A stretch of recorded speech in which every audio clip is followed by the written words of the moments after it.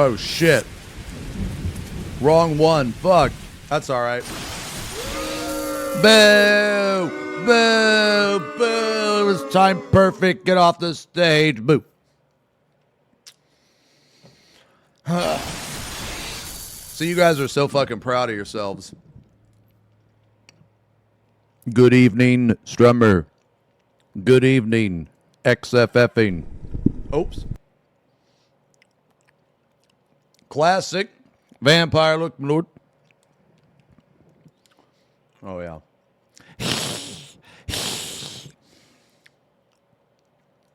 Yeah. Let me fix this shit. It's not as bad today. Never mind. It was kind of bad.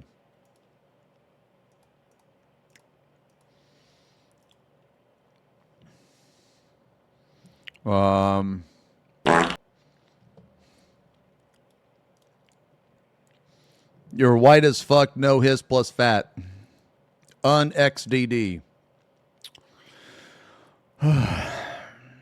Yo, Leo, thanks for the resub. He's here, yay! Thanks a lot, brother. Almost 3 years, man. Hell yeah, brother. Thanks a lot, man.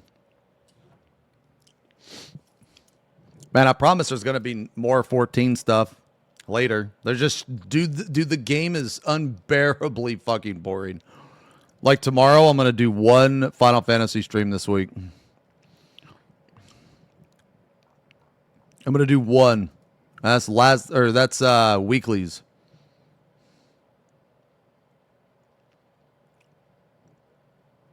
Bro, Taco Bell is launching a nostalgia menu with items from every decade. They're bringing back the Mexi Melt. Oh my god, I gotta like that, dude. What the fuck? Holy.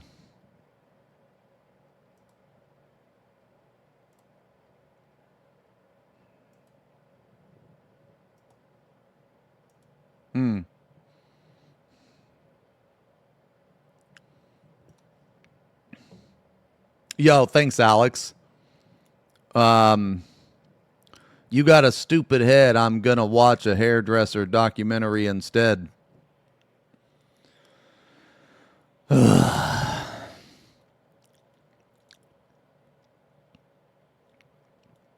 Holy fat fuck. Excited for more food as per usual. I mean, dude, you guys ever had a Mexi Melt? It's pretty good, dude.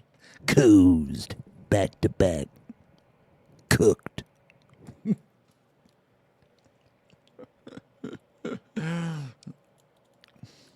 Dude.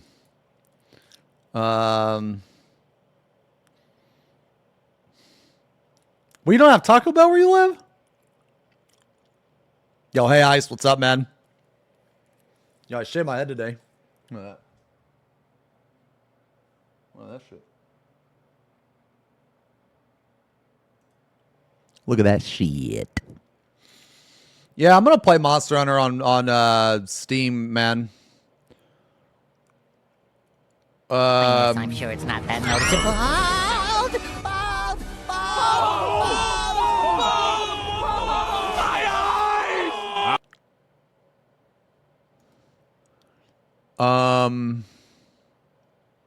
Shut up, bitch!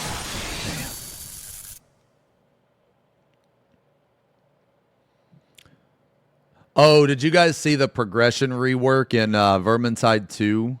I mean, like, it's cool that they're doing it, but, like, why? Why?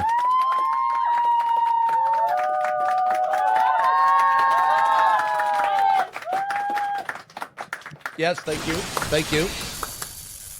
Thank you. I don't know why we're clapping, but thank you. Would you mind proving you shaved the back of your head?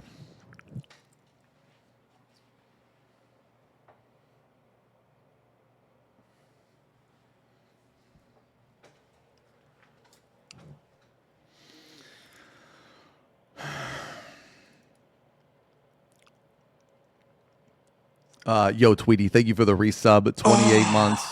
Big Boss with the 30 months. Thank you guys a lot for the resubs. Gentlemen, gather close, for before you stands a spectacle unparalleled. Behold, this man, though I scarcely know how to describe him, thus, whose very head takes the form of a woman's breast. Yes, gaze upon this marvel of nature, observe the fullness, the unearthly symmetry, and anatomically anomaly that bewilders the senses. Wonder at his joyful moments, at the slightest sound of flatulence. Who among us could imagine such a shape, such an astounding reimagine of human form?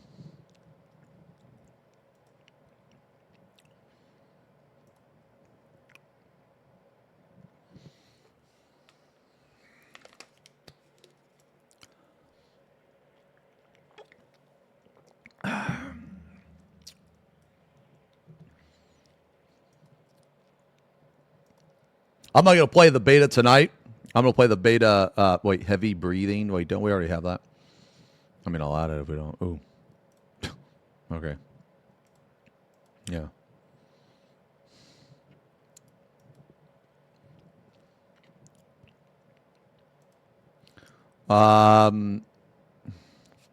Can you play a puppet combo game for Halloween? Wait, what? What is that? I don't know what that is, man.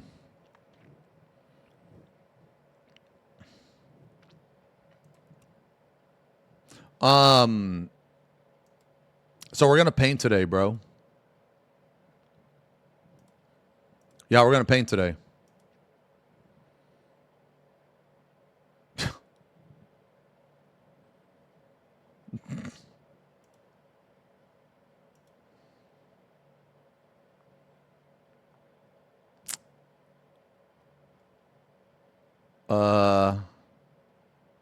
Oh no, world's fattest cat who went viral trying to escape a weight loss camp has died. Oh. Feels bad.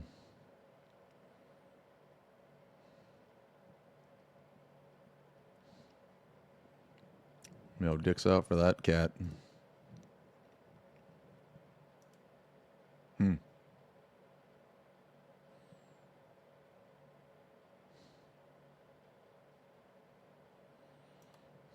All right. Okay, so we're gonna rack today, guys, and then let me show you the model we're gonna paint. Dude, we're gonna paint a pretty sick ass fucking model, man. We're gonna paint this guy. Oh, his name's like Argel Tal or Tall. Argel Tal.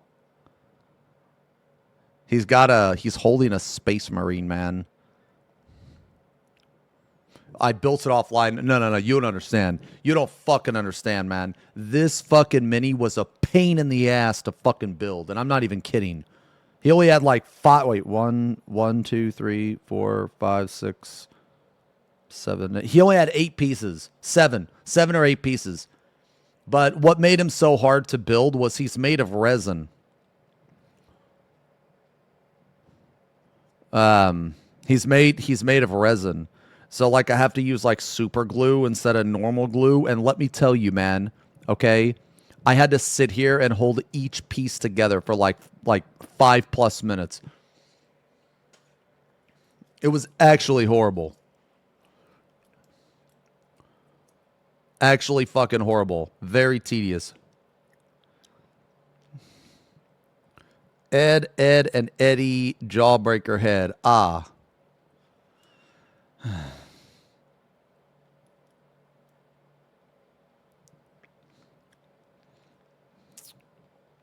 Yo, Robin. I'm good, man. How are you?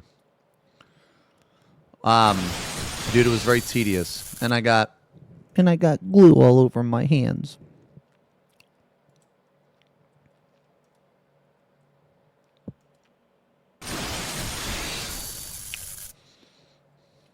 Oh god, I gotta sneeze.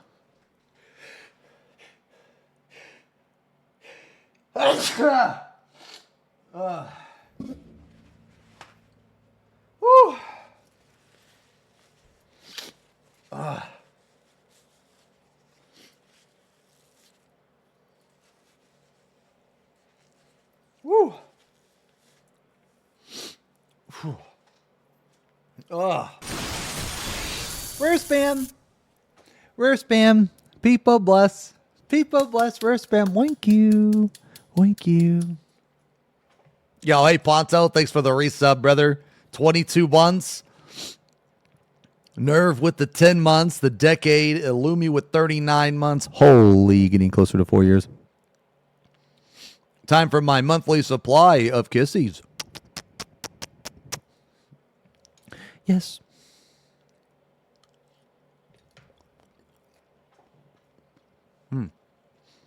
All right, man. Let's rack. We're gonna rack and then we're gonna rack and then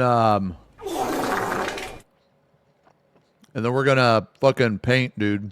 But we're gonna watch some lore as we paint. So I have a lore you want to watch today.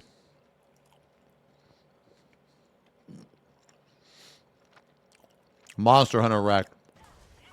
Oh.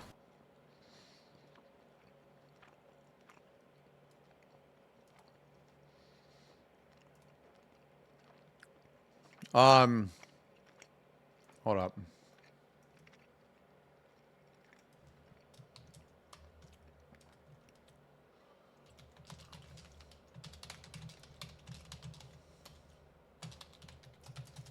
Let me at Arthur's actually. I want to see when he wants to play, man. Yeah. Yo, May, for whatever reason. Here, I'll try it now. For whatever reason, I couldn't gift you a sub. It said you were ineligible. So either you already have one or something. So I refunded your points. But if you put it in again, I'll try. I'll try it again. Yeah. Yo, Vinod, thank you for the resub. WoW with Arthur's? Dude, I ain't playing fucking WoW, bro. The Wade D statue. What is this? Oh. I've never seen that.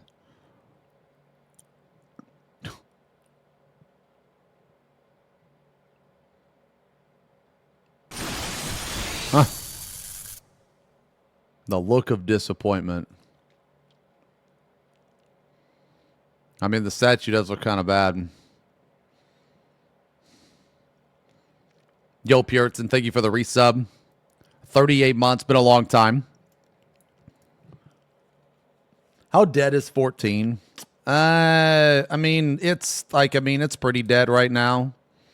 It's pretty dead, but it'll pick back up in like what? When's the patch come out? A couple weeks. A couple weeks is gonna be fucking. Well, hold on, actually. When is the patch? Let's see. 1, 2. Yeah, a couple weeks, man. Couple weeks is gonna be really good. Yo, Groggle, thanks for the resub. Thanks for the 19 months, brother. Xenos and chat. Thanks, man. Eat and practice. Nah. My group actually isn't raiding until like Sunday, I think. This Saturday is the public live letter. Oh, 6 a.m. my time. Yeah, I might just skip it, man, honestly. I don't want to stay up for that. I'll just react to it, man. I'll just react to that shit.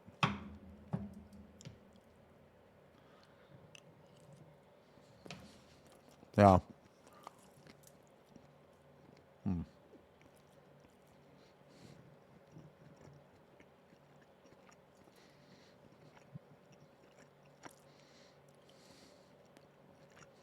Hold on. Let me turn this on.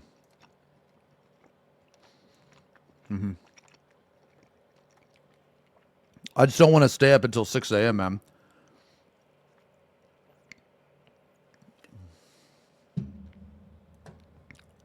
What is this? In the name of our village. Yo, we just said that at the same time. Village. In the name of our village. Yo, we just said that.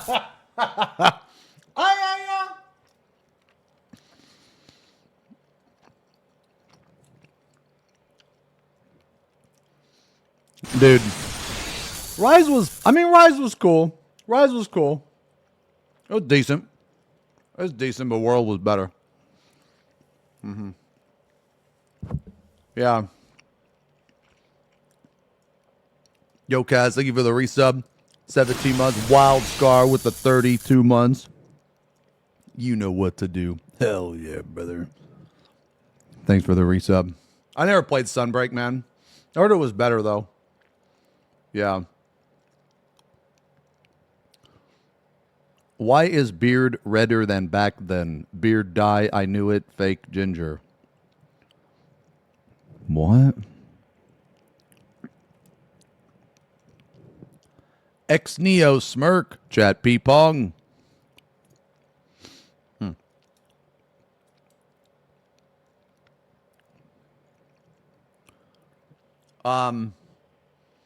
Yo, there's a new Bizarre Bub. I want to paint today, man. Yeah, we're painting Argyle Tal. I also want to look up some lore, man. There any Argyle Tal lore? Hold on, let's see. Let's see. Boo, boo. We want wrecked. We don't want paint. Boo. Dude. F Nation resub. Fub with the resub. 33 months. F Nation. F Nation. You guys don't want to paint today, man? You guys don't want to paint? I want to paint. Paint this.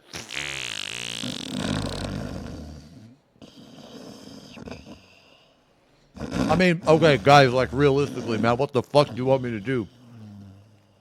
You want me to hop on 14?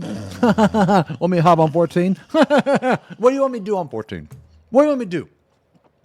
I ain't nothing to do.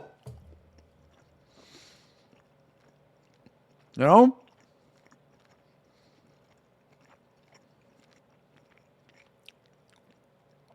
Man, I ain't doing Island Sanctuary, dude.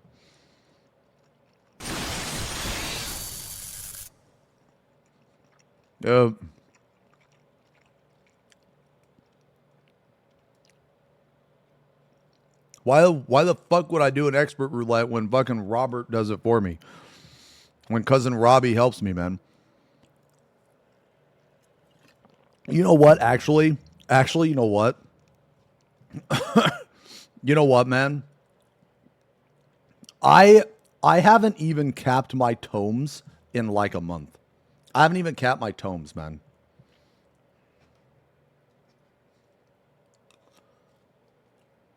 Like, that's no cap. Is that what you cool kids say? I haven't even capped my tomes, man. Dude, there's literally fucking no reason to, man. There's no reason to.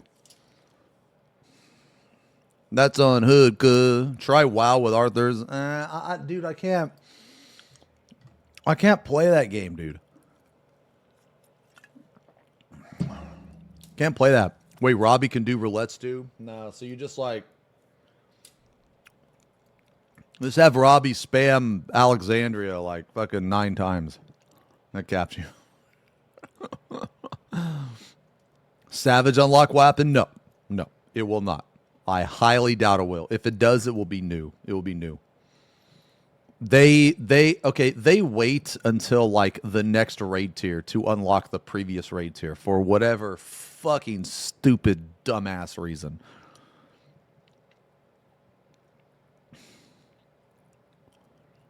Like it's actually crazy. It's actually crazy some of the little things that they do in this game that they should fucking change. Like, it's fucking nuts.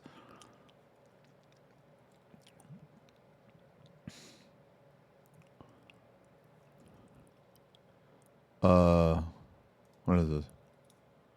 Good Lord. Man.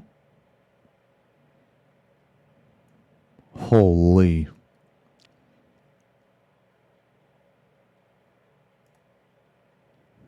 Woo. The collection.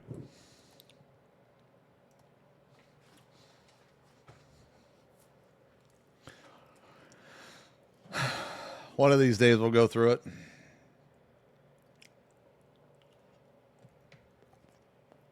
Nah, Fru's going to come out and it's still going to be locked.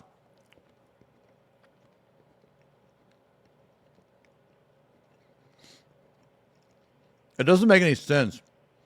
Like, the raid tier should unlock at 7.1 so that way people have a chance to farm gear for alt jobs.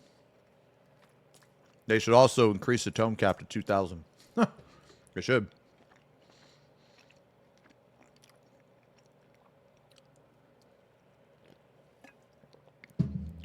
Every video I've seen of this guy, he's eating. First time being in stream and he's eating. When is he not eating?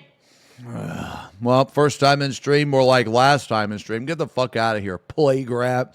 Plague rat. Your profile picture is some discount fucking Spider-Man, bro. Some discount bootleg Spider-Man.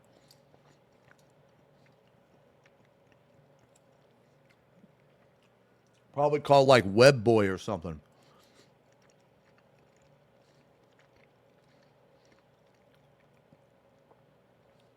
What's on the menu for today?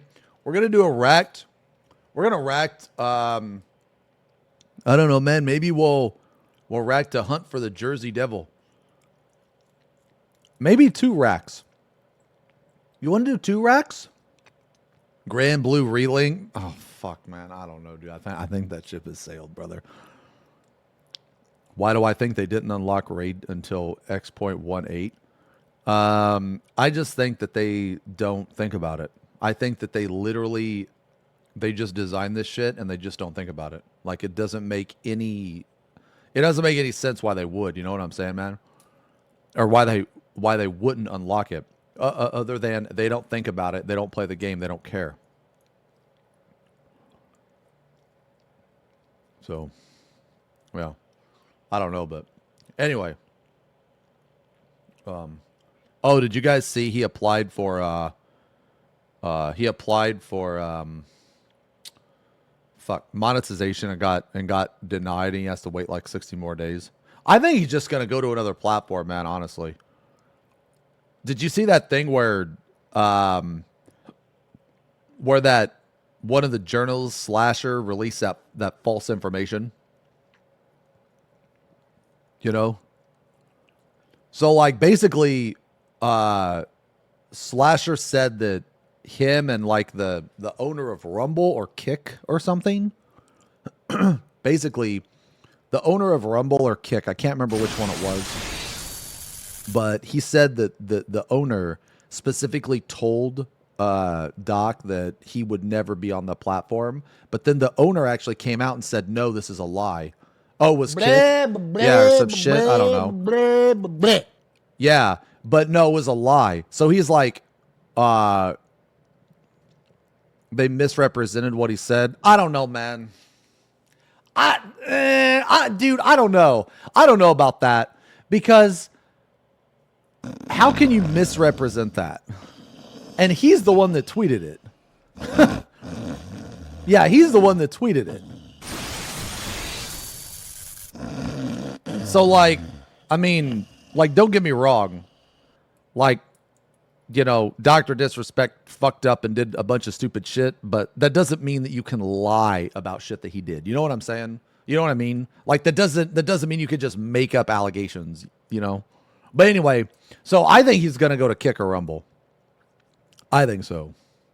Like, once he was denied, if I was in his shoes, I would just go to a different platform entirely. That's what I would do. Because, like, okay, look, here's like the reality of the situation. This motherfucker right now is 24,000 or, you know, somewhere around there, right? It doesn't matter what this guy does. He's always going to have an audience, okay? He always will, okay? So, in that case, there's money there. Okay, now I know people don't like to, they don't like to, they don't like to accept reality, but you cannot cancel him. You can't. You just can't. The only person that's going to cancel him is himself, just like every other fucking content creator. Okay. And once you have an audience that is so massive that audience is going to follow you everywhere. You know what I mean? So there's money to be had there. Okay.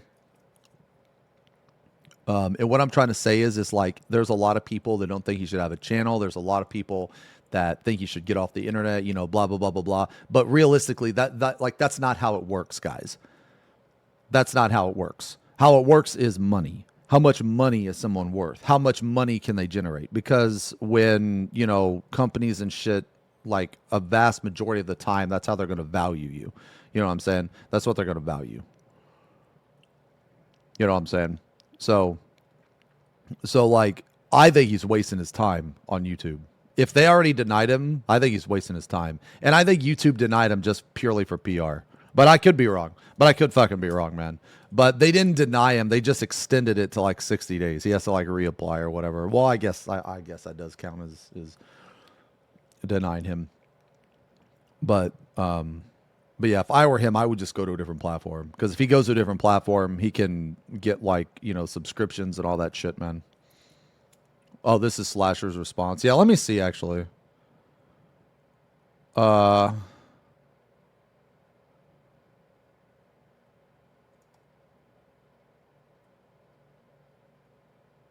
Oh, here's Slash. Okay, so... Okay, yeah.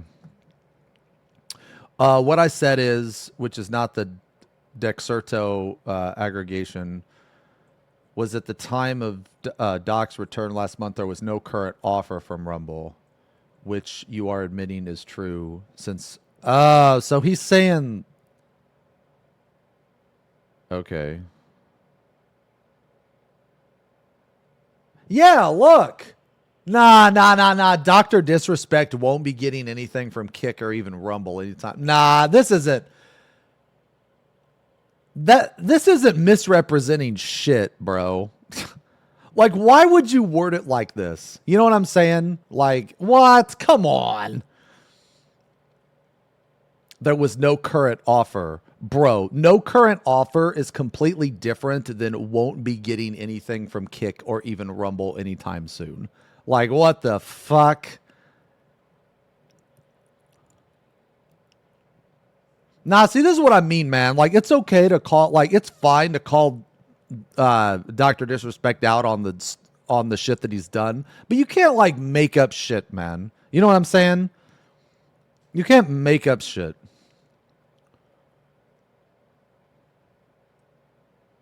And then I guess this is the... Let's ask the CEO of Rumble. Yeah, Rumble CEO has publicly stated and confirmed that they have never declined Dr. Disrespect on the video platform. Yeah.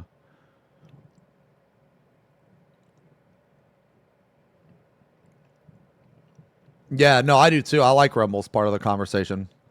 I didn't even hear about Rumble until like a little while ago. Yeah.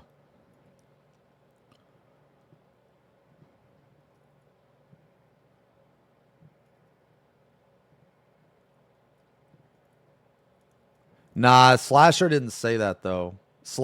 He didn't say that, man. He said won't be getting anything from Kick or even Rumble anytime soon, which this is completely untrue. Like, how does he know this? You know what I mean? Like, how would he know this? Especially, like, okay, the CEO would not have came out and said that they never declined Doc. I think that he wanted to seem like he knew more information than he did, and then he got caught. That's what I think. And then he tried to backtrack. That's what I think. He's a journalist. His job is to word shit. Like, his job is to word shit correctly. You know what I'm saying, man? Like, how the fuck are you going to fuck that up? Yeah. Like, like, it's literally his job to report. It's literally his job to report shit. I don't know, man. I don't know. We'll see. I mean, at the end of the day, I don't really care one way or another. You know what I'm saying, man? I just like following all this shit for the popcorn. You know what I'm saying, man? I just like, I just like following all this shit to keep up, you know. But I don't know. We'll see. Anyway, yeah. So he might be going to a different different platform or whatever, man. Also, it's over for Mr. Beast. Yo, actually, did you see someone? There's another person taking him to court because apparently he's leaking DMs and shit or something like that. Did you guys see that too? Did you guys see that tweet? Dude, I don't even know what to believe. The thing is like, I don't believe like 90% of this shit. I just like, I just like talking about it, I guess. Yeah, I don't know, man. I guess I just like talking about it. I just like thinking about it. But is this Mr. Beast Unmasked arc? Yeah, she's been getting the FBI involved. Yeah, she sent him to the FBI. Does anyone know this is kind of funny. Hold on, I opened my dude, look at this shit. I thought this was funny, dude. Jesus followed you. Like, dude, what the heck? Oh yeah. Oh, he's a weeb, bro. He's a fucking weeb. Oh God, dude. Bruh.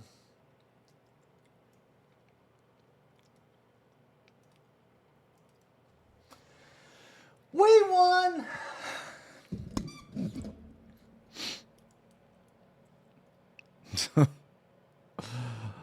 3,700 points, and I shall boo this man. Once again, I'll take my time elsewhere.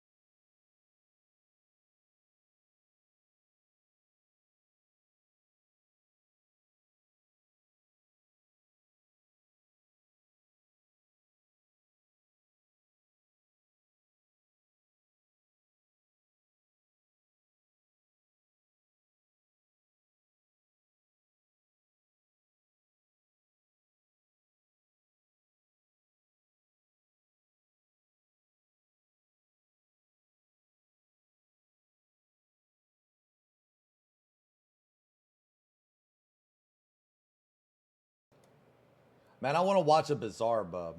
That's what I want. I want to watch a Bizarre Bub. We haven't watched a Bizarre Bub in a long time. I guess he's been taking a break or something. I guess all the ghosts have been. You know what it is, man? Nah, you know what it is. It makes sense. All the ghosts are like going to haunted houses, and they're like, because this is their time of year, right? So they're like enjoying shit. So this is like the vacation for them. They're like not haunting people. Strimmer, the more time you take before racking, the more cute Strimmer you lose. Oh my god. Okay. All right. Okay. I'm hurrying. Oh my god, when you word it that way, bro. When you word it that way.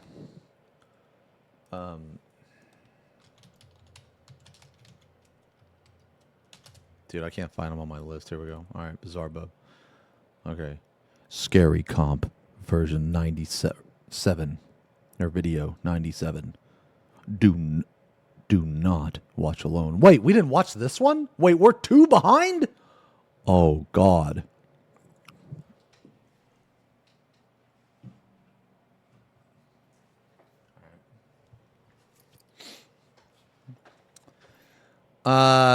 Do not watch alone.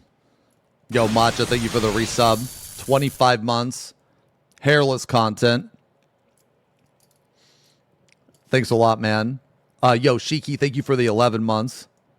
And Chaos, thank you for the 36 to 3 years. Anna with the 29 months. Sorry, I missed those guys. Rocky with the decade. Thank you guys a lot. This is what happens when you don't rack enough. Man, we rack too much, man. I used to never rack. Did you guys remember that? I used to never react. Never. Wait, what do you mean back of the head? What do you mean? I just showed the back of my head.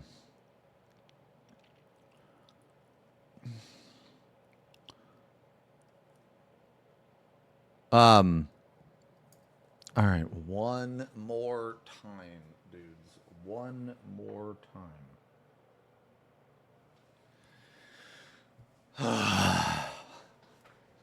Jules. Minus, I'm sure it's not that noticeable.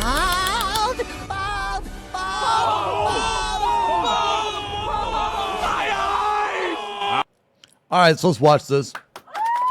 Thank you. Thank you. Thank you.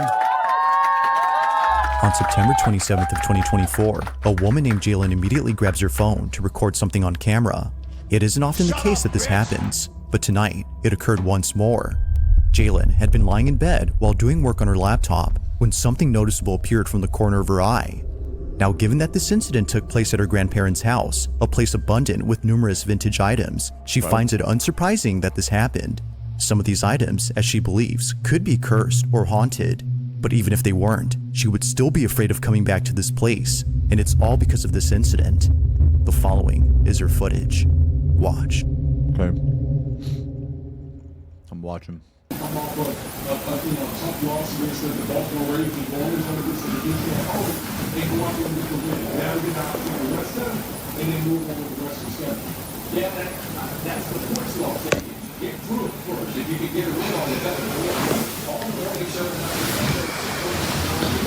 This is the creepiest fucking room.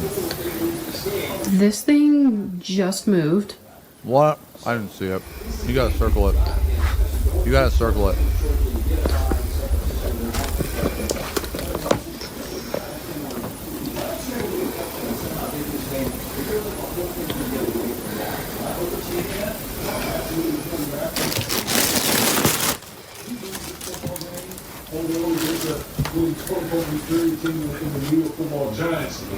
Boy, all the talking heads would have been screaming about the Dallas Cowboys and sticking the fork in this organization. So again, kudos to the Cowboys going on the road, getting a good win, and see how they win that moving forward. There's a saying in golf, there's no pictures on the scorecard. If you're down, you don't care if it's by 5 or it's going to be like, you're just happy that you moved to 2-2. The injury to Parsons, and we don't know anything at this point, he just left by a car with a left shoe. Okay. How do you assess what that man did? Feels a lot better if he's on the feet. That would be, if he's missing any significant time out of the he's that he's the best player on the defensive side of the football.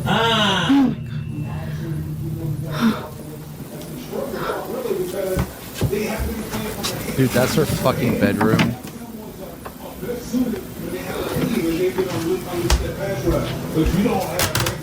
The Dude. door just moved. Okay. I'm gonna be the one that says it. Okay, I'm gonna be the one that says it. All right. Just imagine that you're clapping cheeks in that room, and all of a sudden, right before you bust a nut, you happen to look over at that fucking doll, and you see this.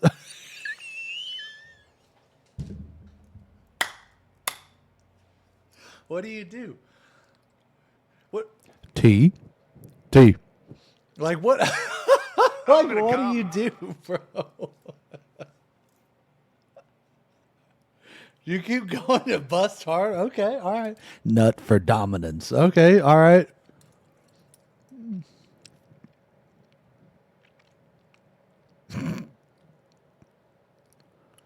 Yeah, but then like, what if you're like mentally scarred so that every time you like, you know, so that before every time you nut, you have a flash of that thing's face. 33 propels 100 affordable housing, including Quiet early on, much more involved, particularly the safety over the top, and you'll see right down here. Indy Ever, a free personal Suzuki dessert. An entree plus free dessert, just $13. That's What if it helps you finish? Oh,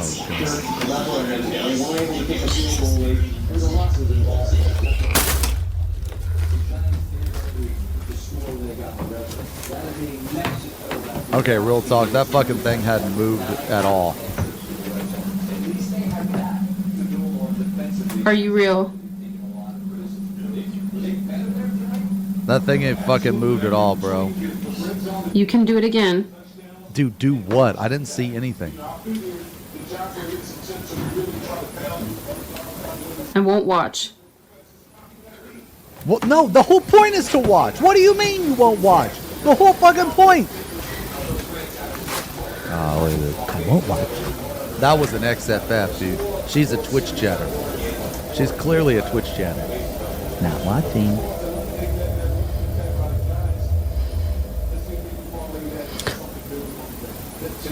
I mean, I saw a shadow. Okay. I mean, besides the It shadow. was at this point that Jayla knew that what she had seen earlier wasn't just in her head, but rather something real. Somehow, the mannequin begins to move. Only moving ever so slightly, the mannequin seemingly comes alive. But strangely, it's only when Jaylen isn't looking directly at the doll. It's as if it's trying its best not to get caught by being very subtle. However, seeing that a mirror was catching its reflection, she tricks it into showing its... I don't know, dude. Is that real? Is that string? What if there's like a guy back there, like there's a smoking mirror? self-move.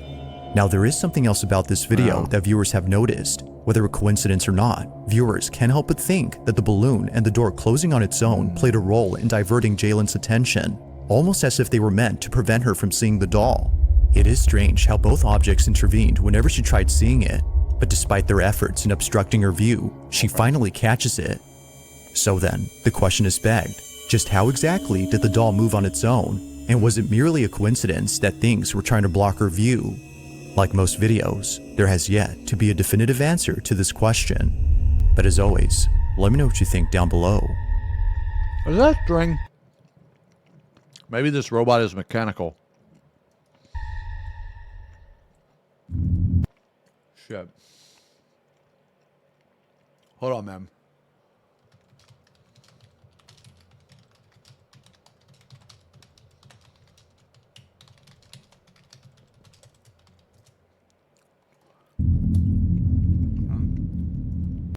Yeah, that's a good question, man. Why do people keep life-size dolls in their house, man? I don't know. Like, I don't think it's okay. Like me, I get it. It's a collectible, but dude, are you gonna like I would never put that in my room, man. Like, I don't know. It just seems like it's just something I wouldn't do.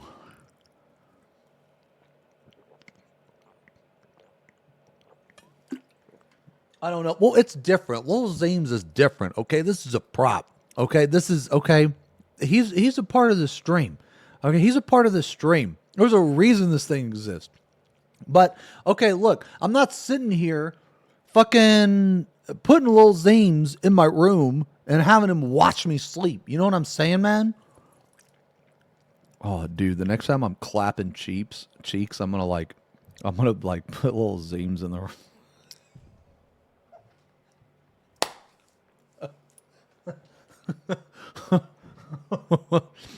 Mr. Vex. What?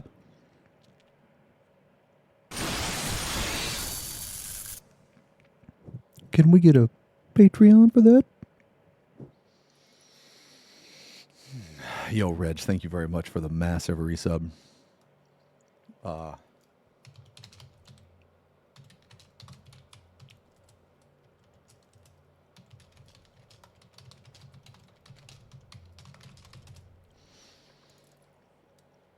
Yeah. Yeah, you can't tell the girl. You just have to let her find out, dude. You gotta let her find out. Little Zeems. Yo, you know what I did one time to Leah was really funny, man?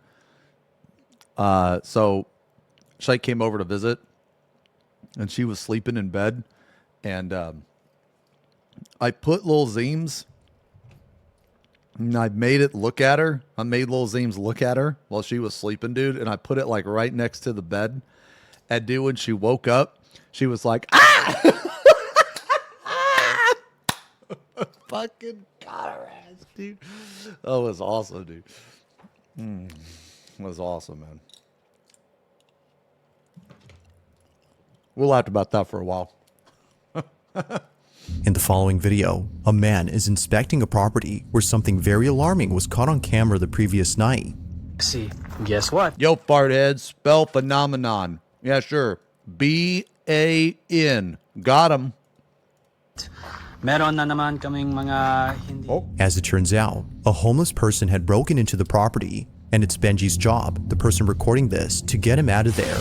However, unbeknownst to Benji, it wouldn't just be a squatter he encounters, but also something else. In his own words, this house terrifies him. It's the one place... Yo, Brackers, thank you for the resub. And Masame, thank you for the resub as well. Thank you, guys.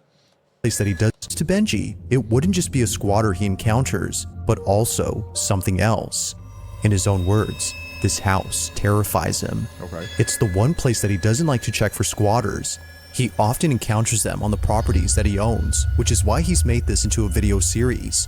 But it's the following video from his whole series. Dude, squatter encounters? What the fuck? That has left viewers creeped out. This is what he caught. Ayun. There is somebody in here.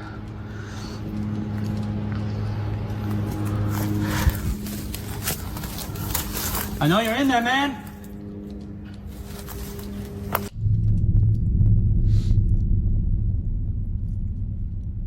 Wait a minute. This guy has a taser.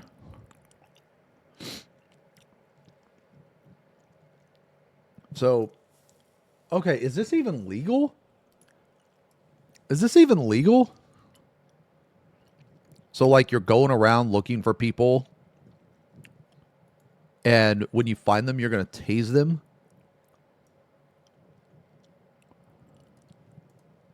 Hello?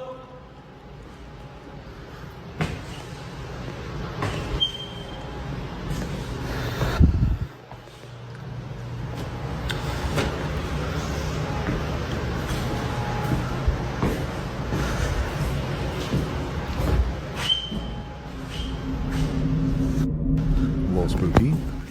Police! Police?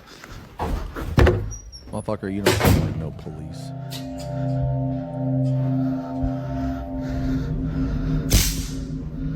Damn. I know you're in there, man.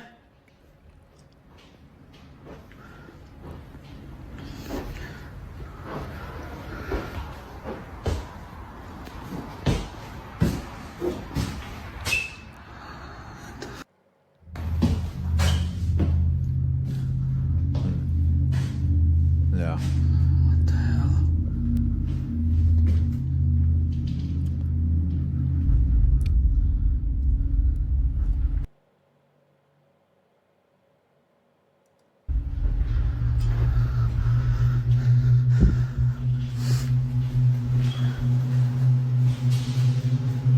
Okay. She's in your house, man.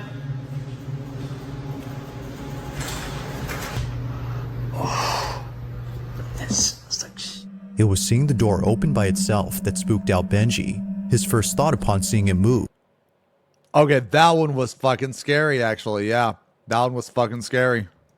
was that the squatter was in there, but strangely, that wasn't the case. He would eventually come to the conclusion that this was just a draft or a wind current that moved it. But fast forward to only a week later, and Benji uploads a video. I mean, look, this is assuming that the squatter was real. You know what I'm saying? Like, that wasn't just his friend or something. It completely changes this notion. Benji is back at the house, ready to confront the person inside. Expecting a squatter, he grabs. Yo, hey, Gwen. She was 18. Yo, thanks for the resub, man. 31 months, dude. How's your sister doing, by the way, dude? How's your sister? Thanks a lot, man. Grabs his phone to record them. What he records, though, is a different type of encounter. Take a look. Nah, for those of okay. I'll let you guys in on the inside joke. Okay, no, it's not like that, guys. I'll let you know on the inside joke. Okay, basically, for whatever reason, Lionel has threatened to rape and murder Gwen's sister, but Gwen doesn't even have a sister.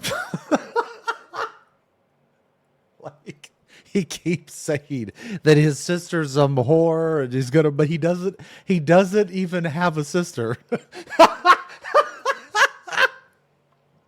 Like, every bad imaginable thing you could happen, he hopes that it happens to Gwen's sister, and he has himself convinced that Gwen has a sister, but he doesn't actually have a sister. Anyway, so that's the inside joke. Anyway. Hello?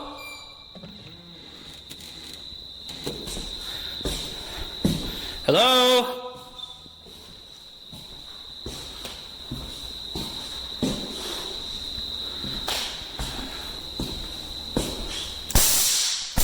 Jesus. Hello? Bro, still bald? Seriously? Bro, you're still a gnome? Seriously. Woo!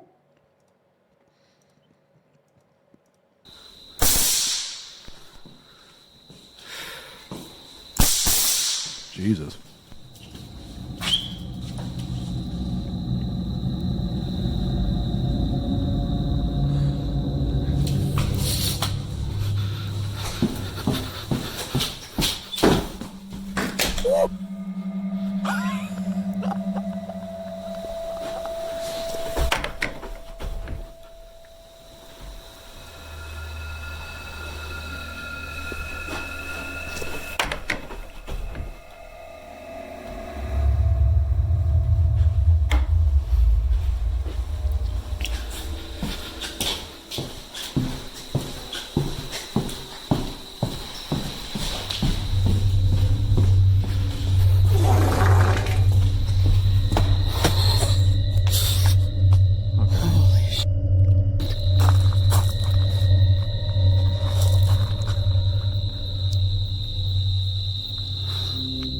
It appears quickly, but if you slow the footage and zoom in, you'll notice a dark figure standing inside this room. Although briefly seen, Benji immediately spots it before taking a second look. But when he looks again, it's not there. It stands motionless for just a moment before disappearing in an instant. Even weirder is that the camera seems to be either glitching or picking up something unseen. All of this happens before suddenly the door starts to partially close on its own. Now Benji, having dealt with many squatters before, naturally assumed that this was another trespasser, so he runs over to the person to confront them. But when he gets there, no squatter is found inside. To this day, Benji wonders what had been inside his house, but according to him, if he had a guess, it definitely wasn't a squatter. Okay.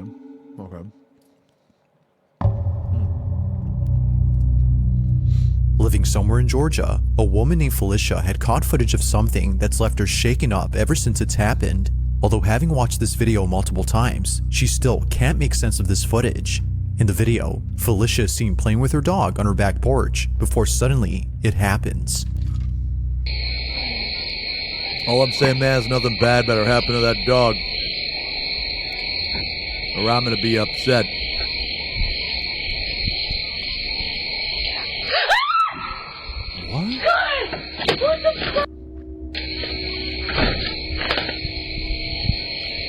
Bro, you left the dog outside? What the fuck's wrong with you? Let the dog in, bro.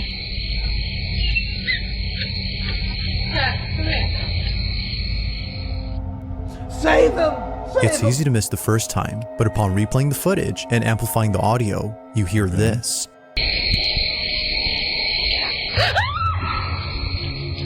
The reason behind Felicia's fearful reaction is now clear. A disembodied voice had spoken to her. Listening closely, it sounds as if it's saying, "Get out." Understandably, Felicia runs away in a panic frenzy. She leaves the door open for her dog, but for some reason, he doesn't want to go inside. Even he is sensing something unusual. Okay. Curtain behind Felicia moving at the same time the voice is heard, to her dog being afraid of going inside. Felicia believes that this was paranormal. Now, no further clips have been posted by her, which only helps to make this incident a total mystery. Okay. All right. Not bad. In the following video, a pair of teammates are passing a ball in front of a camera, showing audiences what they do before playing a match. You guys follow soccer? I'll watch soccer, man. Yeah. This is a pussy game. A real game is football. That's a man's game. Football. Okay? Let me tell you about football. Football you watch on the Lord's Day, Sunday. And you talk about, football. And you're with your family in your sweaters and you eat around a table and you talk about football. Now that's a man's game. That's God's game, brother. It's Friday night at a soccer stadium, and both players are fully immersed in None of this fucking foosball shit. See, this is foosball. You ever seen that movie Waterboy? Waterboy's mom? Yeah, she was right. That's a foosball. Pre-game warm-up. But while both players pass the ball to each other, audiences notice something unusual in this footage. It wasn't until someone made a video pointing out something in the background that people started rewatching the original to see if it was true. To their shock, it was. As both players pass the ball to each other, this is captured. And then when you get quicker, what tends to happen? More mistakes happen. But that is what development looks like. If you're cruising at a speed that's comfortable, yes, it looks good and it looks cleaner, but you're not going to get better. You have making mistakes here, and then you get to that level, and then you go again, and Isn't that like literally just a person walking? it's never ending. It's the same. Now, the social media account that posted this video had no idea what was captured until tons of comments started coming in, mentioning the supposed ghost. It's recorded from a distance, but not so far that it's hard to make out something moving. Couldn't that just be a person? Now, just to compare, there's a person standing up right here, and right across from them is a row of bleachers filled with people. Both are clearly recognizable as people, but this, even from the same distance, is unrecognizable. It's clear that something is moving, but it's Yeah, I guess it's a little different. It's not obvious as to what exactly is being seen. While some speculate that this might be the spirit of a legendary soccer player running in the bleachers, others are quite baffled by it. With no comment or explanation given by the account that posted this video, the question remains unanswered. Just what exactly? Maybe it's just a trick of the light. I don't know. Was caught on camera.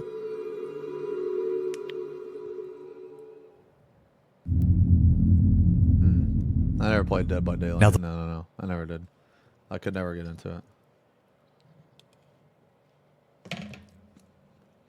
The following video comes from Virginie, a mother who lives in a quaint house where it seems that things have gotten very unsafe for her family. Despite living in a safe neighborhood, it's the house itself that's been... He was asking me, stay in your lane, bucko. Oh, shut the fuck up, man. Get the fuck out of here. Oh, fuck out of here.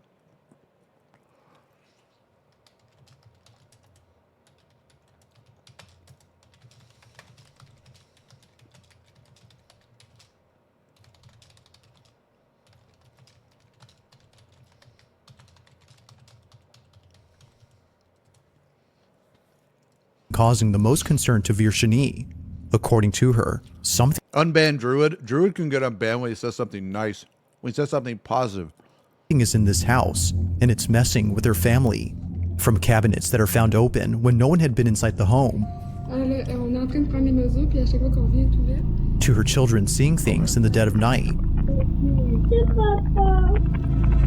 One can safely assume that the family has been put on edge ever since moving in. But out of everyone, it's the baby who's been the most affected by this move. For some reason, something strange always happens inside the room. The following video is just one of many instances in which something inexplicable happens. But unlike other instances, this one has left the family pretty spooked. Okay. This is what they caught. Let's see.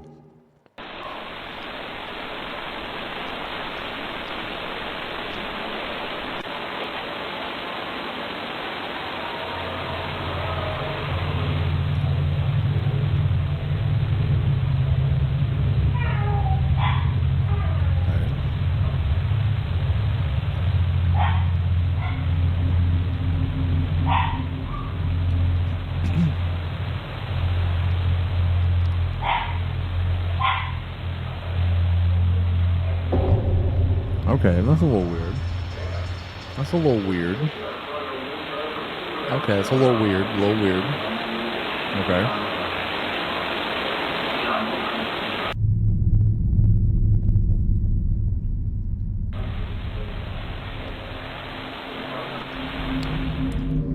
Paid toy. Had it not been for the baby monitor inside the room, Virginie would not have known the source of the sudden noise. She searched the whole space, only to realize later that the noise had come from inside the dollhouse. But the source itself is what scares her. Moments before making a sound, the toy is seen hovering slightly off ground before being shot up into the air and making an audible clack. Virginie jumps up in response, as she later would when looking at the footage.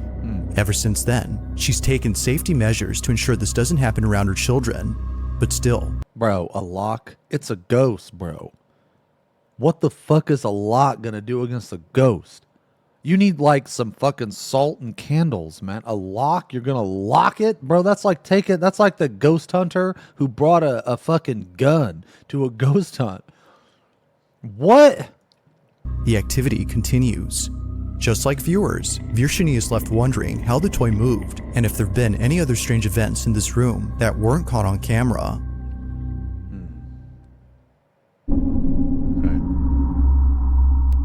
On October 2nd of 2024, a live broadcast on a TV news network left many viewers who tuned in completely spooked. The footage captured during this live transmission had nothing to do with the news report that was being covered. In fact, it was so out of place that viewers had to rewatch the broadcast to confirm what they saw. Now thankfully, someone recorded the whole broadcast in question. Just like viewers, Shane was left creeped out upon seeing it. He replays the live stream and shows exactly what was caught. Watch. Go ahead, Dad, play it. You'll see it. It starts in from up here. Okay. It comes down and does a swirl. Oh, we got a Comes down, UFO. there's another one that pops in over here. Okay. She's contributor at Foreign National Pets. First, your reaction. Now rewind it in slow-mo. Okay. Could that just be a bird? That just looked like something falling in front of the camera.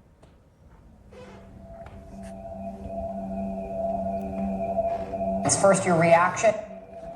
Now fast forward it in slow-mo how you did it earlier. Why is the screen black? Now the quality of Shane's video isn't exactly HD, which makes it hard to tell what's being seen. But fortunately, another viewer watching the same program recorded the incident. Take a look. Okay. Is that Batman?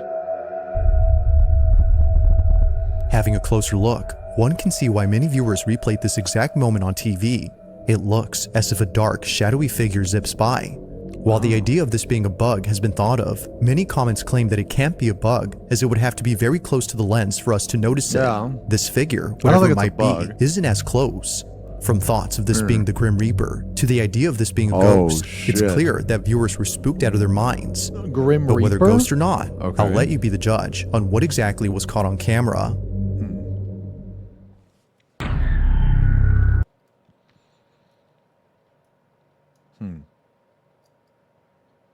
I don't know, man. Look like a bird or a bat. Yeah, that's what it looked like to me, dude. I don't know. At around 11 p.m. on a Sunday night, a man quickly takes out his FP Pong, clearly a skinwalker. They're airborne now. I mean, look, man, I don't know if there's an airborne skinwalker. I don't, but I wouldn't put it past him. phone to record this exact spot shown on screen, where apparently something very strange happened. Someone was walking by, bro, and they just disappeared when they got by the tree. Okay. Someone or something had I disappeared. don't know why, but I believe this guy. Right in front of him, believable. and he knows this for a fact, as he wasn't the only person to have seen this.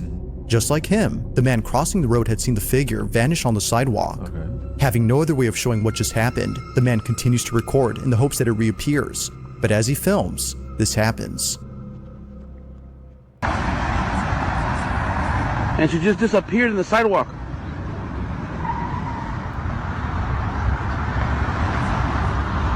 Well, hopefully it reappears and then disappears again so we can fucking see it. What the fuck? I know you guys didn't believe me, but somebody walking by.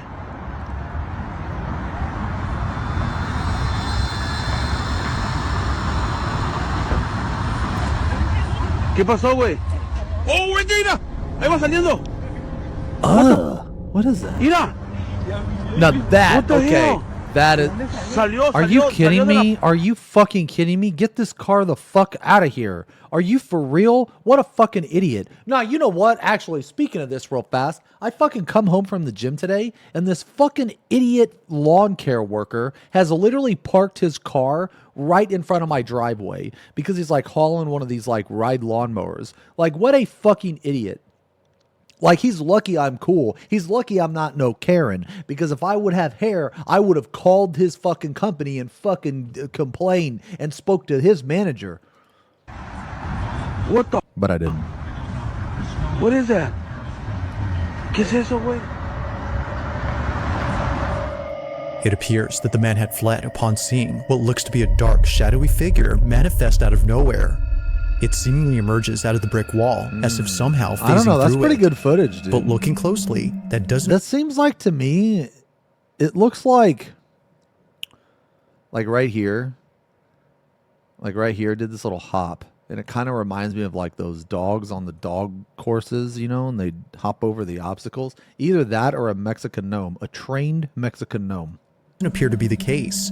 They, or it, just suddenly appears like it was already there. Knowing for sure that nothing had been there, the man continues to record in total disbelief.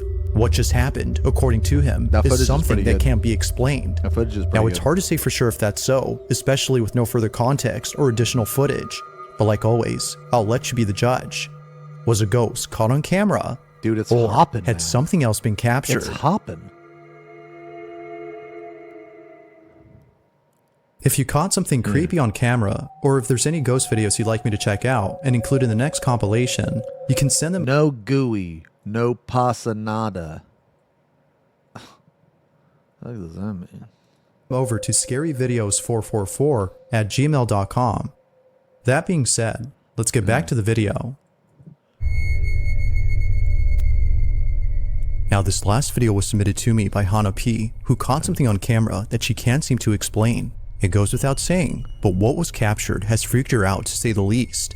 She had just finished eating dinner when suddenly she heard what sounded like a creaking noise coming from her staircase. No one else was home when this happened. As Hannah scrolls on her phone, this is captured.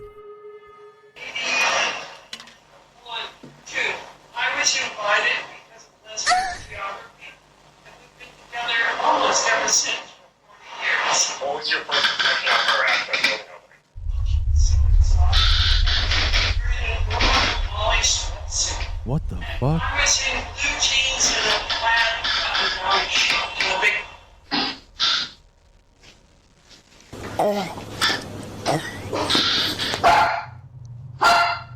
Oh, the dog knows it's there.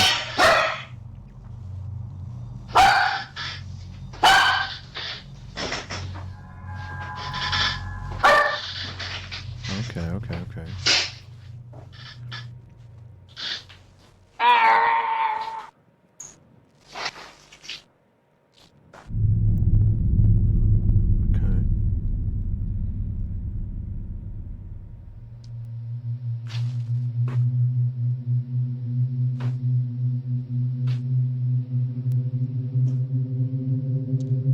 I'm gonna go.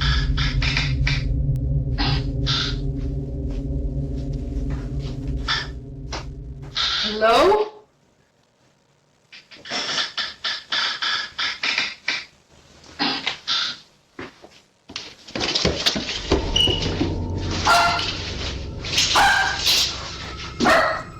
Okay, that sound was cool. Okay, that sound was cool.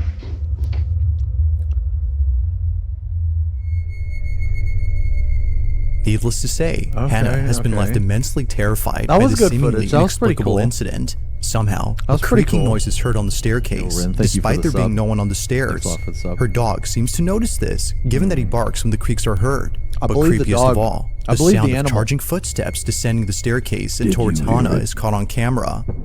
Now, Hannah has had this happen to her more than once, Oh, which doesn't faze her as shit. much as when it happened before. Okay. But like all incidents, this one has yet to be explained. Just who or what was running down the staircase? Oh, hey, thanks for Thanks for Yeah, that was watching, good. and I hope you enjoyed. Also, That was if good. you haven't already done so, please subscribe and make sure to hit the bell icon so you don't miss any uploads in the future. Also, be sure to check out the official That was good. TikTok account for this channel.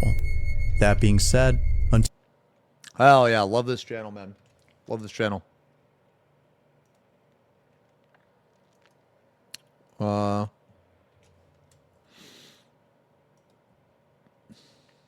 Dude, you know what, man? Maybe I should have a phone ringing redeem. Your burger phone is ringing.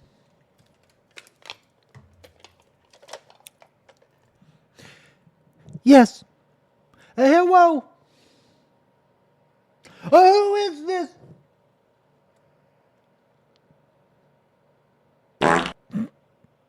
Okay, listen. Now that is very uncalled for. I did not deserve that. Highness, I'm sure it's not that noticeable. Hold! Hold!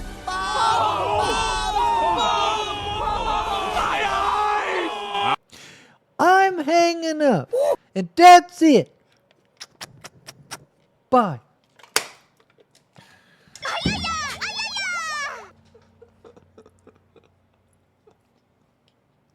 Wet fart is 40 seconds on cooldown. Super mistimed segment of the stream. Oh, shut the I don't, dude. I don't know the cooldown on the fucking redeems, you idiot.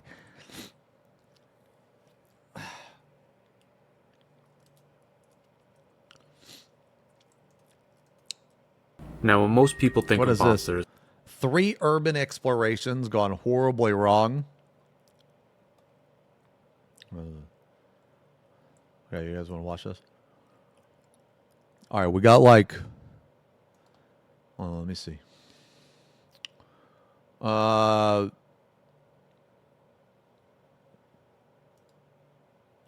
Okay.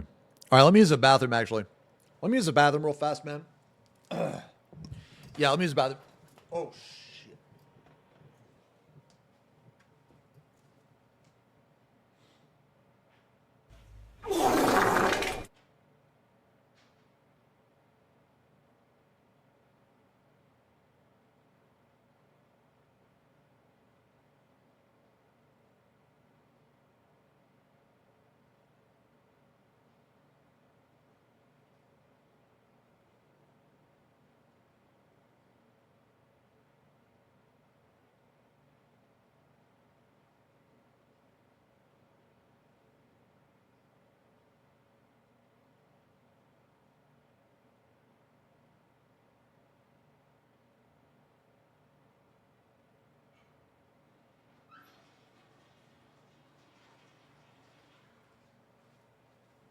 Oh, you know what?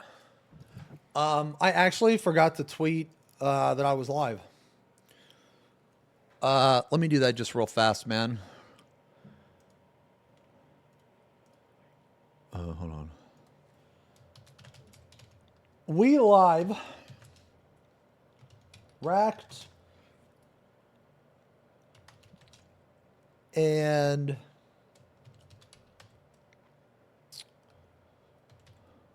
Warhammer 40K paint and Lorstrom.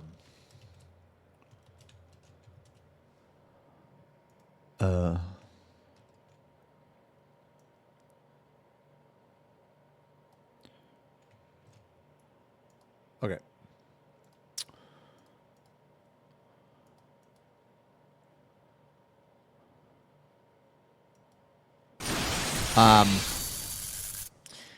Ath with the resub. I know it's been longer than 6 months. Attention, my lord. Urgent news. It is I, your vampiric general Ath. I come bearing word of Baldinia. The kingdom is ablaze. There is a squatter in our kingdom who is lighting people's homes on fire. Everyone demands you do something. Okay. A squatter, huh?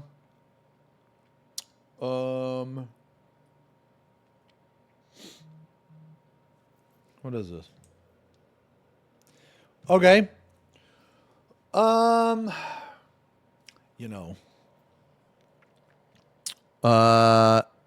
Guys. We did recently add we have recently added Typhus to the kingdom of Baldinia. Ooh. Number 27. Yo, it's pretty good, huh? It's pretty good. I was really happy with this one. I was pretty happy with this one. Ooh. Oh, yeah, this guy, too. Yeah, I was really happy with this guy as well. Yeah, we painted these. Anyway. Okay, so Typhus. We have recently added Typhus, the herald of the plague god. So, here is what I want you to do. Inform Commander Typhus that there is a squatter. And I want you to stink him out. I want you to infest the squatter with the, with the destroyer plague. And I want you to sick the swarm on him. That should take care of the squatter. I do not hate YouTube chat. When's Morty? Actually, after we paint this guy, this guy will be the 29th. We are painting Morty. Give the squatter the Futa plague and set the Limzacat swarm on him. Paint this. Good. Well, I've already seen this. Good God. Woo. Jesus Christ. I already have that one saved. Right away, my lord. Yeah, I did this guy too.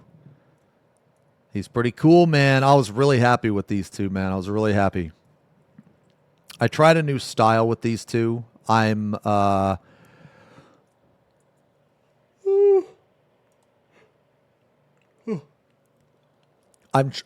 basically priming white, and I'm trying to use more contrast paints, and I'm edge highlighting a lot more as well.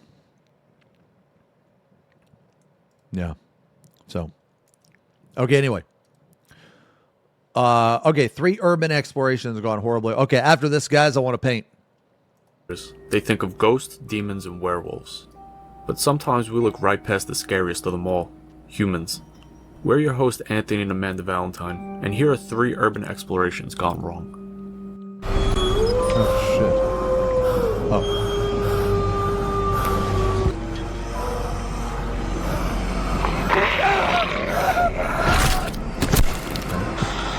At first, I thought this was, At first, I thought that was live footage.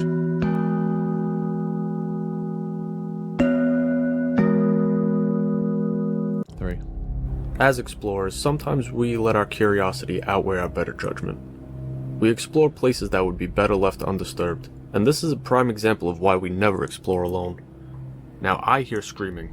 Amanda swears she hears a whistle. Let us know who you side with. 666 and crosses everywhere.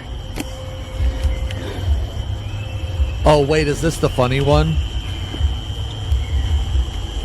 I'm hearing something that sounds like a heartbeat. Dude, I think we've already seen this, actually. I don't know what that is. I think we've seen this. What the fuck? Yeah, this is like an abandoned town. It's coming from that way. Following the noises, Yeah. Frank ends up stumbling on someone. We've already seen this. This is pretty much a huge This guy's like walking around, and then later they get in the car and they fear any person would drive have away. exploring alone. Yeah, we've seen this. But there's some guy just standing out there, and they're walking. And this town is like some abandoned As town you or can something. see, this guy isn't acting normal at all. He's walking very slowly, as if stalking someone, which makes this even more terrifying. I mean, while trying to get realistically, to- I mean, these two aren't acting normally because fucking exploring a fucking abandoned town at night, that's not normal the behavior. exit. Not only does Frank spot this guy again, but the guy also spots him and comes towards him. Is that a woman?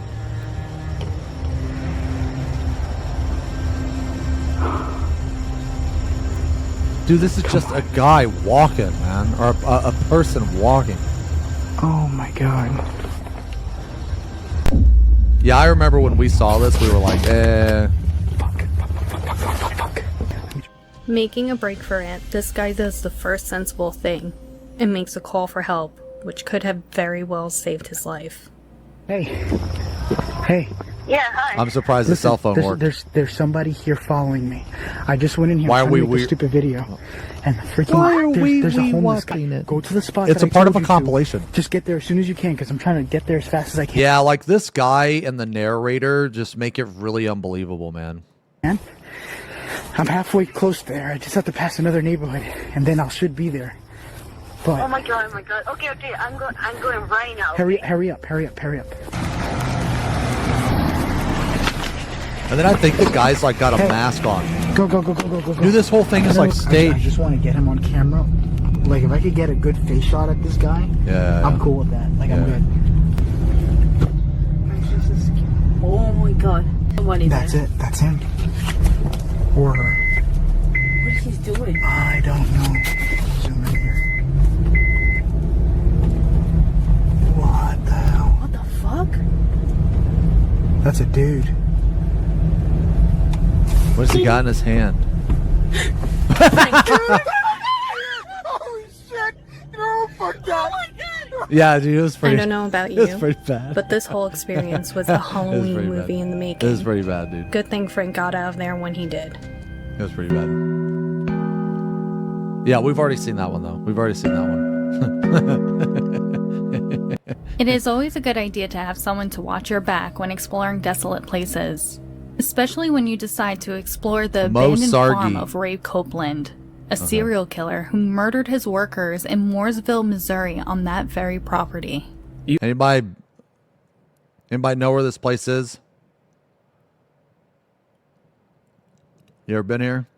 Even though the Copelands have been caught, these two probably should have searched the property for others before making themselves at home. Oh my god, dude, I have some. What they're about to experience could be the spirits of the murder victims or a psycho that decides to have a little fun at their I don't like expense. that, man. I'm gonna be real, man. I don't like this narration. This narration is like, I don't know, man. I don't like this video. It's killing the vibe, dude. Yeah, I don't like the video. Let's watch something else, man. What was that? Hold on, man. I wanted to see the hunt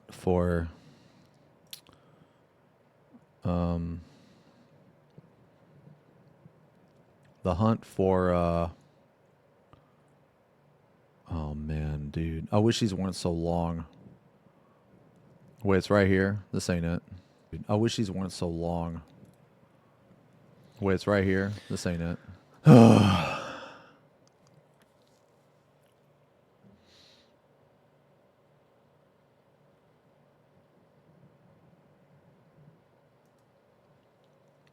Is it just because he didn't ask? Did you see it? Yes. What the fuck? 675 drop set, bro. Dude. Ain't no way. Oh, Jesus.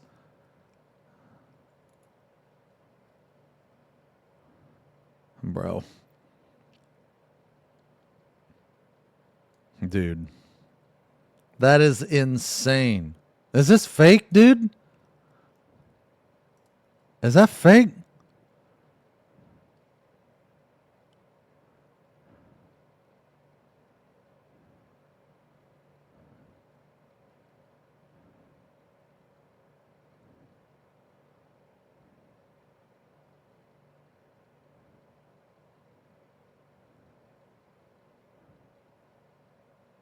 Holy fuck. Yeah, that's nuts, dude. Why isn't this guy competing? Why isn't this guy competing? Who is this guy?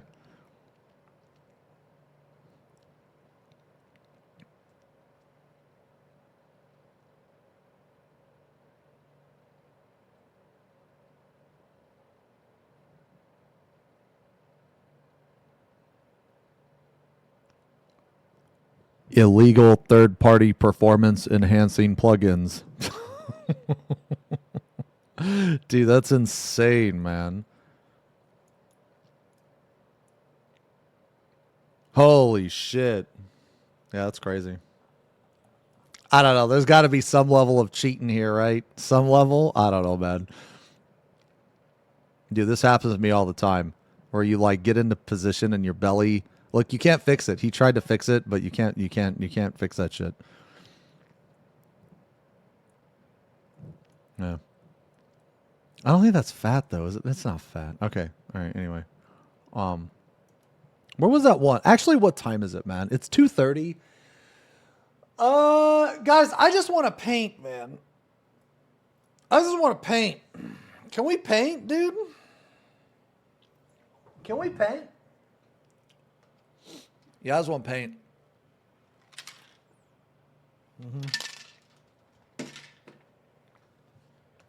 All right. Here. Watch this while I get ready.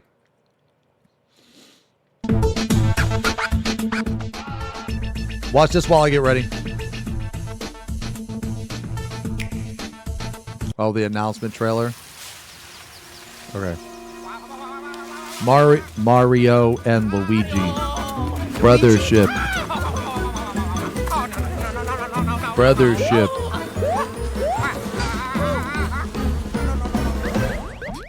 Huh? Huh? Luigi! Yup!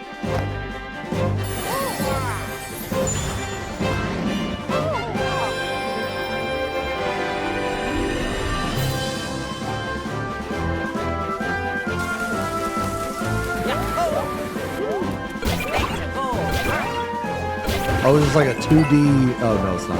Well, kind of. Oh, is this like Portal? But yeah, this is Portal, but brothers. Is that what this is?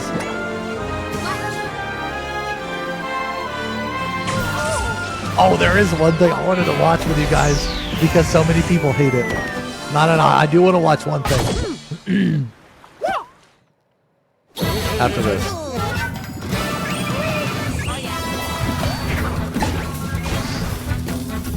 Oh wow, there's fighting in it too? Okay.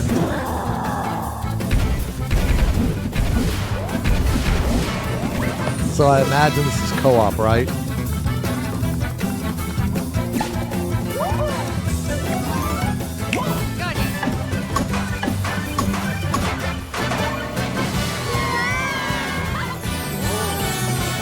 I don't know, man. It looks like a fun, cute game.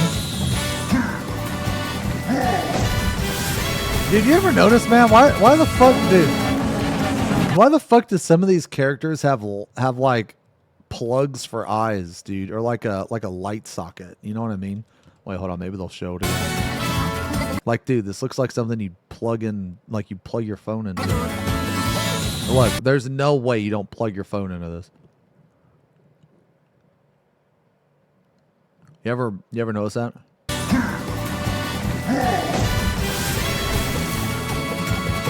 Plug your phone into this.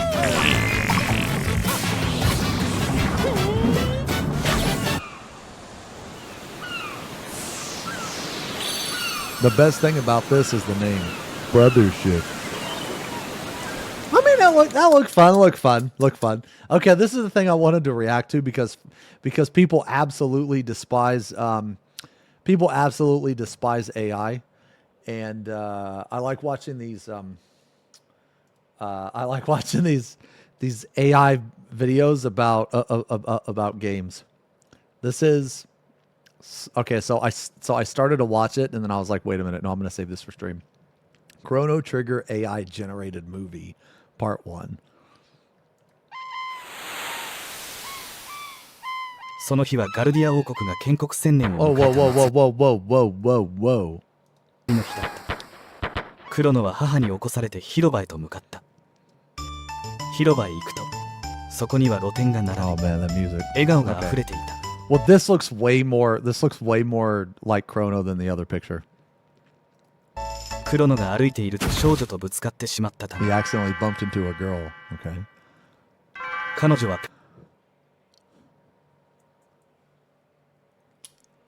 Okay.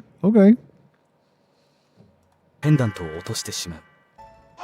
クロノがペンダントを拾って渡すと、彼女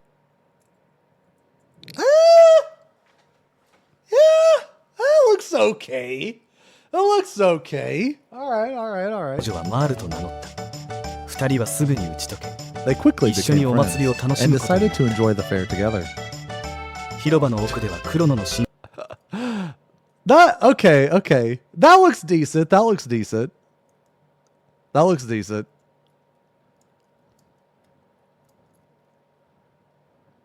looks like Luca.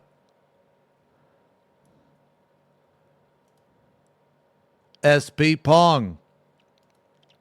ルッカが転送装 Dude, tell Sayori to do a Luca cosplay. You want to know what looks decent? Your shiny head, my lord. Your shiny hijid, my lord. Yo, thanks, Arthur. Yo, when do you want to play, when do you want to play the demo? For Monster Hunter World. You want to play, or not Monster Hunter World, but Monster Hunter. Okay, so this week, what time this weekend? Like, when's the earliest you could play? When does it go live? Friday? Why don't we play Friday? Do it, T. Thanks for the resub, Arthur's massive resub. Okay. Why don't we do it Friday?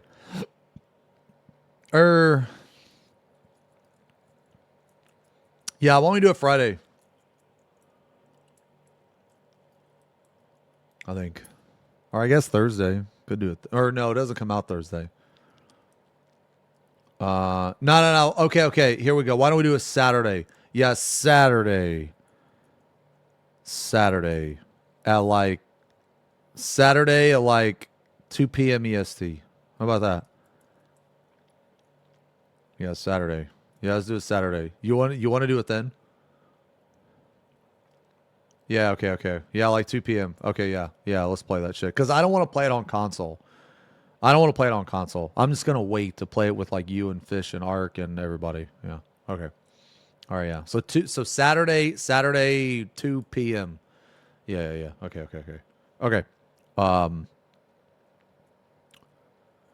Okay, yeah, we were watching this. Okay. 装置の実験を行っていた。クロノが挑戦した後、 After Chrono tried it, Marl wanted to try it 彼女の持 next. つペンダントが反応し、 Pendant reacted. 彼女は時 Okay. 空の歪みに飲み込まれてしま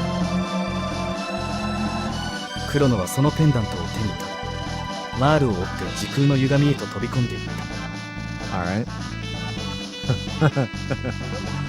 タイムスリップ。 I want to see Frog, bro. マールを追って飛び込んだ時空の歪みの先は見慣れない荒野だった。クロノがさまよい Yo, that look good. って飛び込んだ時空の歪みの先は見慣れない荒野だった。 This looks pretty good. Oh, dude, the music, man. Yeah. The music from Chrono Trigger will always remain with me, dude. クロノがさまよいながら進んでいくと小さな村にたどり着き、そこで衝撃的なことが判明する。なんとここは400年前のガルディア王国だった。マールを探してガルディア城へ行くと、そこにいたのはお姫様の格好をしたマールという。マールはガルディアの王妃リーネと似ていたが、行方不明になった王妃と間違われ保護されていた。再会を喜ぶ二人だった。Dude, Chrono's AI is goofy, dude. 突如マールが光に包まれ消えてしまう。そこへクロノの後を追いかけてきたルッカと合流し、マールが消えた原因が判明する。That's a decent Luca. That looks pretty good. That looks pretty good as Luca. Looks pretty good. 実はマールはガルディア王国の王女でリーネの子孫だった。つまり過去の世界で救われるはずだったリーネを助けられず、歴史が変わってしまったためマールが消えてしまったのだ。クロノたちがリーネを探して古びた修道院。 Which artist and films did this steal from? I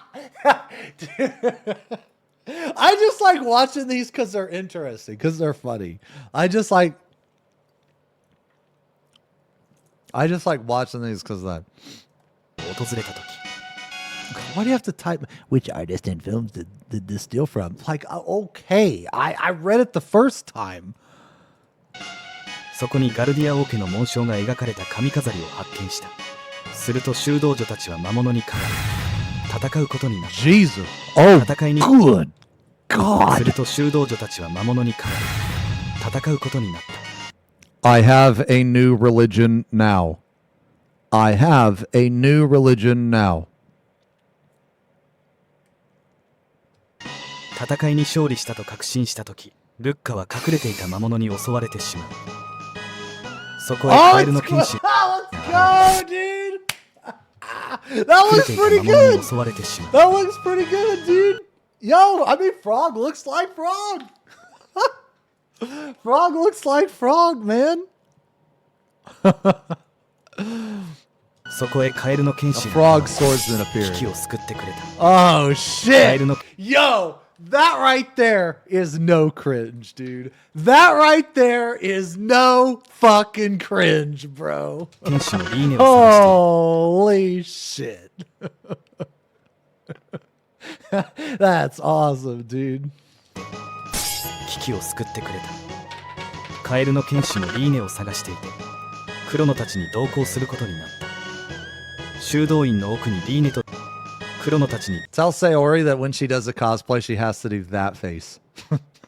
She has to do that face.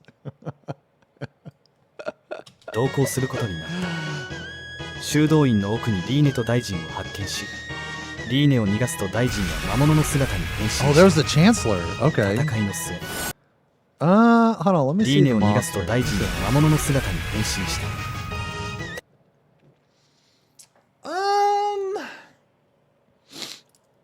I mean, the monster looks okay. I just don't think it looks like... Did it have horns? Hold on. I want to see.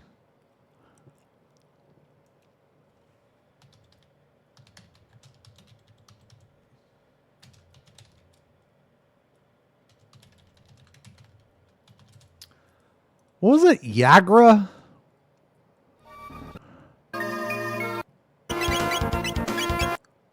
Okay, yeah.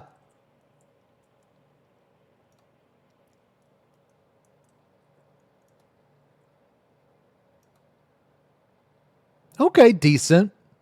Decent. Okay. All right. Sorry, it's been a while. I didn't actually remember the model of Yakra.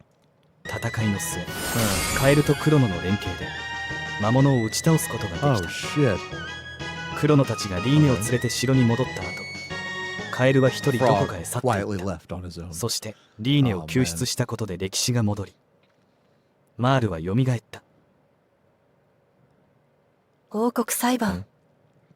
マールを現代に連れ帰ったクロノは王女誘拐の容疑で取り押さえられてしまった。 Oh, 裁判が man. 大臣の陰謀で有罪となり、3日後に処刑されることとなった。そして3日後、クロノが処刑されそうになっているところにルッカが助けに現れた。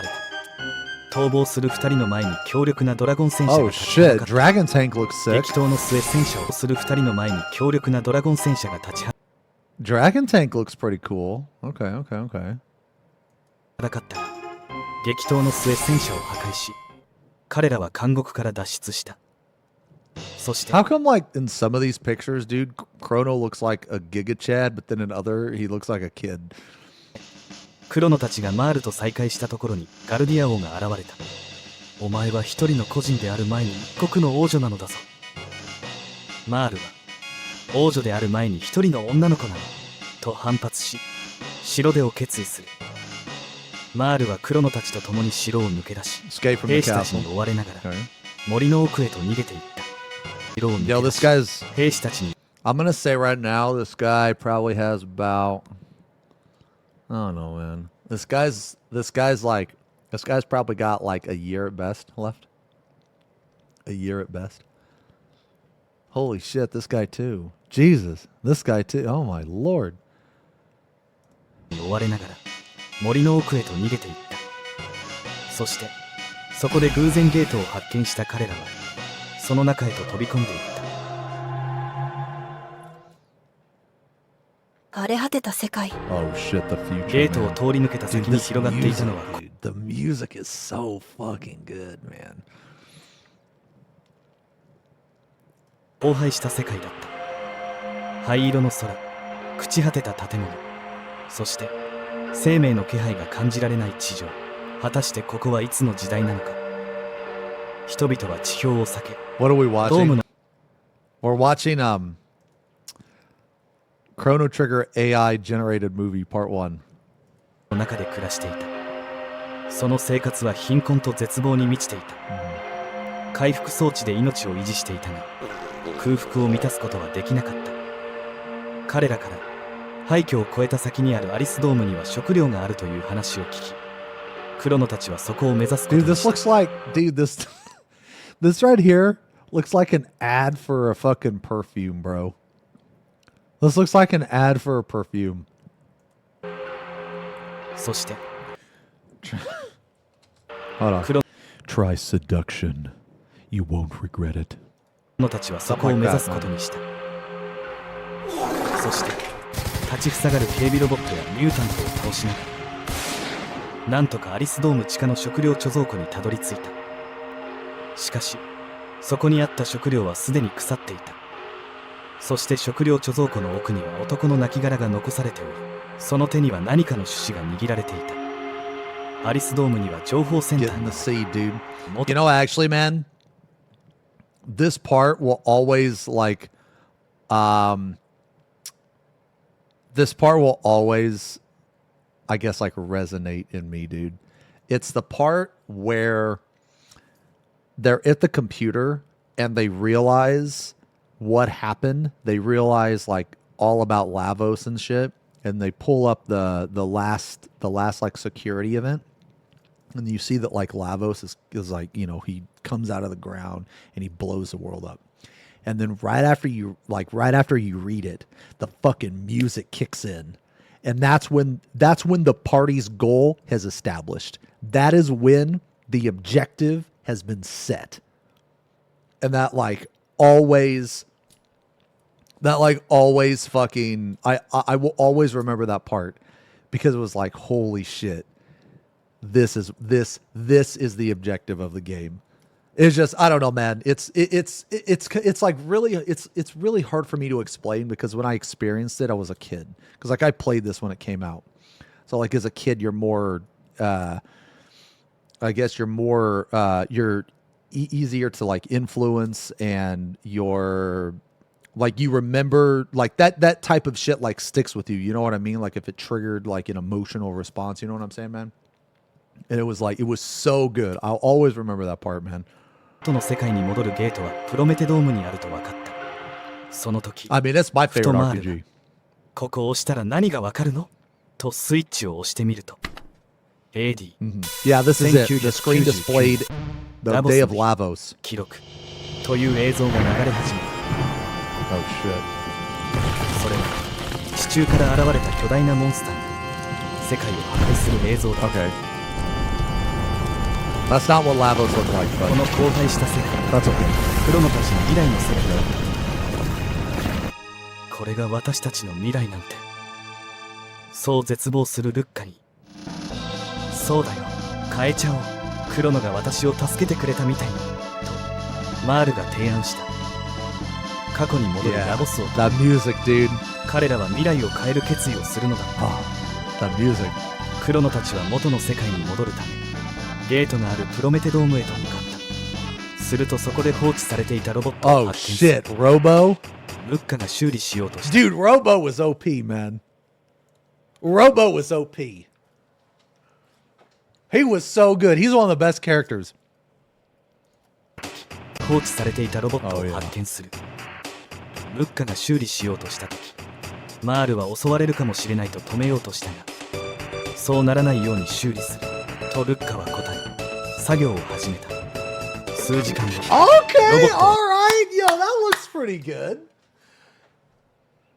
That looks pretty good. Let's see. Hold on.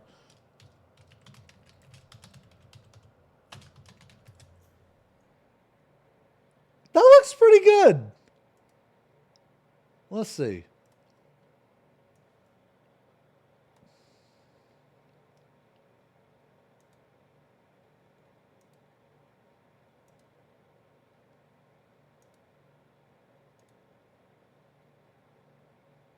That looks all right.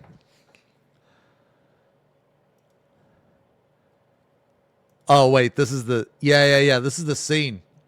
This is the scene. Yeah. How come there's no sound? Oh. Yeah. This is the scene, dude. Oh, the scene is so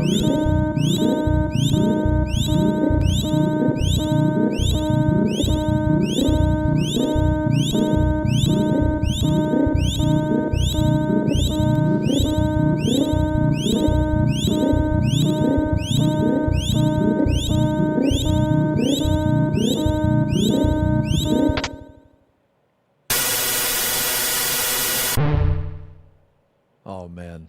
1999.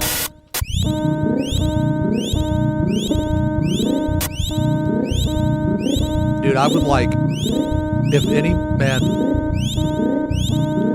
Dude, I would like try and fund a fucking remake of this game.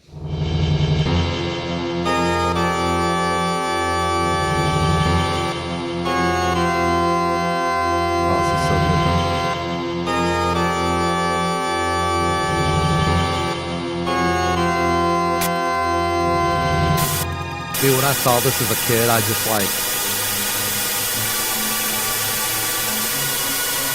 like, you know, use my imagination to like make it way more, I guess, like longer and graphic than the game showed.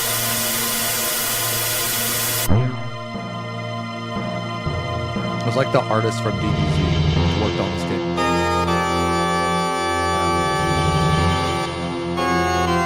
Ears are bleeding.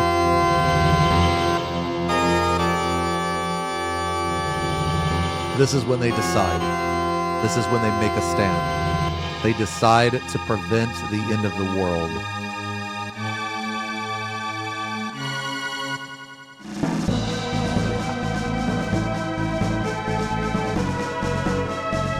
Oh yeah. Ooh. Oh, so good, man. The music, dude. Woo! It's really good. All right, anyway. Yeah, this looks decent. Looks decent. クロノたちは彼にロボと名付けた。そしてプロメテドームの電源を復旧させるため、ロボと共に工場跡へと向かった。そこにはロボの仲間が稼働していた。Oh shit.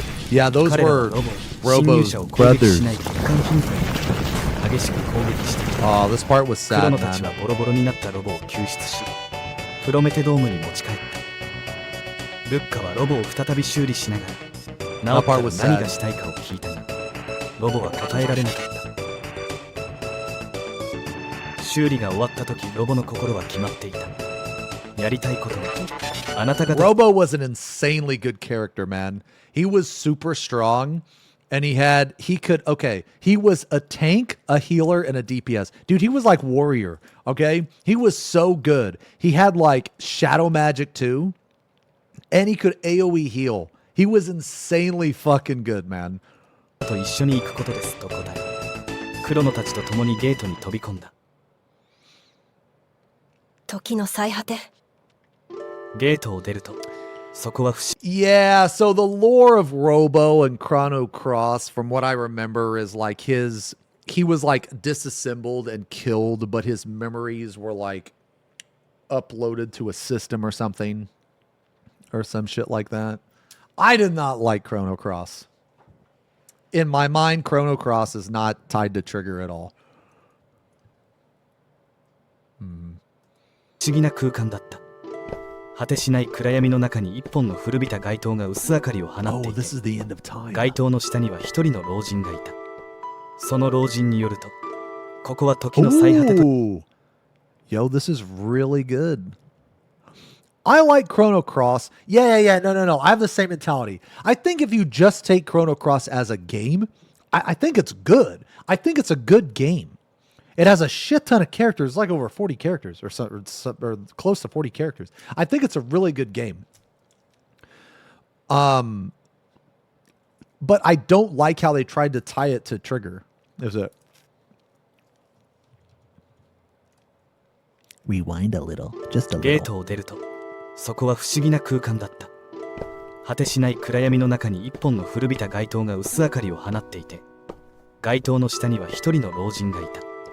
その老人によると、Yo, this is really good. Look, hold on.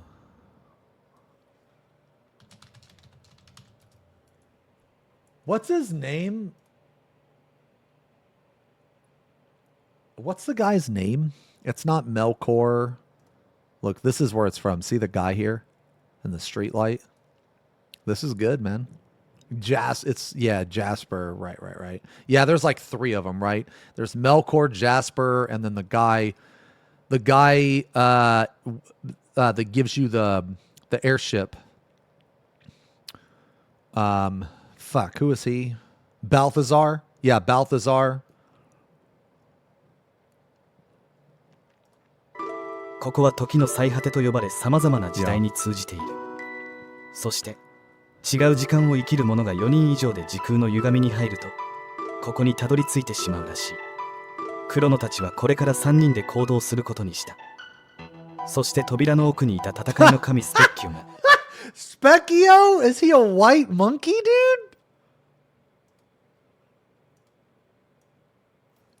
dude? Is he?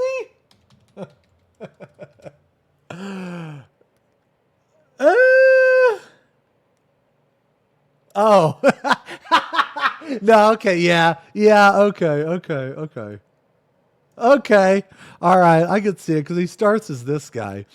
Yeah, he starts as this thing, and then he goes to this thing, and then this thing, and then this thing. Okay, all right. I never really thought about it, but yeah, it does kind of look like a monkey, I guess. I don't know, man. 魔法について教えてくれた。その昔、魔法で栄えた王国がある。Oh man, that's good. その国では皆魔法を使えた。魔力に溺れ滅びてしまい、それから魔族以外は魔法を使えなくなったそうだ。しかし、黒野たちが持つ魔法の素質をスペッキオは解放してくれた。新たな力を手にした黒野たちは、ラボスを止める手がかりをつかむため、現代へ戻るゲートへと足を踏み入れた。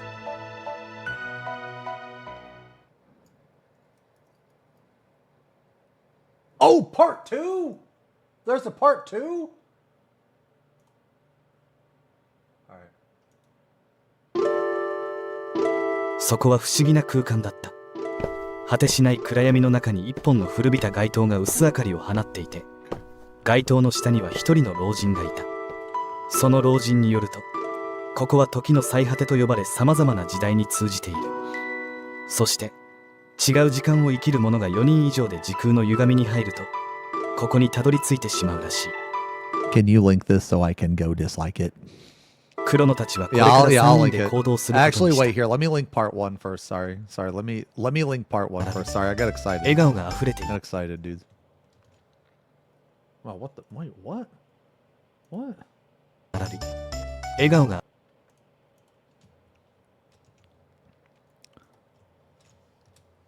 Yo, there it is. There it is. Let me use the bathroom real fast, man. Yeah, let me use the bathroom real fast. Where's part? Is this part 2? Okay.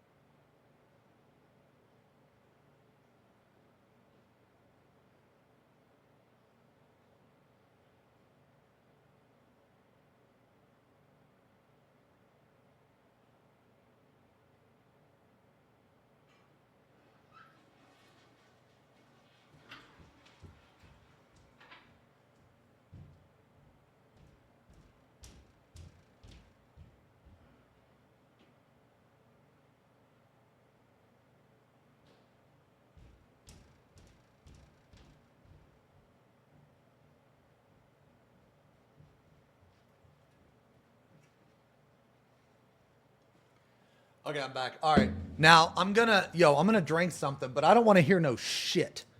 Okay? All right, hold on. Let me set up a time. Hold on.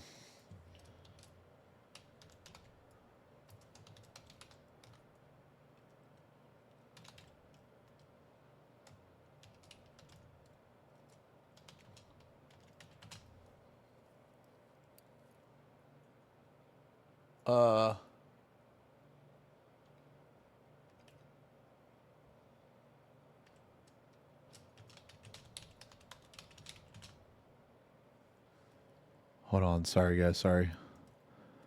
I just need to do this real fast. Where? What the? Okay, date time. Now we're setting up a date for Saturday.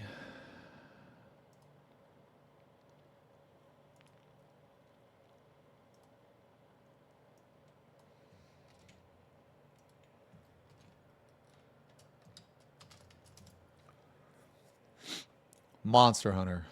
Maybe I should post this in the Hunters channel, actually. Wait, can Arthur even see this channel? Oh, fuck, he can't. God damn it. Yeah, I need to post in the Hunters channel. Okay.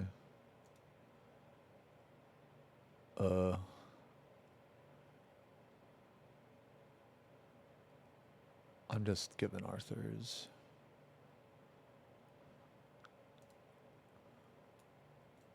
sorry, guys.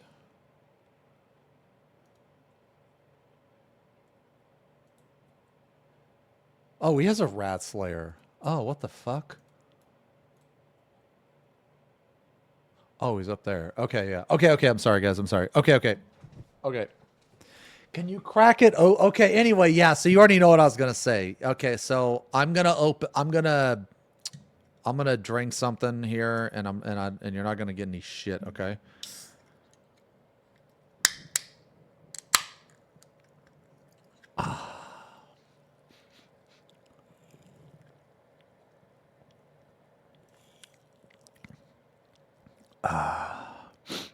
Describe smell. Another bad decision.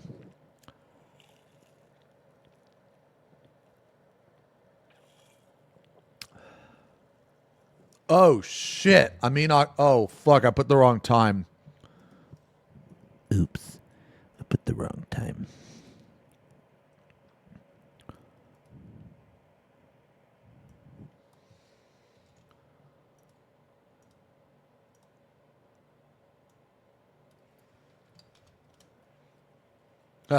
Forgets months. Okay. All right. Smells like. Okay, let me tell you, man. This smells like regret, tastes like depression, and goes down like embarrassment.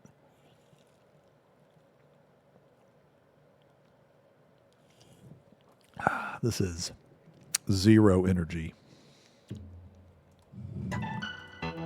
そして扉の奥にいた戦いの神スペッキュが魔法について教えてくれた。I did have a good weekend. その昔、 Hopefully you did too. 魔法で栄えた王国があり、その国では皆魔法を使えたが、魔力に溺れ滅びてしまい、それから魔族以外は Oh, 魔 that's 法 the を使えなく gargoyle な on ったそう top of Magus's castle. しかし、クロノたちが持つ魔法の素質をスペッキュは解放してくれた。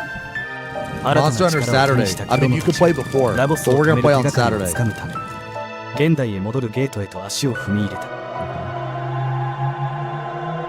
そこは魔族の村だった。ここは400年前、人間との戦いに敗れた魔族の子孫。Oh. Okay, that's kind of accurate. That's pretty accurate. Wait, isn't October? Well, I mean, I'm going to play on Saturday with people. Yeah, we're in October. 2 tits on screen. 彼らの多くは人間。Okay, that looks pretty cool. Yeah, I remember this part. 人間を憎んでいた。そして広場には魔族たちが集まっていた。Dude, look at Magus, dude. Holy shit. What a Giga Chad, dude. 魔王の像を祀っていた。魔王様が我々のために生み出されたラボス神が長き眠りから目覚めれば、人間どもの世界など Maybe it'll 一 show 瞬で Ozzy. 終わりだ。魔王が400年前にラボスを生み出したということは、それを阻止できれば未来を救えるはずだとクロノたちは考えた。そして彼らは村の外れに住む鍛冶屋のボッシュと出会った。武器は生命。 Okay, all right. Hold on. Okay, that looks okay. It looks decent.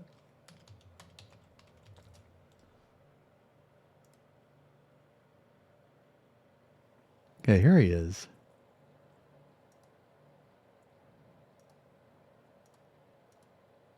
Okay, he needs to be a little chubbier.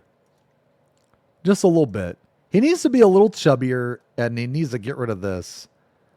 But they got the hat okay, and it's okay. But they got the glasses. The glasses are okay, and they got like this thing right here. Okay. So he's all right. 命を奪うためのものではないぞ。生かすためのものであるべきじゃ。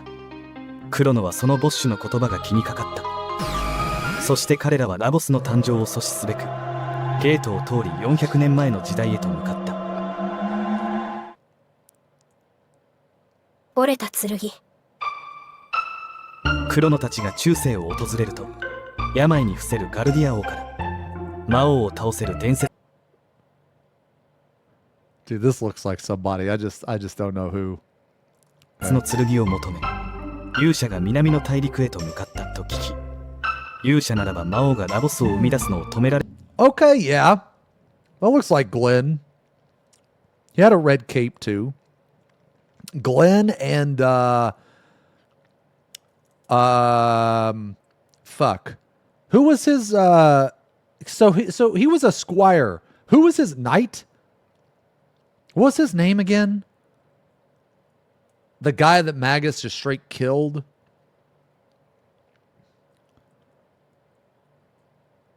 Who's his name? Cyrus. Yeah. Cyrus. Bofa who? Bofa these nuts.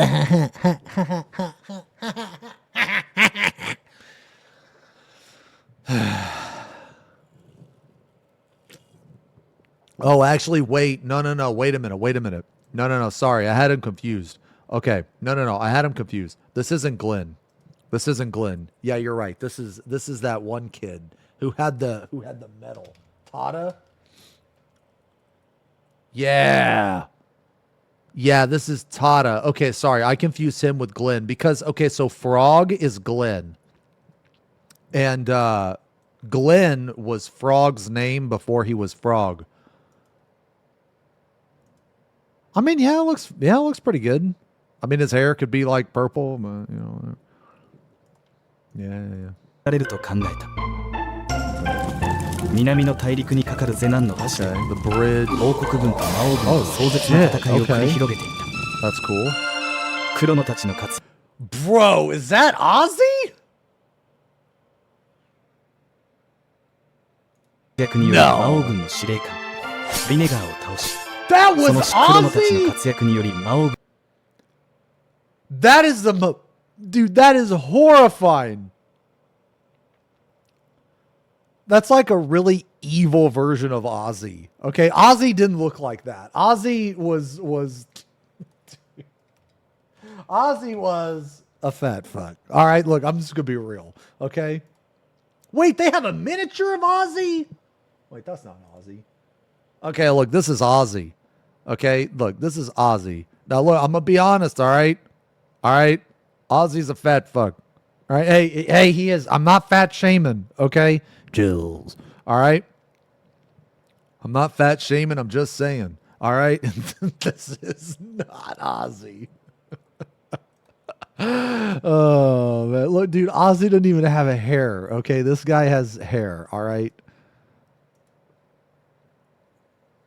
You mean large gentleman? Yes. Large gentleman. Okay. ビネガーを倒し、その信仰を退けた。そして勇者の故郷を訪れたが、その少年は伝説の剣があるというデナドロ山へ向かったと。Wait a minute. Oh, okay. So here's Tata. Yeah. Or wait.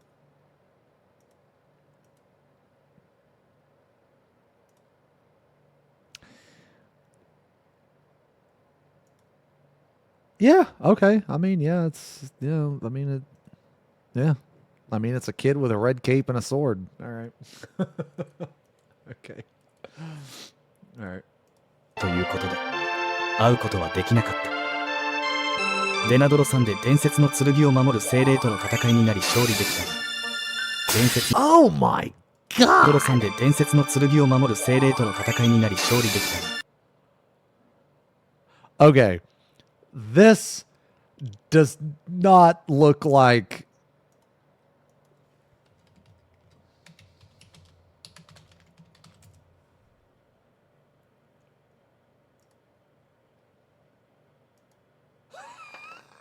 bro. I mean, okay. I mean, kinda. But dude, this looks so much more evil. And they're small. These kind of remind me of like horrible, hideous fairies, dude. Okay, anyway. 伝説の剣グランドリオンは真っ二つに折れてい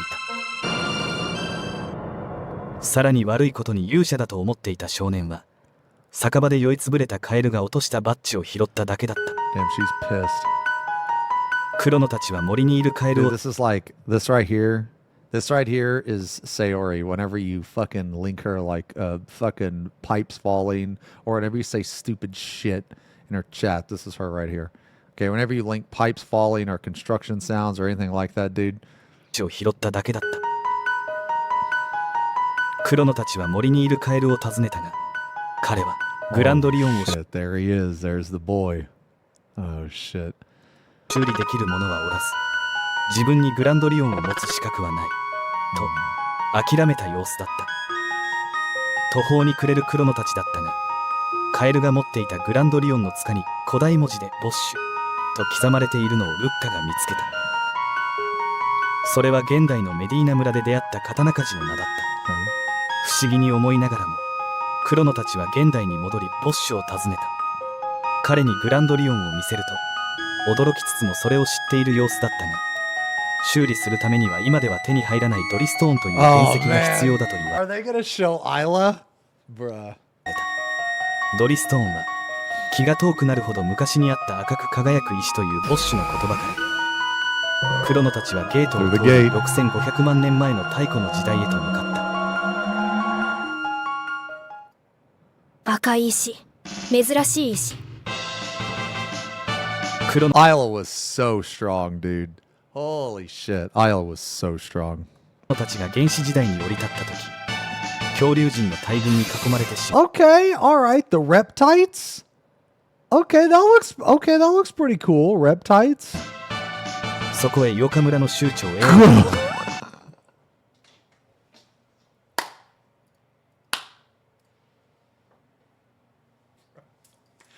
I'm fucking done. Good God. Jesus Christ.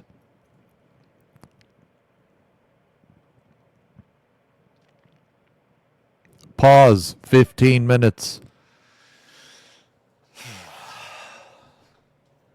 Last stream. 恐竜人たちを撃退した。クロノたちはヨカ村に招待する。 Bro, what in the fuck is going on right here? 撃退した。 Alright, so for those of you that don't know, this is Isla.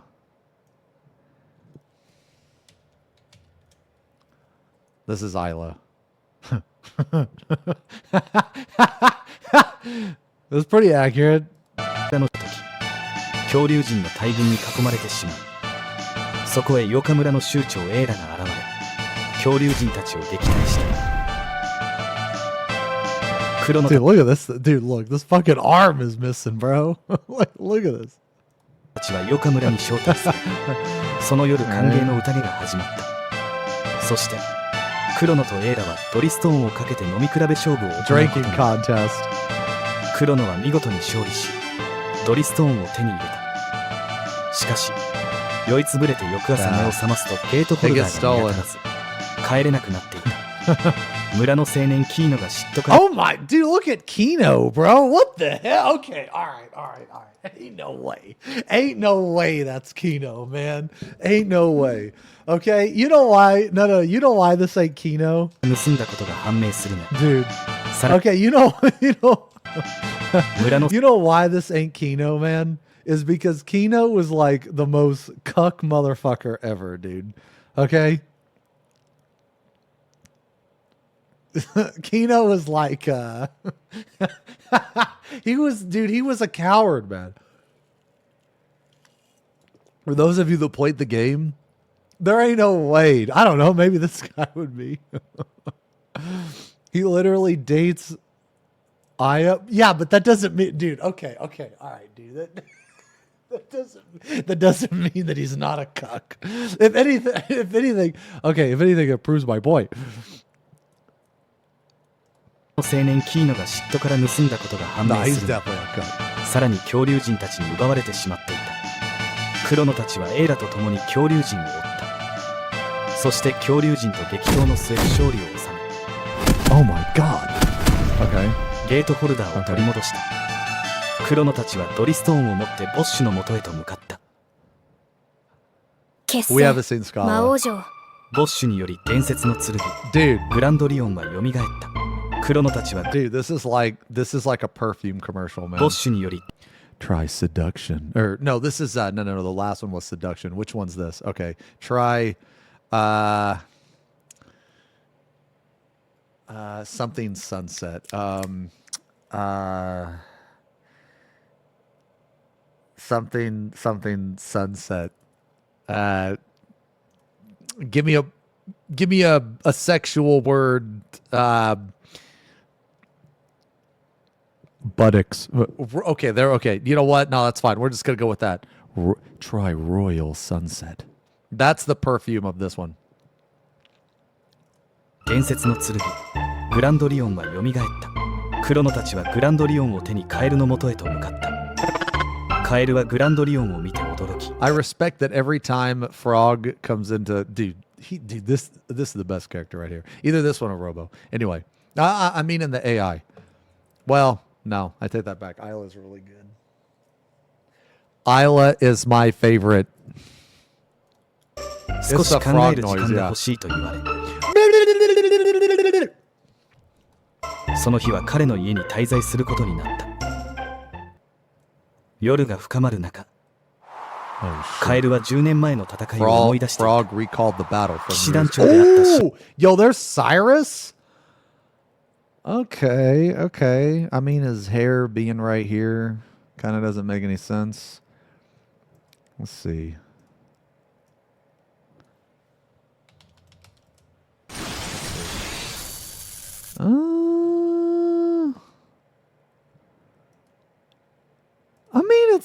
I mean, it's kind of accurate, except for the hair, I think. It's kind of accurate. Okay. Oh, God damn. Okay. All right. Hold on. Okay. Hold on. This is like Magus on dude, 10 years of juice and steroids. Okay. Magus was not a Giga Chad. Okay, now Magus was an awesome character, but at the end of the day, he was a wizard. Like Magus couldn't bench press like 900 pounds like this guy. Okay, this is Magus on 10 years of like steroids and juice. All right, this is yeah. と共に魔王と対峙した時、サイラスは持っていたグランドリオンを殺された。 Cyrus gets okay. He just died. 自分は恐怖 Oh で God, 何も look at his hands there, dude. Oh fuck me, bro. Look at this. How I paused it. Good God, you imagine this. Yo, imagine this is your sleep paralysis demon. Jesus Christ. サイラスは持っていたグランド Okay, look. Watch. Oh Jesus, that looks bad. リオンを折られ殺された。 Oh my lord. Okay. 自分は恐怖で何もできず。 Okay, now see, this is more like Ozzy. This is more like Ozzy because he's like much larger here. 蛇に睨まれたカエルだと笑われ、醜いカエルの姿に変えられてしまった。翌朝、カエルの表情には決意が現れていた。 Damn, bro. That's no cringe, dude. That's no cringe. 翌朝、カエルの表情には決意が現れていた。マガン窟に到着したカエルはグランドリオンを掲げ力を解放すると、巨大な岩を一刀両断し道を開く。カエルはサイラスとの約束を胸に。 Dude, this part, man, I got chills, man. This part where Frog takes the mass immune and he puts it up in the air, you know, and then he goes like that, and he cuts the mountain in half, bro. Dude, so fucking cool, man. 青城への一歩を踏み出した。 Oh shit. 魔王 No, 城 wait. Is that Flea? Is this supposed to be Flea, bro? Bruh.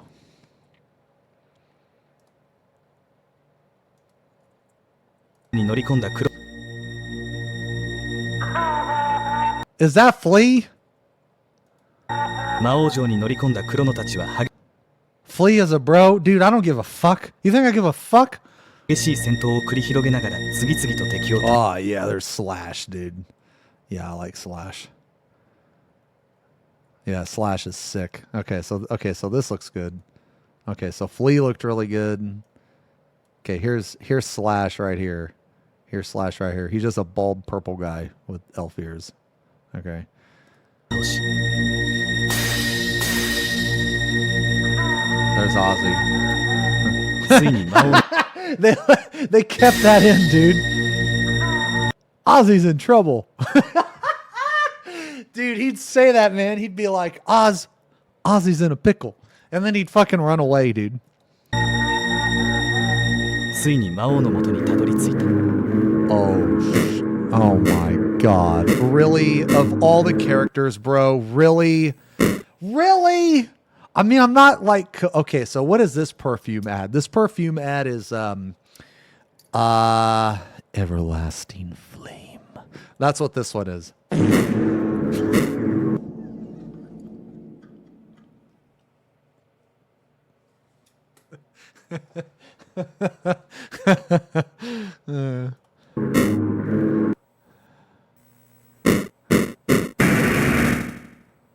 Okay.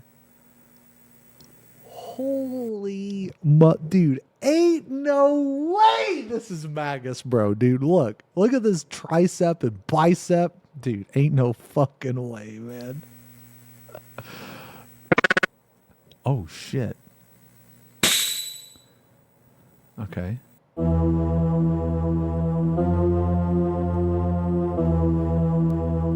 Dude, this is pretty cool. Okay.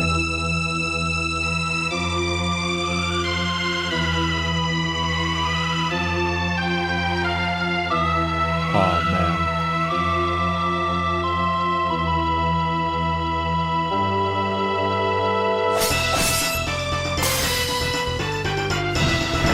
Dude!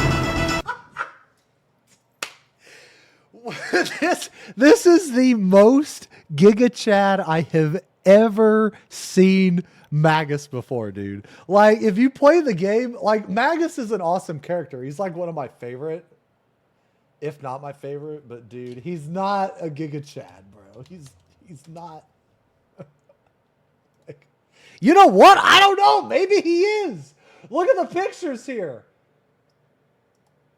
Oh, he's got, holy fuck, he's got that Vegeta hairline though, bro. You know what? Maybe as a kid, I never really realized how fucking ripped he was, dude. You know what? Yeah. I guess he's always been this way. This is the official art from like the game box and everything, man. Okay. I mean, all right, I stand corrected. Okay, all right, I guess he's a...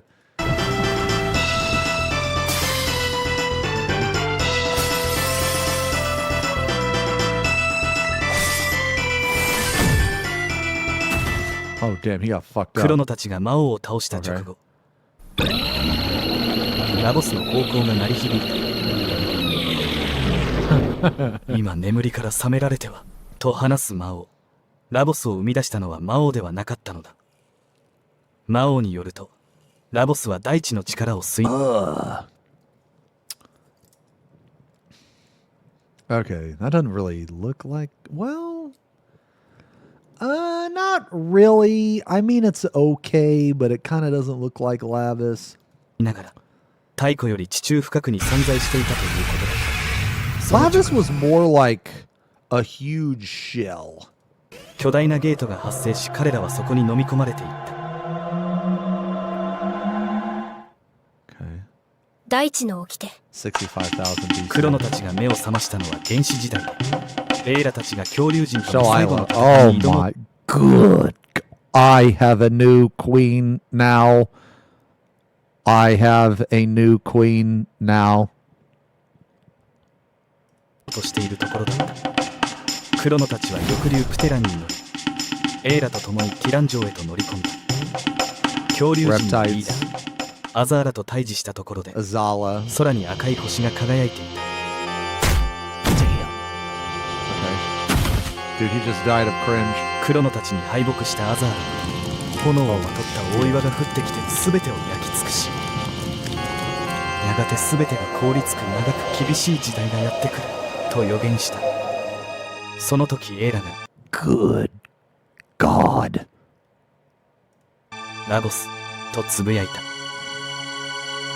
エイラたちの言葉で、ラマヒ、ボスは大きいことを表す。ラボスは6500万年前に宇宙から飛来した巨大生物だった。衝突したラボスは Man, the plot of this game has always been so cool. 地中深くに潜っていった。避難していたクロノたちがラボスの残した大きな穴を訪れると、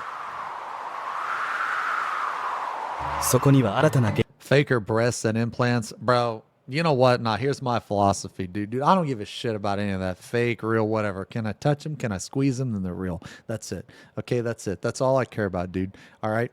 ゲートが発生していた。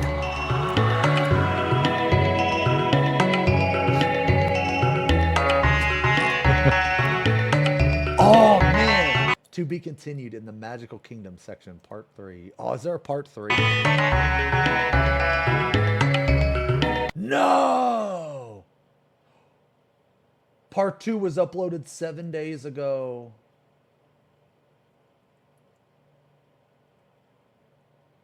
Oh, man, no more. Damn, I really wanted to watch part 3. Are you done gooning?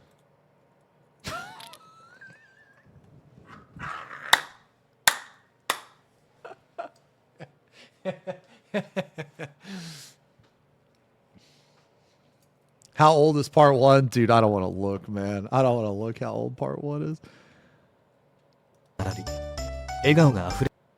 Okay, that's not bad. Just 1 month.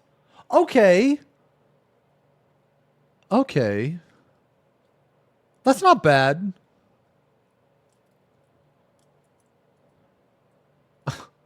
should this be an emote called gooning? I've played Chrono Trigger on stream before. Oh, no. I saw this on Twitter. Nah, I'm glad you linked me that because I saw it on Twitter. Okay, here, I'm gonna... All right, man. No, I like this stuff, dude. Yeah, I like this stuff. All right, we gotta paint, man. What time is it? Jesus Christ. We gotta paint, dudes. Yeah. Yo, okay, all right. So look at this. This is funny. Okay, guys, hear me out. Potion of fire resist.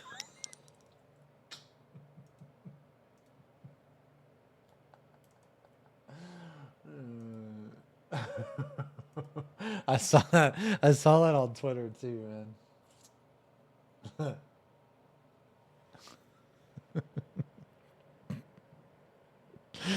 Oh man. Resist 13% of fire damage for 60 seconds. Bro, that's double the time I need, brother.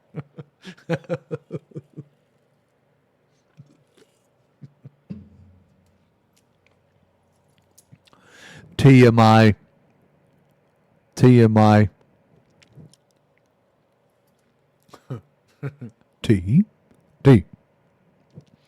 All right. We're gonna paint now, guys. We're gonna paint. We're gonna throw up some lore videos, though.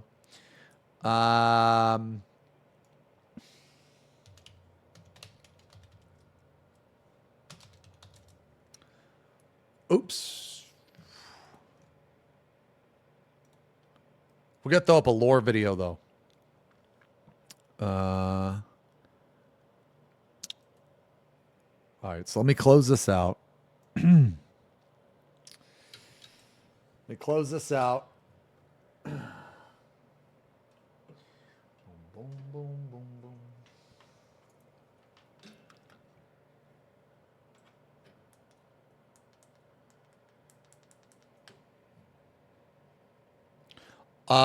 Watch this. Watch this while I get everything set up.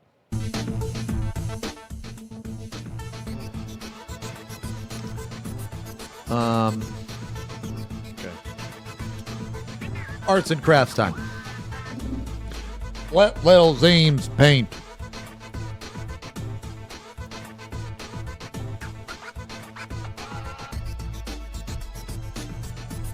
All right. Okay. So I need to get ready, guys. This is the model. This is the model we are painting.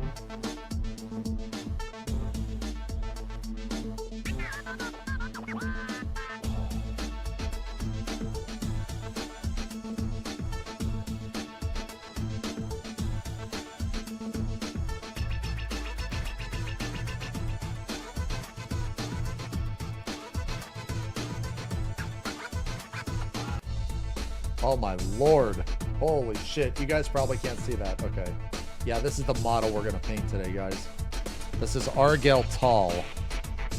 Oh shit. Don't look at my keyboard. Don't look at my keyboard. No way. This is Argel Tall.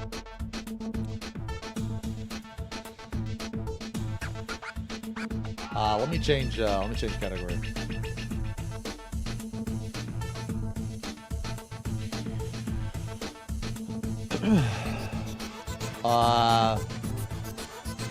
What colors am I thinking? Probably every imaginable red that I have. This is the box art.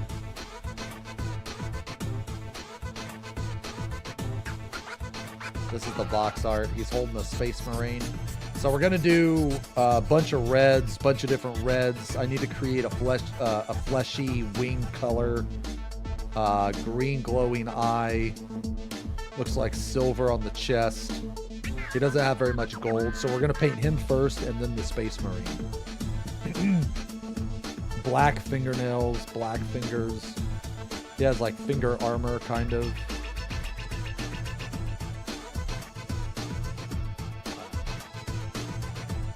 All right.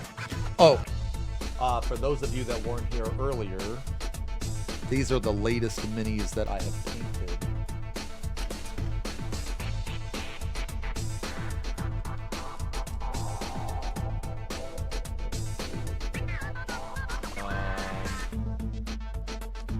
These are the latest minis that I've painted.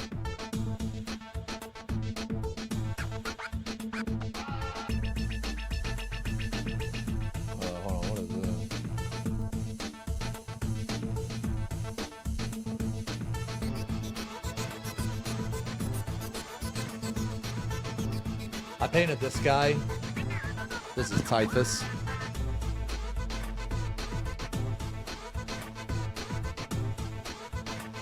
Painted this guy, man. I wanted to do wanted to do more of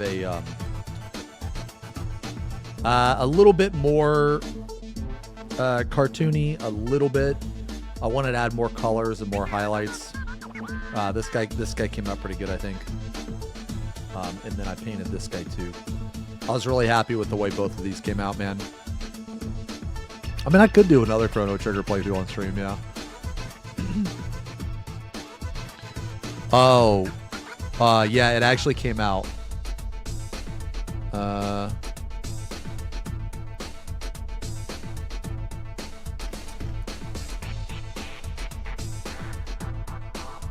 Let me see. Yeah.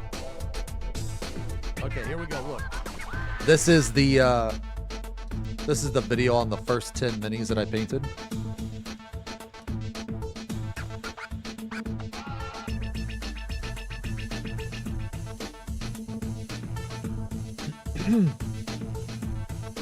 But yeah, we got these two, man. I was really happy with the cloak.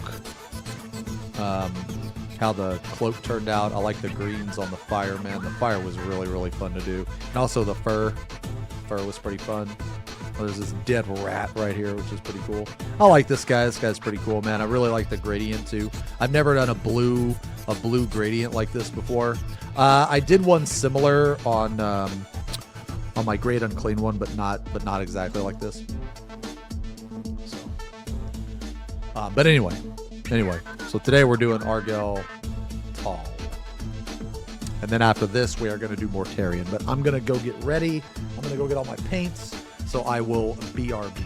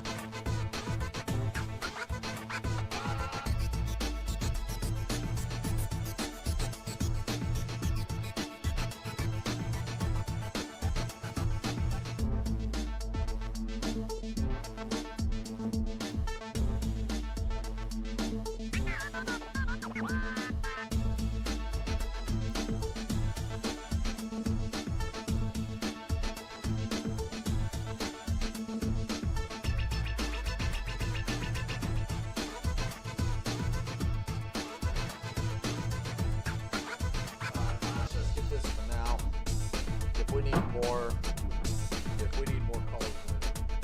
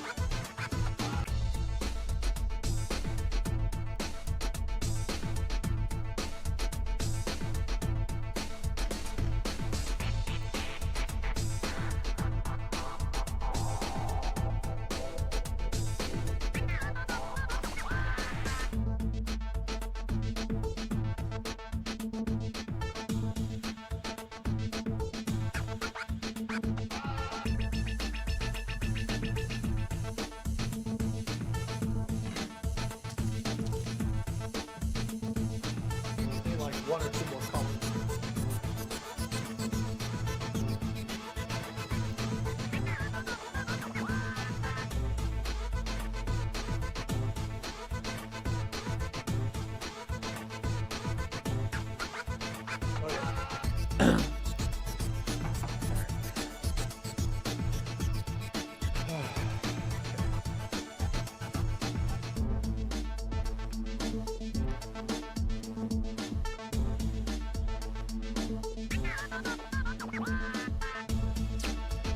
Alright. You know what? Oh. Attention, titty twister Tyler. It is time for your daily question. In today's scenario, you are approached by Games Workshop to paint a new upcoming mini live on stream. However, they have one rule. You cannot use your hands. Do you, option A, shove the paintbrush down the tip and paint using little Zames? Option B, shove the brush in your ear and paint using your ear hole? Option C, shove the paintbrush up your ass and paint using your peach. You must choose. I'm just gonna choose the option that you guys want me to choose. Paint with this. I will choose option C. T. You must answer. Let the peach do the work. Yes. All right, I'm going to go get some seeds.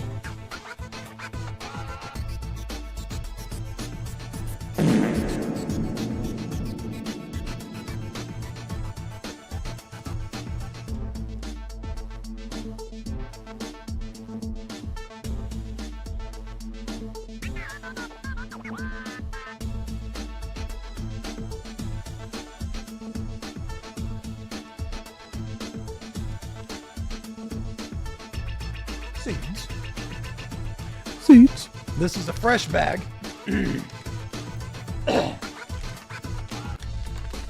Share.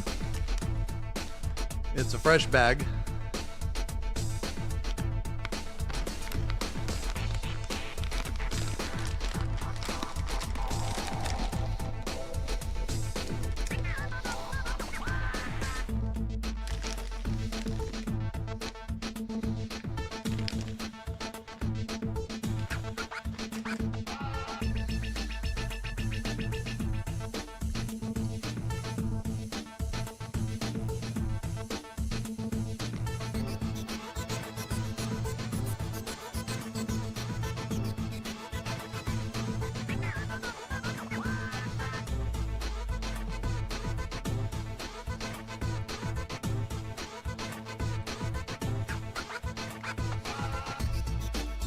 Oh shit.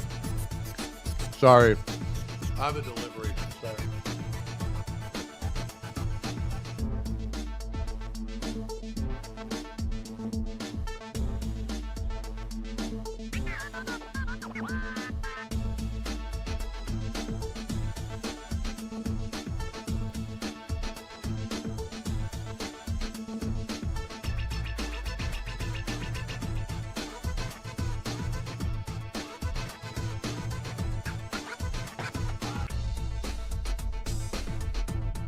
Nah, my I have so many paints now. I'm sorry, I'm gonna start painting.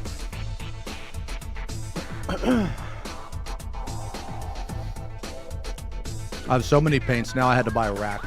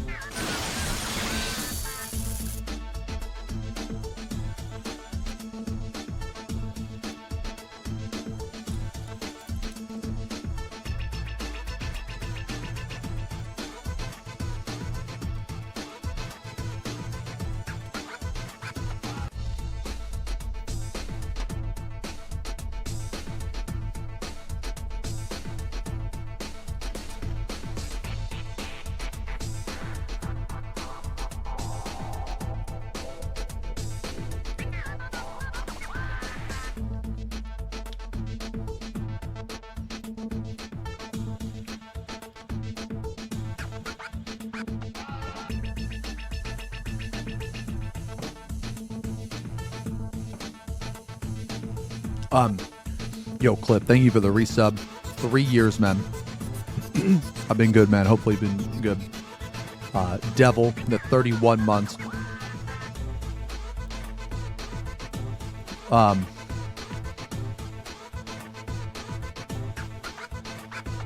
Unwell, the 19 months. Psychotic with the sub. Welcome to the channel, man. Wolfman and Master Chief. 30 months, 38 months. Thank you guys all for the resubs. Sorry I didn't see a couple of those. Oh shit. 251 and today you're 194. Oh my god. I'm gonna start taking fucking advice from you, man. That's awesome. That's insane. I'm not ignoring chat. Matter of fact, I fucking gained weight. After I went on vacation, I gained like fucking like 7 pounds.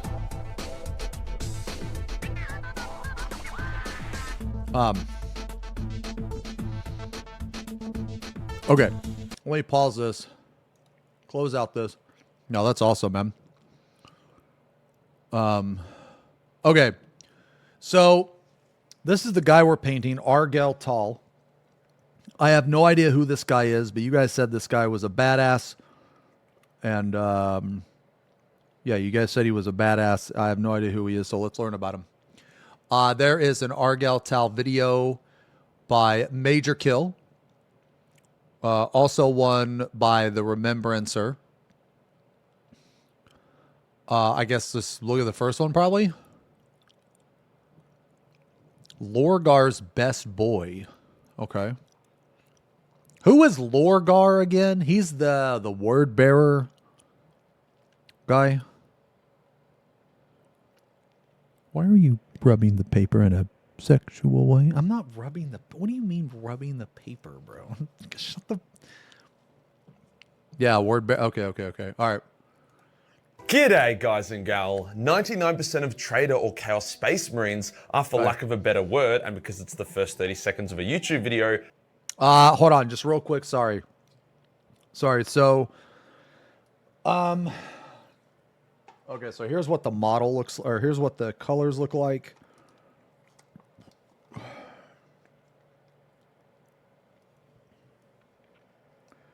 So this guy's like armor has fused with his skin. Kind of. Okay, so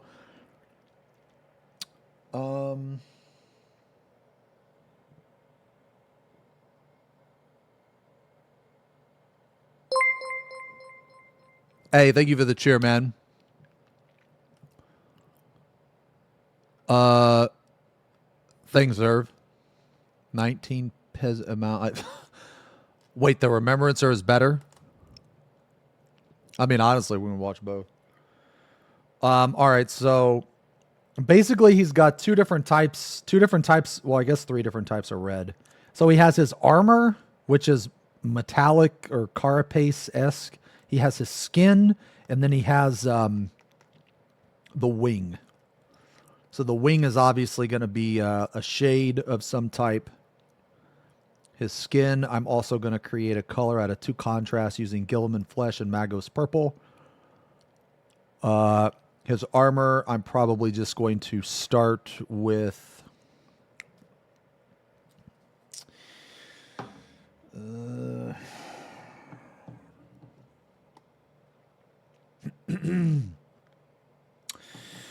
his armor, I'll probably start with Flesh Terror's Red. Yeah. So I'm probably going to start with Flesh Terror's Red and then do a... And then I'll probably do a base, a very, very washed out base of Corn Red. And then I'll probably do a combination of... I'll probably combine Ball Red with Flesh Terror's Red to go over that. So his armor, I think, is going to have 3 layers, I think. His skin will be Gilliman Flesh with Magos Purple, and his wing thing here, his wing stuff, will be probably Berserker Bloodshade. Probably going to go with Berserker Bloodshade. It looks like I need an orange, actually. So I could go 2 routes. I could go 2 routes. I could basically make the highlights here. Well, I guess that's not necessarily orange. It looks like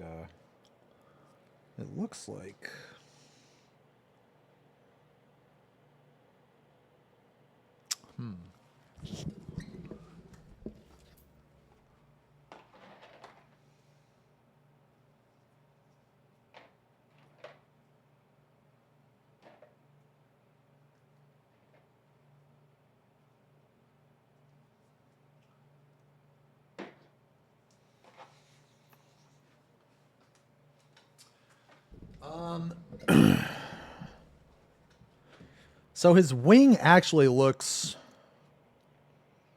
Maybe I'll do Wraithbone. So if I do his whole wing with Wraithbone, then I go back with highlights of Wraithbone, and then I use Berserker Bloodshade on here.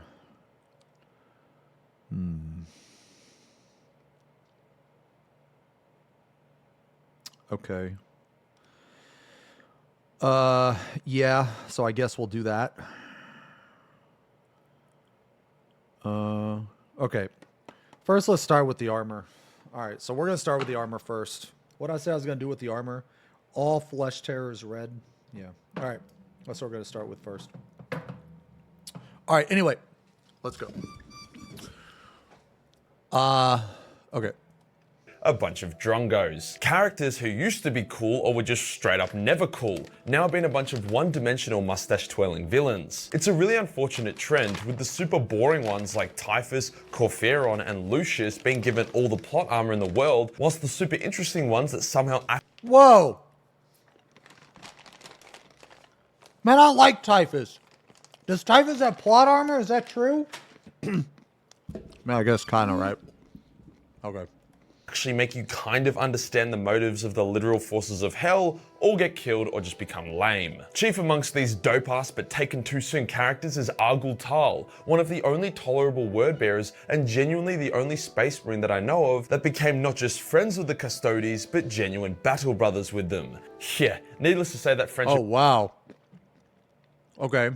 ended horribly, but since the Custodes generally despised the Astartes legions even before the heresy, that was a bit of a big deal. Especially when you remember that the word bearers were on the naughty list at the time. The point I'm making is Argul Tal is worth the next 15 minutes of your life, so buckle up, buckaroo. Before we get started, Dude, what is he, a Twitch chatter? Buckaroo, bucko. Fucking, oh yeah, the word bearers just seem like a really annoying faction, man.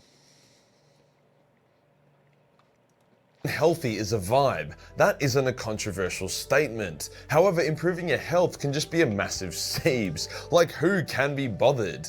That's why I made it my mission to uncover all the ways I can cut corners and take shortcuts to be healthy. Maximum health, minimum effort. One of the best ways I've been doing that in the past few months is with today's sponsor, Athletic Greens. Athletic Greens AG1 says who can be stuffed hunting down all the different micronutrients, eating a bunch of weird fruit, or taking a bunch of supplements. Why can't we all just— has anyone ever tried this?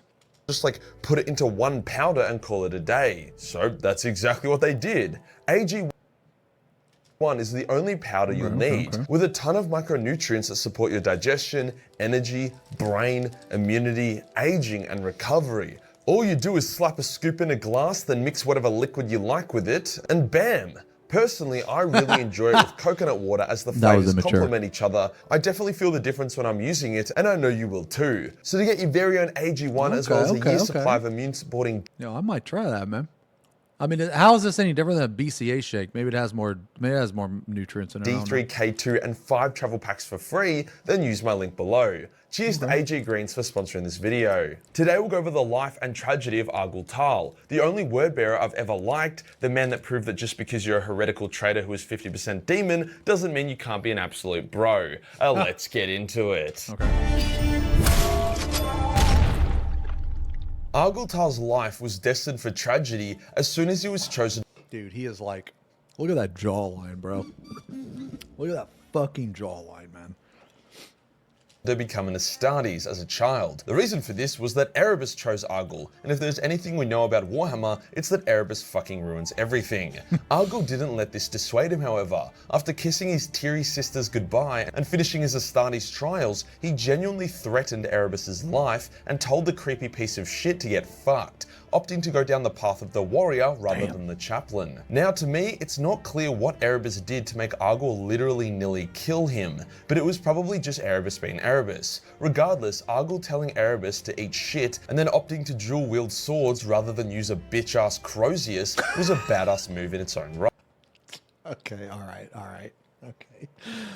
Right. This is important as Erebus was a master manipulator, yet Argul seemed to be one of the only people in existence who was able to resist his bullshit. Argul was a legendary warrior of the Serrated Sun chapter, one of the many chapters within the Wordbearer Legion, distinguishing himself on dozens of battlefields. He was a devout follower of Lorga and the belief in the God Emperor, but he was also a pragmatist and a free thinker, seeing Corpheron as a cranky old bitch and Erebus as a creepy kitty fiddler, even though they were exalted and chosen by Lorga. When Gilliman, at the behest of the Emperor, destroyed Monarchia and humiliated the Wordbearers as punishment for them not only praising the Emperor as a god in a secular imperium, but more importantly, having the slowest compliance rate of conquered worlds in the entire galaxy, it was Argul who helped raise Lorga to his feet and get him out of sight, as the Primarch of the Wordbearers was having a bit of a mental breakdown. Wait. So the Wordbearers are the shitty, like they're the slowest conquering faction? That's what he just said? Yo, Revy, thank you for the year, man. 12 months, it's been a year. Oh, I see. Okay. Yeah, I really like having at first I was hesitant about the lore video because I wasn't sure how much I could actually pay attention. Sometimes I struggle, but I think overall it's probably better. I'd rather be evangelical than conqueror. And it was super embarrassing for his Oh, that's right. They want to spread religion. Okay. Lorga remembered Argul for this and started paying attention to the Astartes, liking the straight talking and genuine style. He also liked the fact that Argul wasn't just a cock-sucking simp for him, but a man with his own convictions. God damn, bro. Okay.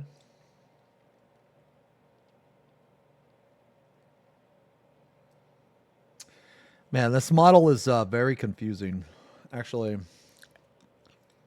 sorry, man. I swear to God, I'm going to paint one day. I'm going to pull his model up on the Guildworks website so that I can turn it, because some of the parts...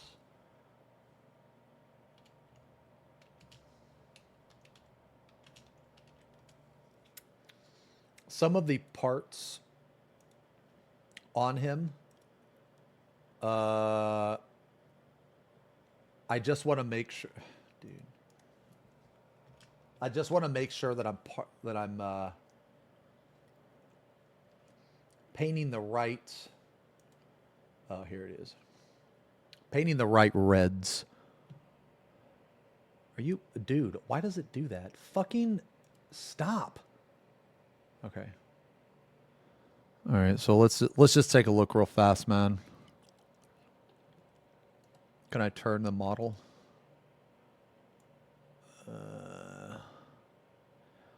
Oh, so all this is black.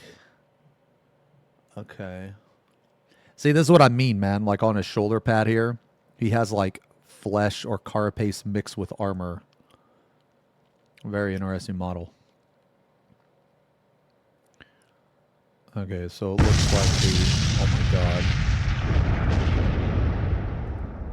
Holy shit, this is unexpected change of pace. Looking forward to seeing how your model turns out. I'll be viewing this in... Oh, hey, thank you a lot, Novice. Thanks a lot, man. Yeah, this will be my 29th model.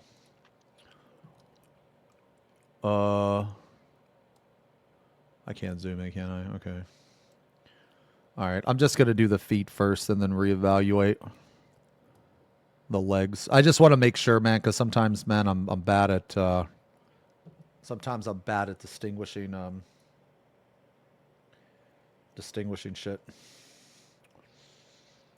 And will. If a pragmatic man like Argul agreed with him, then he must be right. After the Emperor spanked his ass and told him to stop trying to Jehovah Witness the galaxy, Lorga decided that instead of heeding the Emperor's words, he would try and find other gods to worship. However, the Emperor had placed 20 custodians as watchers over the Wordbearer Legion, ensuring that any further signs of fanaticism would be reported. Oh, wow. To get around this, Lorga split up his fleet, forcing the 20 custodians to split into teams of 3 or 4 to keep watch over the divided legion, whilst Lorga graciously asked Argul Tal permission to join his small fleet for a time. See, Lorga knew that he couldn't direct his main fleet to find some gods. It would be way too sus, but a minor fleet, much easier. Argyle and Lorgar carve their way to the edge of Imperial space, devastating a number of worlds along the way to A, rack up some dank compliances, after all a genocided population is a compliant one, and B, to vent some rage from the incidences of the past few years. True, if they're dead, they can't fucking resist, bro. Okay. Eventually, Lorgar heard a voice calling to him, a voice emanating from Cadia, a world next to the Eye of Terror, hence Lorgar and Argyle went to investigate. Here is where shit gets spicy. Cadia wasn't yet this bastion of the Imperium, it was a lush and verdant world with a few tribes of chaos-worshipping primitives. The word-bearers were shocked that the natives spoke a dialect of Colchizian, the language of their homeworld, and investigated further. Well, that investigation resulted in Lorgar and his chosen captains being present to witness a blood ritual with a spastic naked lady running around and people getting flayed and impaled on stuff. Definitely wasn't compatible with the Imperial truth. Lorgar was like, interesting. Argyle was like, what the fuck, Dad, this is retarded, and the custodian with them at the time Whoa! Come on, bro. Come on, man. I'm fucking watching this on Twitch, bro.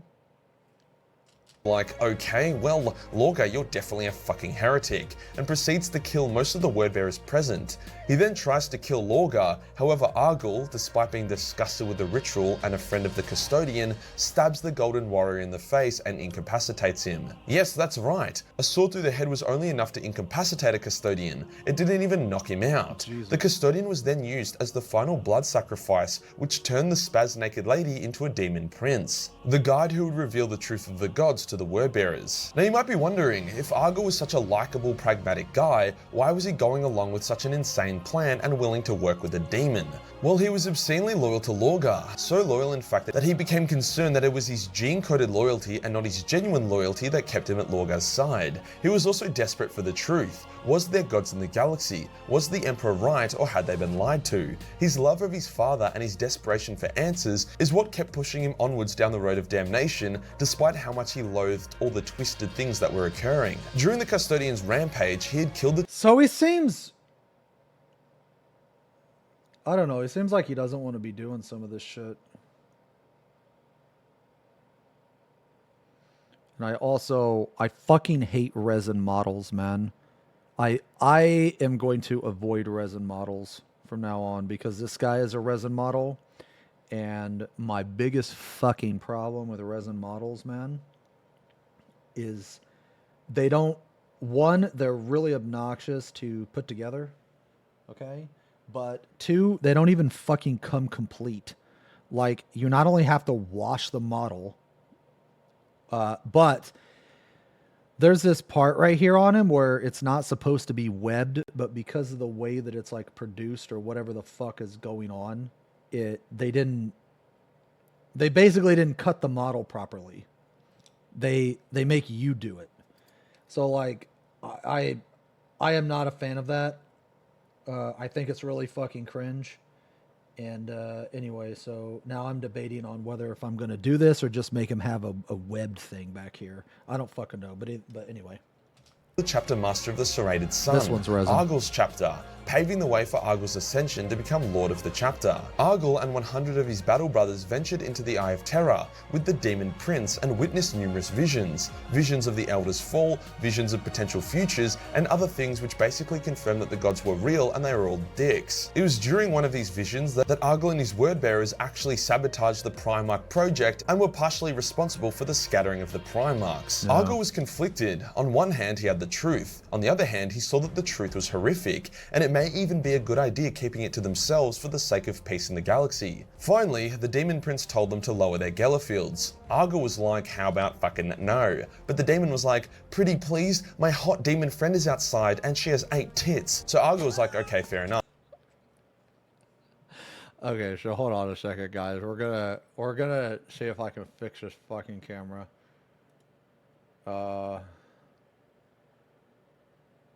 I'm gonna try to put the camera like up here, higher up here, so that way when I work on it, it won't be as blinding. Is this any better?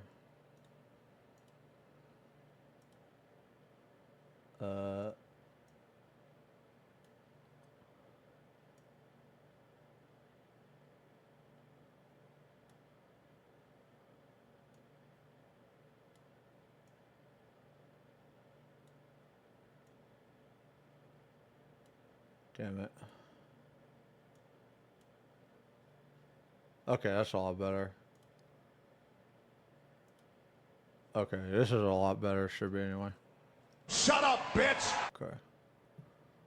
Enough. Lower the Gellerfields. Demon asked for the sake of peace in the galaxy. Finally, the Demon Prince told them to lower their Gellerfields. Argo was like, how about fucking no? But the demon was like, pretty please, my hot demon friend is outside and she has 8 tits. So Argo was like, okay, fair enough. Lower the Gellerfields. Argyle and his 100 Astartes, along with every mortal crew member on the ship at the time, were then violently slaughtered by the demons that now ravaged the ship. But he survived! His death paved the way for a demon called Rum to enter his body, bringing him back to life with his soul and consciousness intact. The same thing happened to the other 99 Marines on the ship, however the entire mortal crew remained dead. Argo was like, okay, time to go. However, with no mortal crew and the ship badly damaged, it took them 7 months to get out of the eye. 7 months of no food or water. Hence the wordbearers ate the dead crew, then begun eating each other. Jesus. Only about 40 of the Marines made it back, and yeah, they weren't feeling too hot. It is a bit retarded by chaos, creating 100 super soldier demon warriors, but then because you were too stupid to not fuck their ship, over 60% of them would die from thirst and starvation. Now you might be like, aren't the other custodians super sus right now? After all, Lorga had just authorized the use of them as a blood sacrifice to summon a demon. Well, the wordbearers basically said that the tribesmen of Cadia attacked them, killing a number of wordbearers and the custodian. Hence they orbitably bombed the planet and destroyed all evidence of the contrary. This was enough to appease the custodians, as Argyle, who they trusted, confirmed the story. Argyle spoke of what he had experienced to Lorga, speaking as both Argyle Tull and Rum simultaneously, creating a pretty funny conversation where at times Argyle was like, yes sire, yes father, this is what happened, I love you. And then he would be like, eat a dick Lorga, you scrotum face, as the demon's influence would come into play. To award his sons for their hectic experience, Lorga named the surviving Marines the Galvoback, granting them use of crimson armor, the first wordbearers to do so. For the next 40 years or so, Argo would fight alongside his serrated son as well as the custodians, becoming ever closer to them, especially their leader Aquilon. Argyle and Aquilon would call each other brother and become so good at fighting alongside each other that there was no enemy that stood a chance against them. For the most part, Rome stayed dormant and there wasn't much chaosy activity. Argyle and his chapter were biding their time, awaiting for the summons that would signal the start of the Horus Heresy. The only chaos thing that was happening was a horrific ritual where an astropath would get tortured and possessed in order to block the astropathic messages that Aquilon was sending back to Terra. The wordbearers were then able to change the message to be more positive and less suspicious. Likewise, they were able to modify the messages they were receiving from Terra. It was a necessary ritual to keep the attention off the wordbearers, but Argyle found it extremely distasteful, forcing himself to watch as punishment against himself for allowing such a vile ritual to occur under his watch. Shit like this is why I like Argyle. He values truth above all else, hence accepts that the Horus Heresy must occur in the name of truth. He sees chaos as his gods, but he isn't sadistic. He had a close brotherhood with his fellow Marines, especially Zaphon, the chaplain, and his best friend was a mortal blind woman who he used as his moral compass and confessor. At the same time, he maintained a close bond and brotherhood to Aquilon, and even though it was based in deception, it was still a genuine brotherhood. Argyle knew that he would have to kill the custodians eventually, but he kept putting it off and making up excuses to delay it, not wanting to actually do it. Even when the Isvan Dropsite massacre was to occur, the battle where the Salamanders, Iron Hands and Raven Guard were to be betrayed and bukakied by the Night Lords, Alpha Legion, Wordbearers and Iron Warriors, while they were also fighting the Sons of Horus, Empress Children and Death Guard. Oh, I remember that. Okay. No. I remember that. So basically there was like this like meeting, right? Where the Night Lords and all them, they like betrayed a bunch of factions. So that's the meeting he's talking about, right?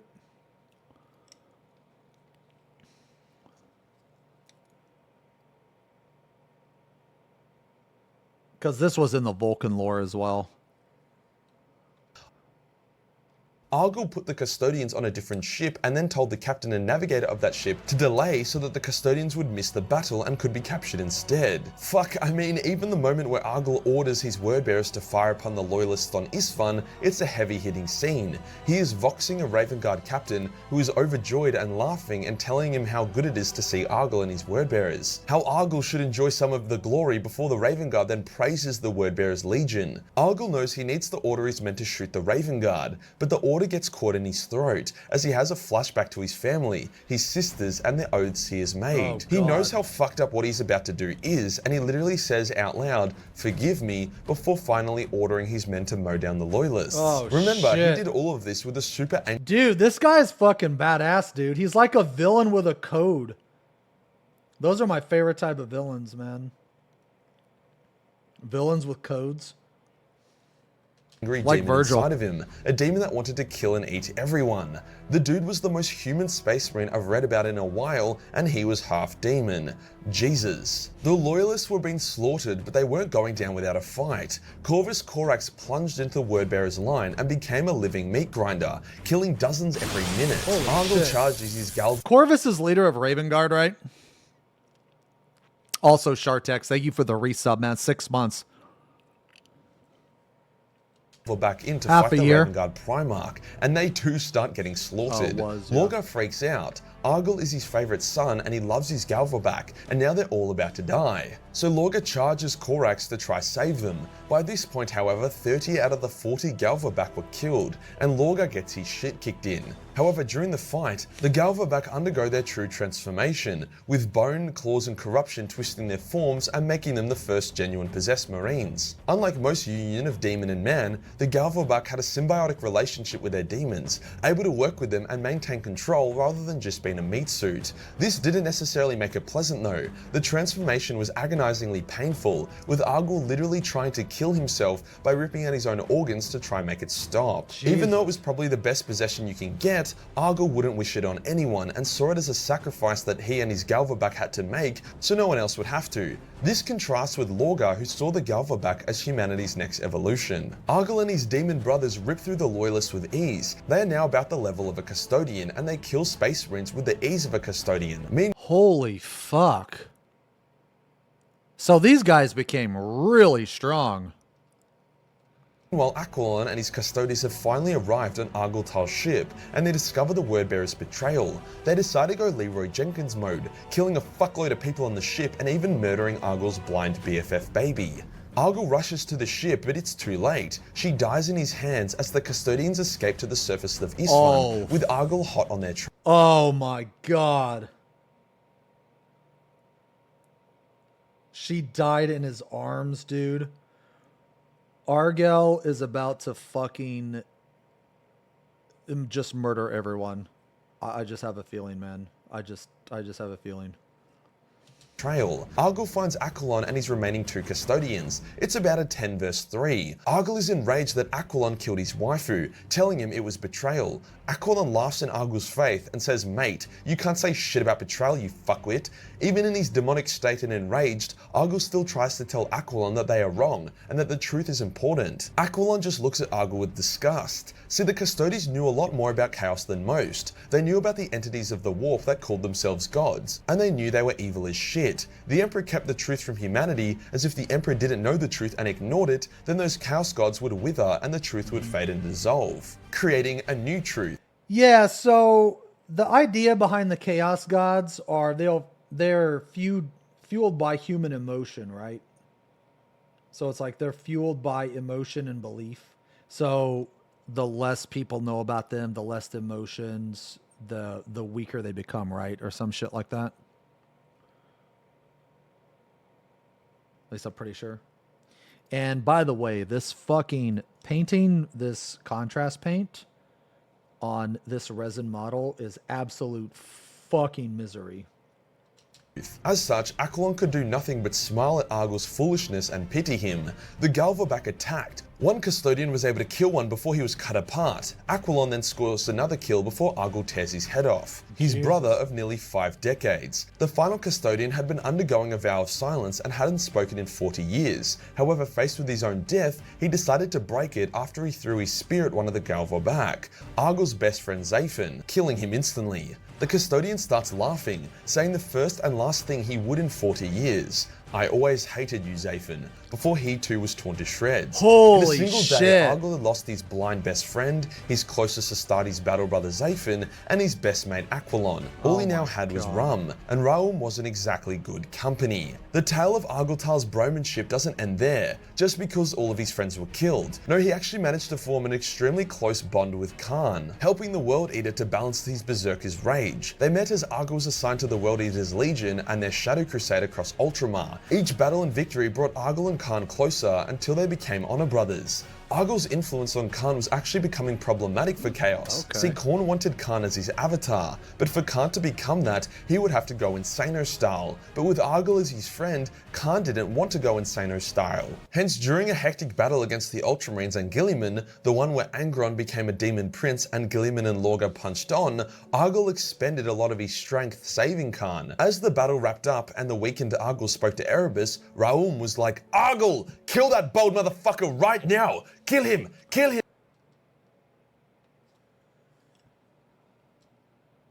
Raum was like, "Argyll, kill that bold motherfucker!"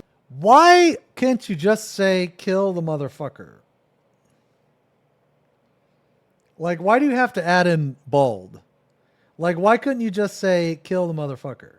You know what I mean? Like, what does him being bold have to do with anything? That's all I'm trying to say, man.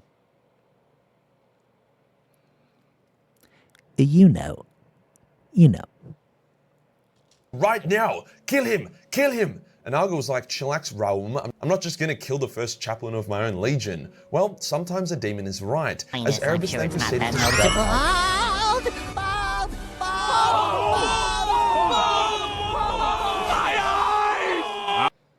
in the back with a magic blade, unceremoniously ending the life of one of the greatest traitor marines to ever live. See, Argyll had gotten cocky about his life, as there was a prophecy that he would die under the shadows of great wings.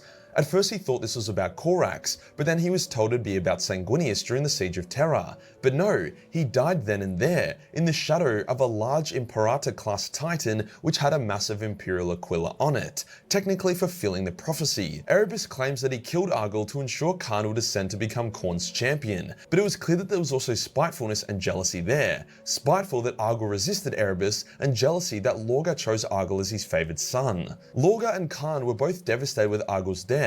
Lorgar got revenge by telling Khan that Erebus did it, and Khan tried to get revenge on Erebus by beating the shit out of him and attempting to kill him. However, Chaos wasn't done with Erebus yet, so it teleported him away to safety. Khan would not get another chance, as the next big events were the Siege of Terra and his subsequent death at the hands of Sigismund. But it did give us a pretty cool scene of the usually cool and collected Erebus freaking the fuck out, while Khan told him to get up and face his death like a man. Regardless, Argyll's life and death was a tragedy, giving us one less genuinely good Chaos character.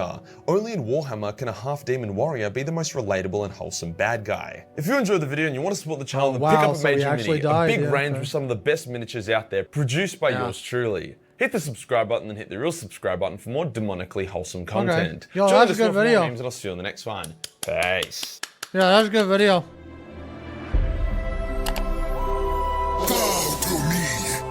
That's a good video, man. Here, I'll link it.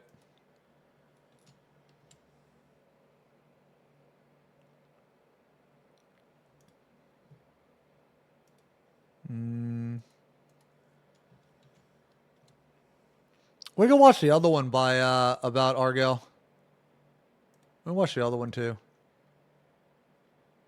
This one's 10 minutes. I don't enjoy war, yet I fight.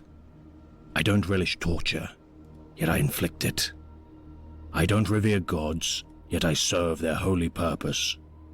Humanity's weakest souls will always cling to the words, "I was just following orders." They cower behind those words, making a virtue of their own weakness, lionizing brutality over nobility. I know that when I die, I'll have lived my whole life shrouded by that same excuse. That's no cringe, bro. The ruinous powers use many treacheries in their great game to destroy our Imperium. No matter the powers with which they bestow to their followers, all servants of chaos are but simple pawns, some malevolent, some tragic, yet all are but tools used by the fell powers. Though for every new blight on the galaxy, there must be one to take the first steps on the path to damnation. There must always be a heretic who paves the road to corruption. Heretics such as Argol Tal. Born within the village of the Singruk on the world of Colchis, Argol Tal's name translated to the native dialect of Colchis would mean the last angel, born the final child of his family. The last angel. Inducted into the Word-Bearers Legion by its first chaplain, Erebus, the Dark Apostle would attempt to recruit Argol Tal to become a chaplain of the Legion, an offer he would reject. As his years of service passed, Argol Tal would eventually serve the 17th Legion as captain of the 7th Assault Company, the Serrated Sun chapter, joining his Primarch's decree to venture into the galaxy for their great pilgrimage aboard the vessel Orpheo's Lament. Argol Tal would be one of the first Astartes to see firsthand the horrors bound within the warp's Eye of Terror. The Serrated Suns would lose 2/3 of their number to the horrors inflicted by the warp, with the survivors returning changed. With over half of their company dead, the remaining Serrated Suns would survive by eating the flesh and drinking the blood of the ship's fallen. Languishing for 7 months within the warp, his brothers outside the rift of the Eye of Terror would experience only a fraction of time before the Serrated Suns return. Unknowingly bound by the demon known as Raum, Tal would extol his experiences within the Immaterium to Lorgar Aurelian, inspiring passages within the heretical tome, the Book of Lorgar. The demon within him would slowly, patiently fuse with his being. His Gene Father would honor Argol by elevating him to the rank of Chapter Master of the Vorbak, the Blessed Sons of the 17th Legion. Comprised of the surviving members of the Serrated Suns, they would be the first to don the chapter's crimson-colored pattern of armor, a pattern that in the far future would be called by loyalist forces the Traitor's Red. A vision of Argol Tal's future would be shown to former priestess and soon-to-be transformed demon prince Ingefell the Ascended during the Word-Bearer's venture to the tribal society of Cadia. The soon-to-be Crimson Lord, Argol Tal would be transformed into a vessel for the ruinous powers to lay waste to the Loyalist Imperium, culminating in the Siege of Terror. Dying at the hands of the Primarch of the Blood Angels, Sanguinius, Tal would nonetheless become a beacon of his legion's future. Oh, Sanguinius killed him, okay. A terrible symbol for their Primarch's twisted I didn't catch ideology. that last time. Despite the praise showered on him by his Gene Father and Legion, Argol Tal would confide often with the chapter's confessor, Cyrene Valentian, of his doubts of their Legion's future. His doubts given root during the humbling of Lorgar by the Emperor on Monarchia. A compliant world of the Imperium, the inhabitants of the Word-Bearer compliant world of Monarchia would worship the Emperor as a living god. An act of heresy beyond measure, the Emperor would dispatch Malcator the Sigillite, Rebute Gilliman, and the Ultramarines Legion to bring the 17th Legion to heel. Monarchia had been decimated, razed to the ground, and purged of its idolatry. The Legion would be assigned a detachment of the Adeptus Custodes, led by Aquilon, to oversee the Legion's rehabilitation to the values of his imperium. Dude, I'm like trying to fucking follow this shit, man, but there is like this fucking guy is spitfiring so many fucking names that I don't even fucking know, man. So if I miss something, apologies. Yo, Sin, thank you for the 43 months, man. Thanks a lot. Imperium. Hounded by the Custodes, the first of them would fall. Oh yeah, look at that guy. Hell yeah. On Cadia, his sacrifice giving birth to Ingefell. Yeah, all this stuff Leading is the just people turning books into short YouTube videos. Yeah. Yeah.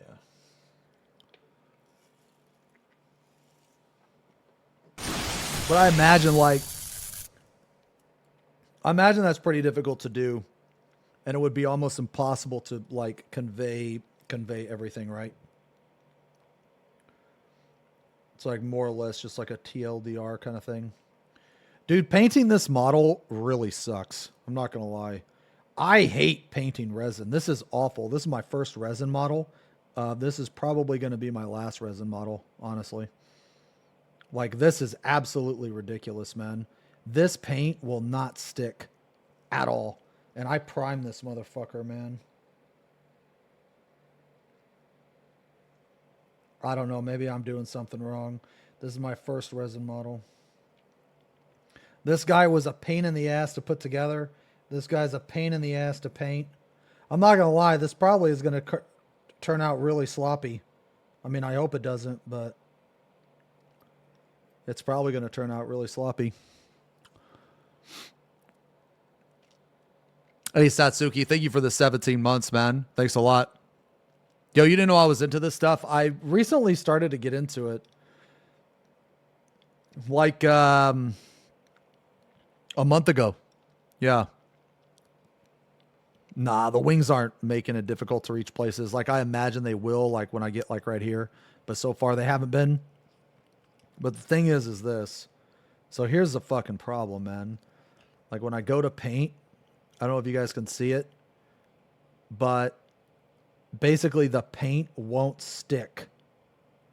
I have to, like, go over it 2 or 3 times to get the paint to stick, man. It's really, oh shit, I painted the wrong thing. Yeah, whatever. I'll just go over it with silver anyway. Doesn't matter. This stage, I don't have to be particularly precise.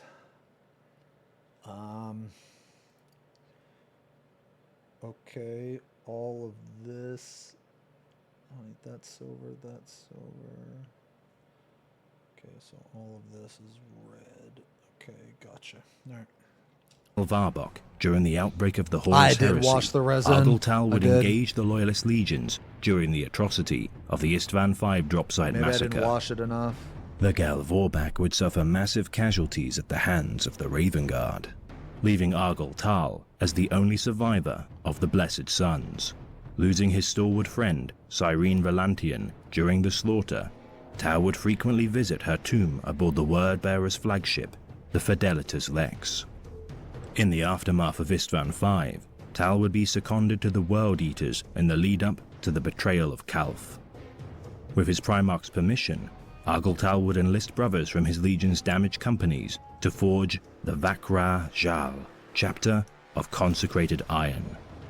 Comprised entirely of possessed Astartes, they would train amongst the fighting pits of the World Eater flagship, Conqueror, honing their skills until the launching of Primarchs Lorgar and Angron's Shadow Crusade. The Shadow Crusade would lay waste to 26 worlds within the eastern fringe of the Ultramar system and split the galaxy in 2. Fighting alongside First Captain of the World Eaters, Karn, Argyltal and Karn would form a strong bond of camaraderie, considering one another to be honor brothers, influencing each other's decisions and judgment of their war against the Imperium. Tal would become Lorgar's most favored son, which would stand in opposition to the will of Erebus, to which the treacherous chaplain would plot to end Argyltal's influence within the Legion. With the Shadow Crusade drawing to a close, the 12th and 17th Legions would be driven back by the wrath of the Ultramarines and their Primarch, Rabute Guilliman. Despite his stalwart loyalty to his Legion and his Primarch, Argyltal would be confronted by Erebus. Seeing that should Argyltal remain alive, he would turn World Eater First Captain Karn from the path of chaos, corruption, and would cost them a significant blow during the heresy. Erebus would plunge his anaphane dagger into Argyltal's back, fulfilling Ingefell the Ascended's prophecy. Fucking The backstabber. words, "We die in the shadow of great wings," of the demon realm, haunting Argyltal's mind as he watched from the shadows cast from the Imperator-class Titan, Corinthian. Argyltal coughed blood, reaching a trembling hand out to drag himself closer to his killer. "Don't fight it." Erebus shook his head. "I confess I'm amazed you can move at all. No one else has been able to move after the killing stroke. Dude, fuck A Erebus, saddening man. moment to discover you're stronger than I thought." Argyltal crawled another meter closer. Erebus smiled, resting a boot on the Vakra Jarl's hand. Oh, feels Ceramite started to split and crack. but there was still no pain. Dude, does Erebus Khan die? has been chosen, the chaplain stated. And in every future I saw, the one thing that altered his fate was you. You, my boy, would have saved him. I am Destiny's hand, Argyltal. Can you even conceive of my role and responsibility? You would break my path and change Khan's fate. I cannot allow it. Let him carve his destiny free of your fraternity. Immortality awaits him this way. Argyltal lifted his head, speaking through clenched teeth.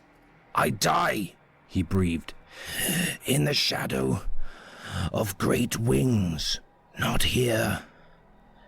Not here. Erebus stepped aside. Behind him, the fortress tower was marked by the Imperial Aquila, streaked with blood from the hellish storm. The two-headed eagle stared into the rain, its wings wide and proud. So you do, Erebus agreed, and the chaplain turned away. Goodbye, my son. This has been a tale of the great Imperium of Man, read by the Remembrancer. Shed not a tear for the traitorous word-bearers, for they are lost to the ruinous powers. But remember their treachery, lest the past repeat itself. Man, this guy was way cooler than I thought. Wait, Karn beats the shit out of him? This was really good too, man. Yeah, this was good. Yeah, this was a good vid.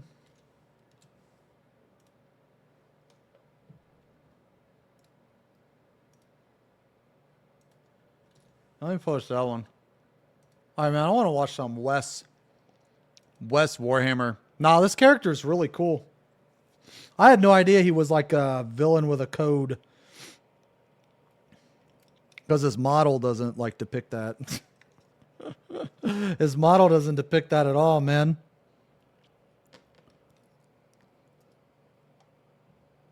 Wait, Karn beats the shit out of everyone? Wait, really?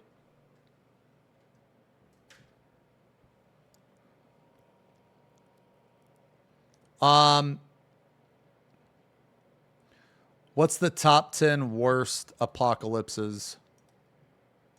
The grimdark future of Warhammer. Yo, you guys want to watch this? The top 10 worst apocalypses in Warhammer. Hold on, man. I want to get a fucking... Dude, I need some seeds, bro.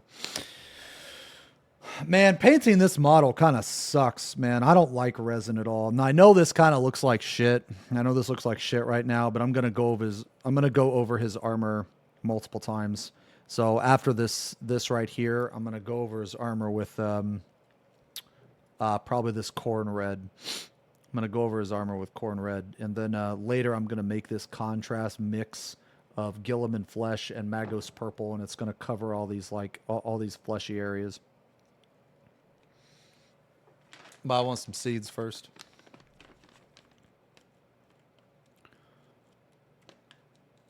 Wait, Karn is the premier champion of corn.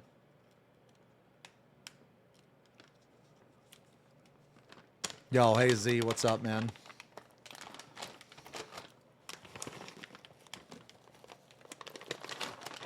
You guys want some seeds, man? Here, have some seeds. There's some seeds.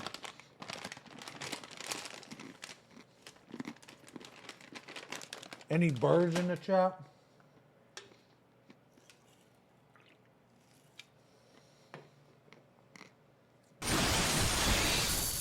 The grimdark future of Warhammer 40k is chock full of terrifying apocalyptic events. Some of them were confined to a single planet, whereas others wiped out.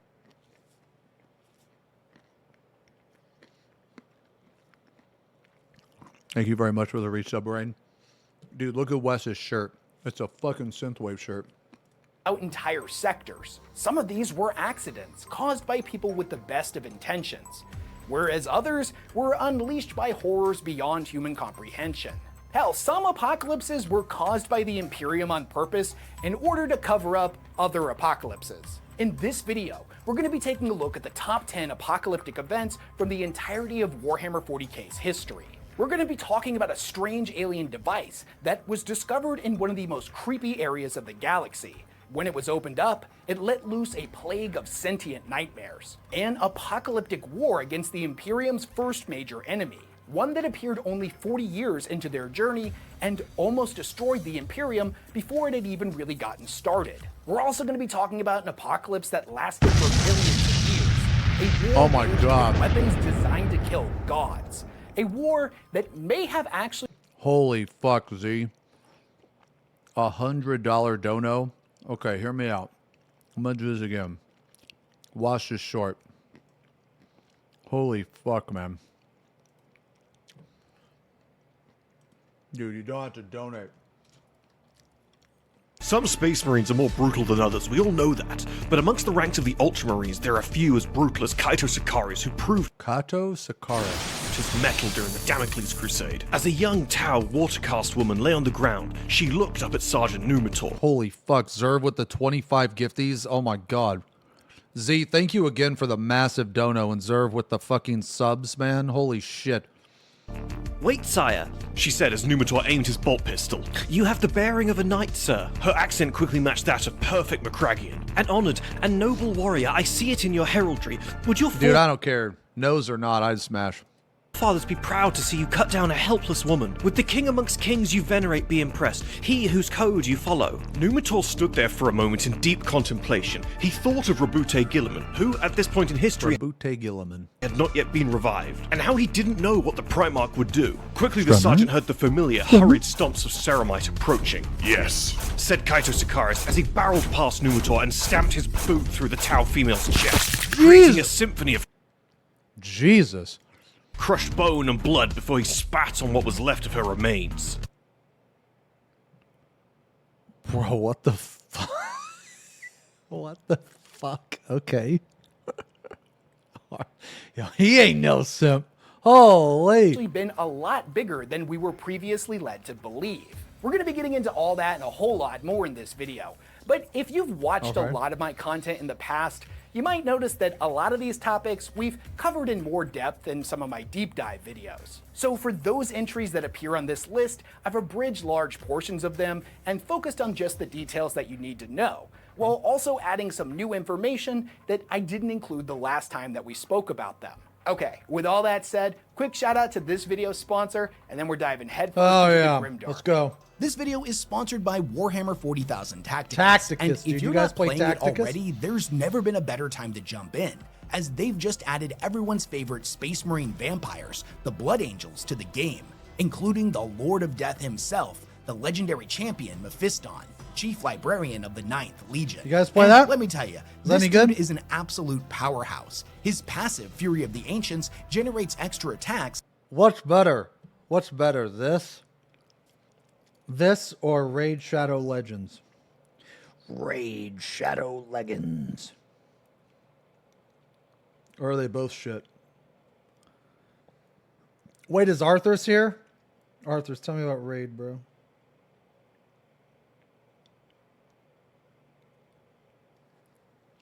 Against anything he moves into contact with, and his active, the Quickening, allows him to charge and strike for 120% of Bro, normal with damage. Warhammer track record. But if he targets a hex with a fellow Blood Angel in it, they'll swap places, and God. both generate an extra attack I wish for that free. wasn't true. He's like a highly mobile, bloodthirsty blender, and I'm super excited to see how he ends up shaking up the meta. If this is somehow your first time hearing about Tacticus, it is the definitive tactical Warhammer 40,000 experience on mobile. The game features fast-paced, brutal skirmishes that are easy to pick up and play, but challenging to master. It's absolutely chock full of content, with tons of different game modes, including PvP arena battles, guild raids, multiple faction-specific campaigns, and over 6 Warhammer. Number 10. The Pale Wasting. Oh my god, look Let's at that kick this picture. video off with a relatively obscure yet devastating apocalypse that doesn't get talked about nearly enough, both in the 40k community and the lore itself. And that's because, and this will very quickly You know what, become a man? pattern throughout this video, You know what? This shit is literally going to take forever.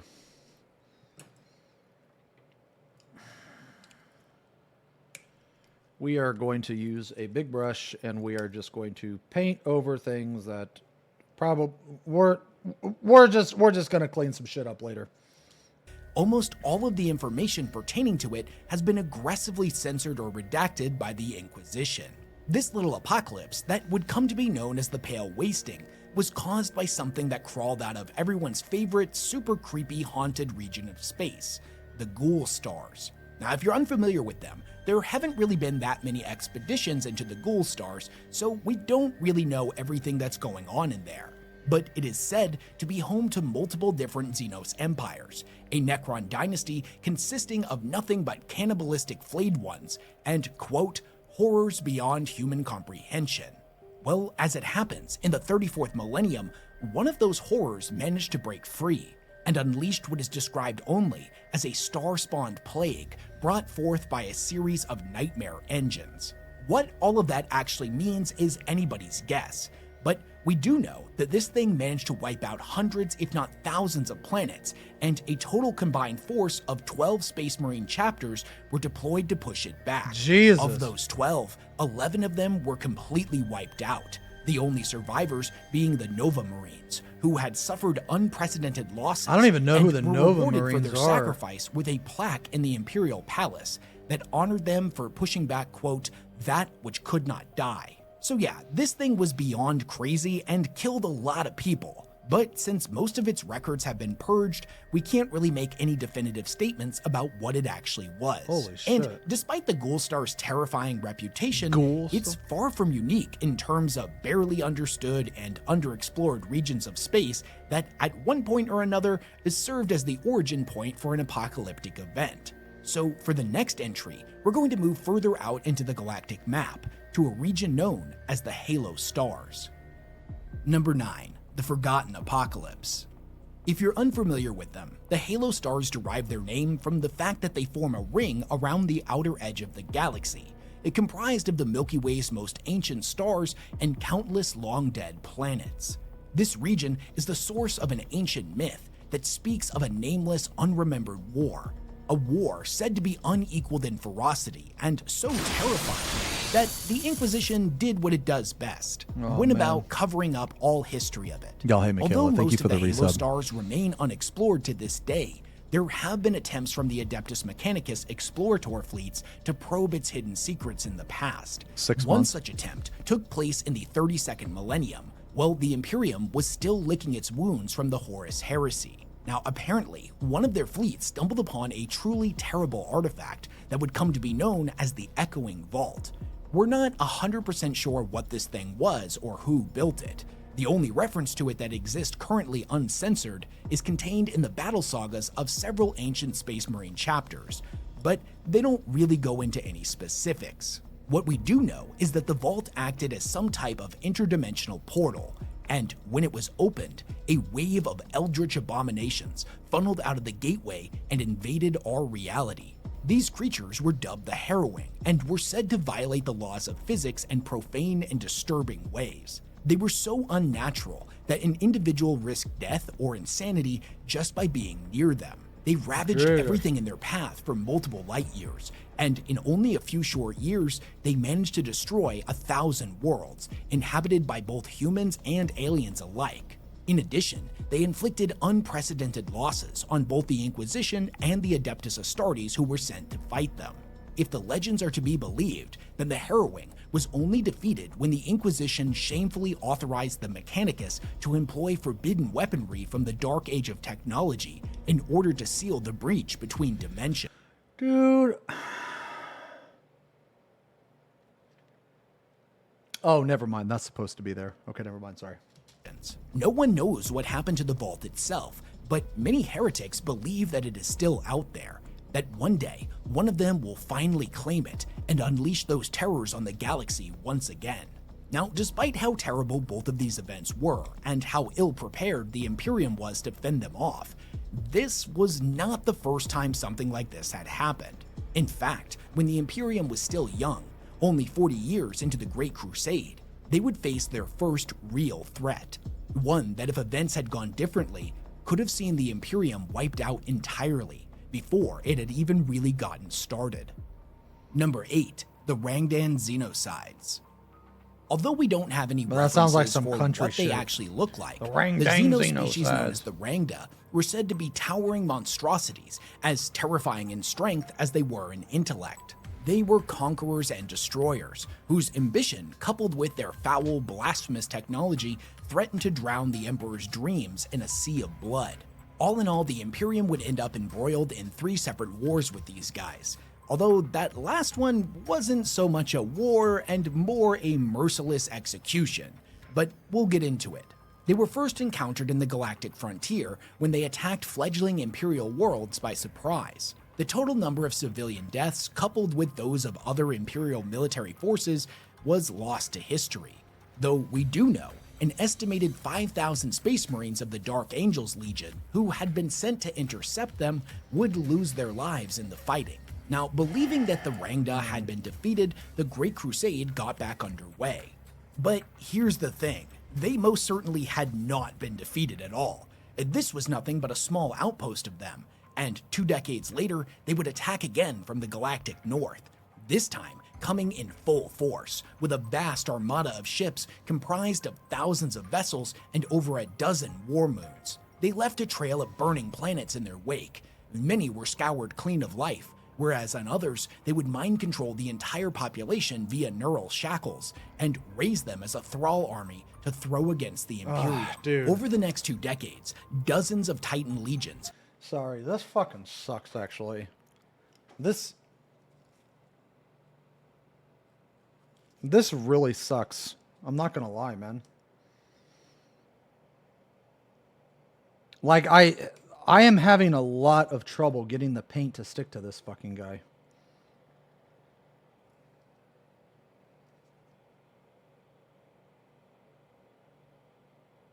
I don't know, man. Maybe I'm doing something wrong.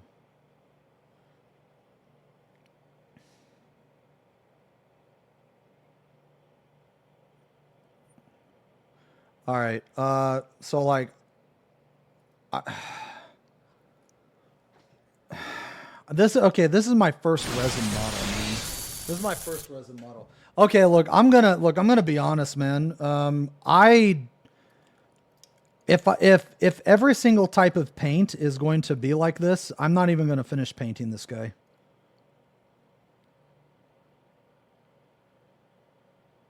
Like, I mean, I don't know if you guys can see this, but I literally put my paintbrush over the area and it just doesn't stick.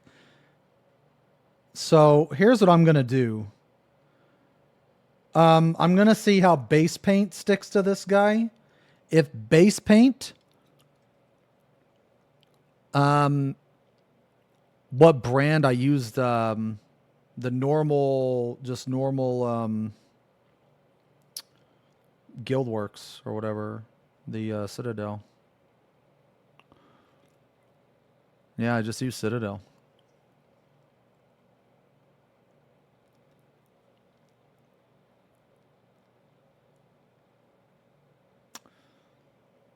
All right. No. Here's what I'm going to do, man. Here's what I'm going to do.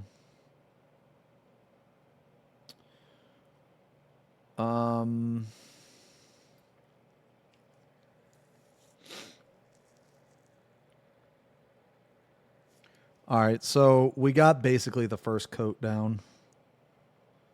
Basically. Does the paint lift off after I dry? Yeah. Yeah.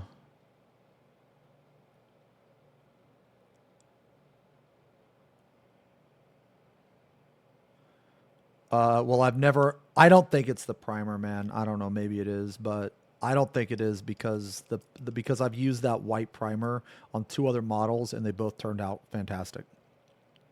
I think it's just this model. But here, I'm going to do something real fast, man. Because I'm going to be honest, like, this is like so frustrating because the paint won't stick to this shit. I can't even like pay attention to the racked because normally when I paint, I like look at the model and I just run my paintbrush over it and I don't really think about it, right? Because I know the paint's going to stick. But because the paint doesn't stick, I have to constantly like go like this over and over and over and over again. So I'm going to use the bathroom, man. I'm going to use the bathroom. And then I'm gonna try a base paint, and if a base paint sticks, I'll just paint with base. It's not the paint, man. It's not, it's literally the model.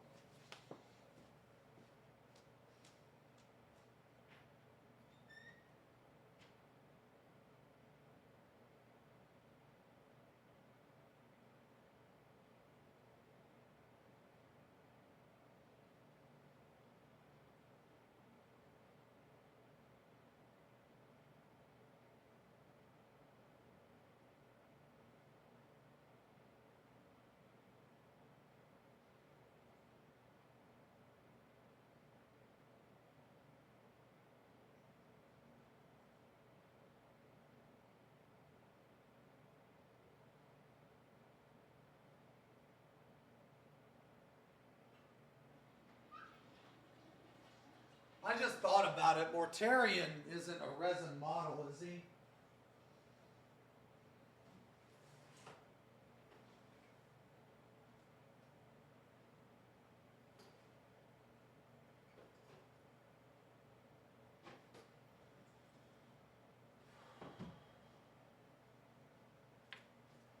Okay, good. Only the Horus Heresy. I don't know why they make resin models. This is fucking cringe.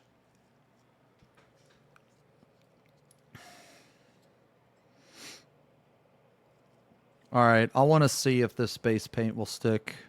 If this base paint sticks, I'll just use base paints throughout the entire model. I don't want to do that, but you know, you gotta do what you gotta do, I guess.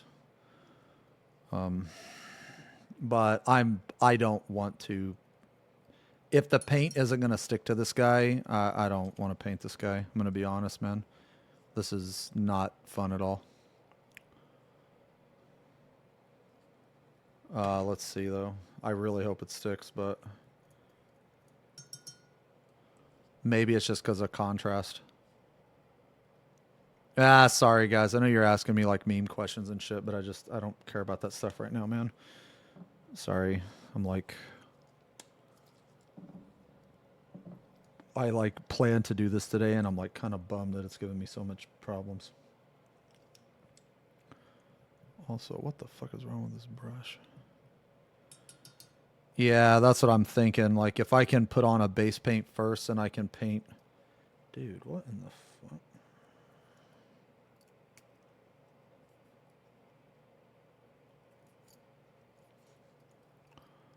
Yeah. Nah, the model is really dumb, man. It took me like 30 minutes to glue this piece of shit together.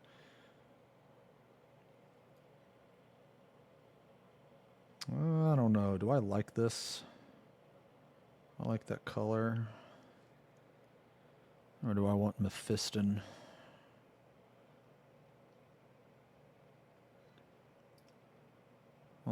I'll try this first.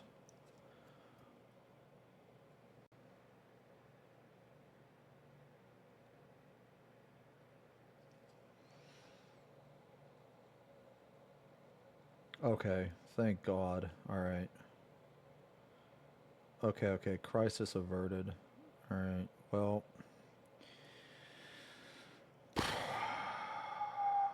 Okay, this is sticking.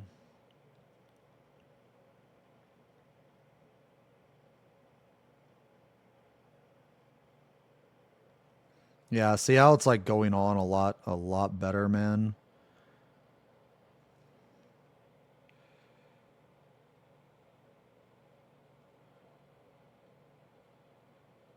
The thing is like, do I want this corn red? I feel like I don't. I feel like I want Mephiston red, but...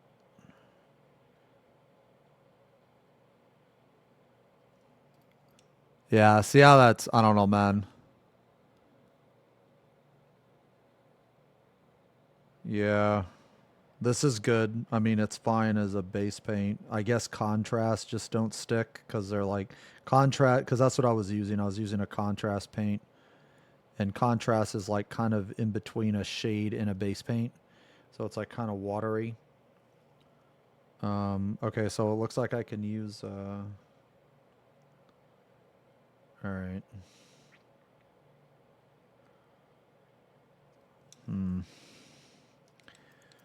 Man. Ugh, I hate that, man. Like, this model has just been a pain in the fucking ass.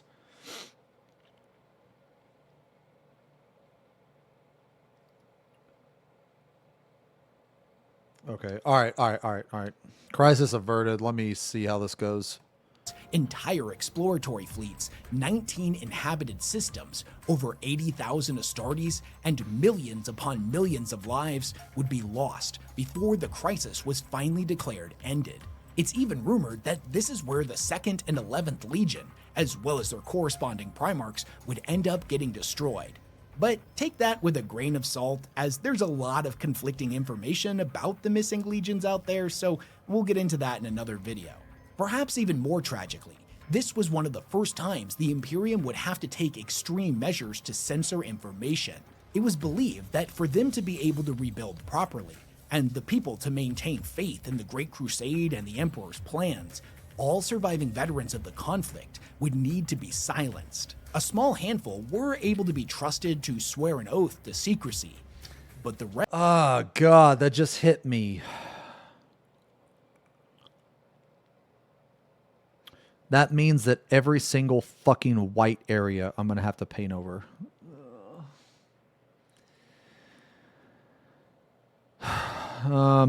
Man. God damn it, man.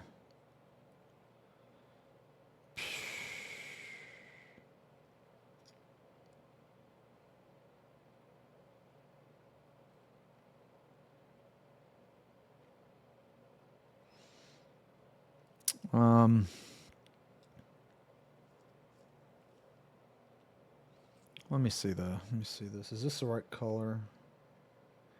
I think I want Mephiston red, honestly. All right, so what I'm going to do is I'm going to let this dry for a second. I'm going to try a shader.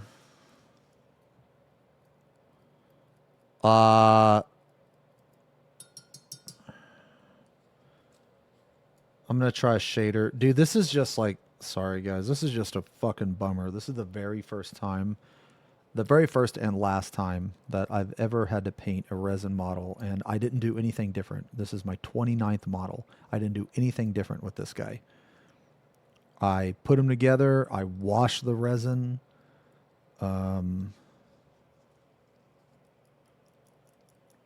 Why in the fuck would you make a fucking model out of resin if it's this much of a pain in the ass? Like, I've read online that you can like detail it better, but I disagree. I don't think so. This model doesn't have any more details than another model that's just plastic. Oh, it's cheaper for them to make? That makes sense. I did clean the... Yeah, I did actually clean it. Yeah.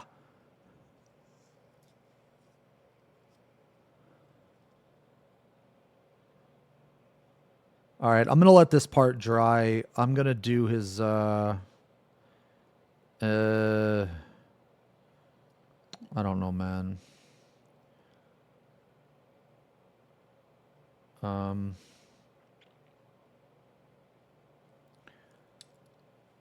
I'll do his backpack, I guess. Yeah, I'll do his backpack. Okay.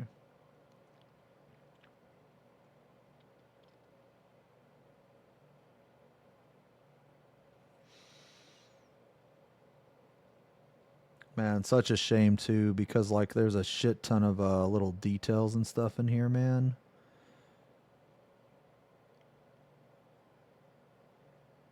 That's really fucking... You know what, man? I have to fucking repaint everything with white anyway. I might as well just paint with a big fucking brush. Using alcohols or pads. Yeah, but my point is like you should not have to go through all that just to paint a fucking model, man. Like, it's fucking cringe.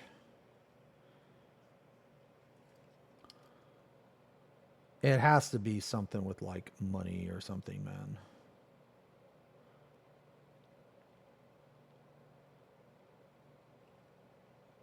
Yeah, I like this red better. Mephiston red. Yeah, I like this shit better. It like doesn't even matter if I get areas on the white because I have to go back over it anyway. So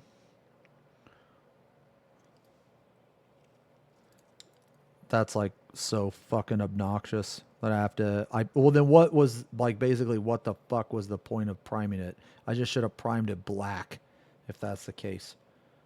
You know what I mean? Like if I would have known this, I just should have primed it black.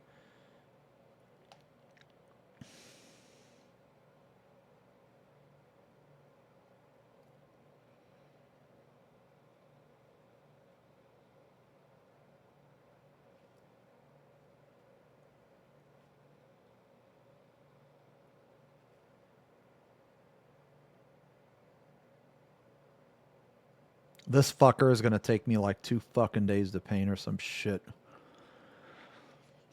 Alright, so I'm gonna try a shader now.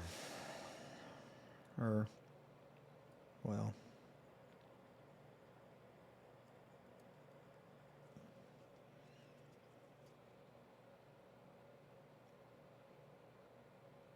Dude, why is the fucking brush...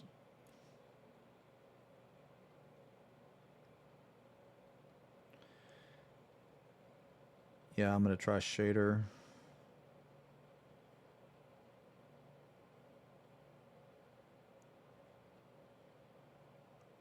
You know what? Dude.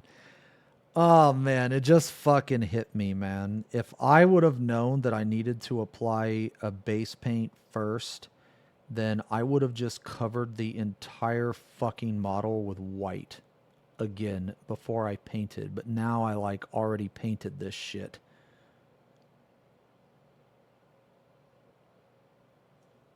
I honestly think it would like... Dude, what in the fuck is wrong with this brush?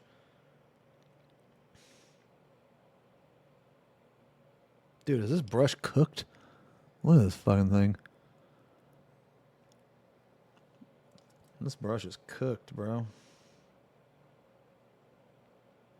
Like, normally I'd care, but right now I don't care because everything I paint I gotta go back over anyway.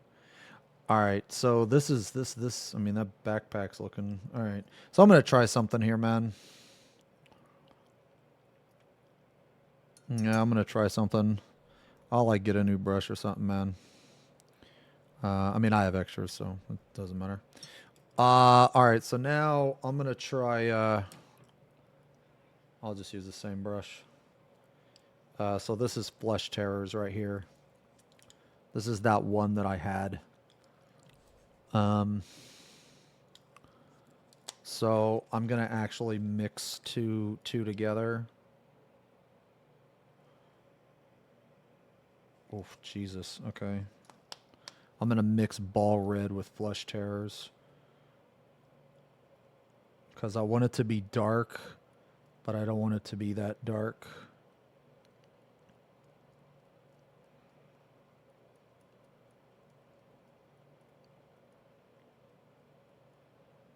Alright. So I'm going to try this. I'm going to try applying this now on the part that I just painted and see how it sticks. Let's go here. Ooh, okay.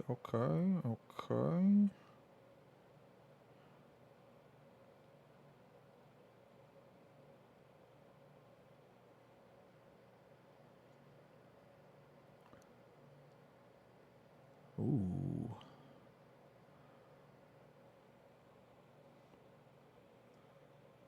Oh, that's looking good, actually. What the fuck? Well, at least my idea worked.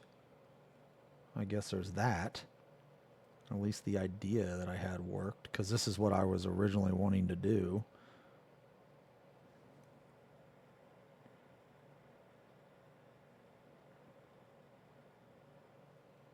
It's just, let's see what it looks like when it dries, man.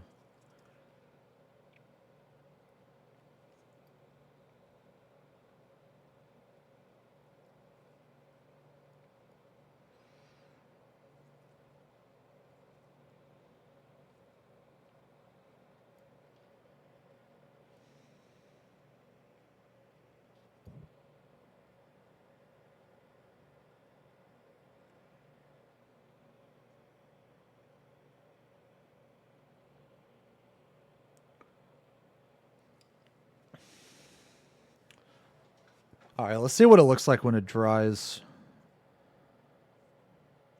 You know what? Let's do a hand. Yeah, let's do a hand and see how this turns out. Let's do the hand. Yeah. Yo, hungry. Yeah, we racked it earlier. Yeah, I used primer.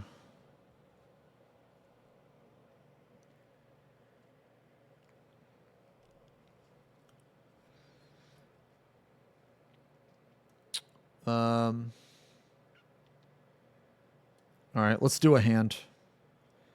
We're gonna go with. I think we're gonna go with Wraithbone. Yeah. All right.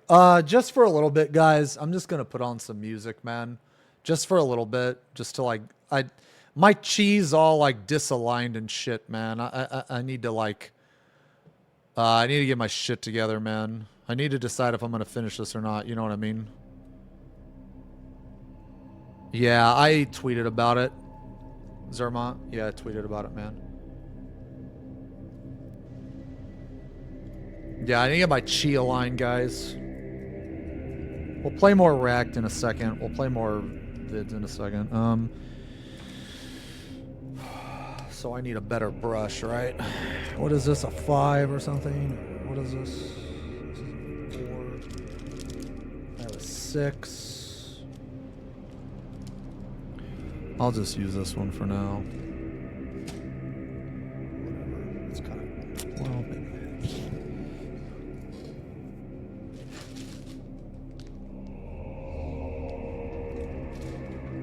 Let's see. Ooh, I got this one. This one's good.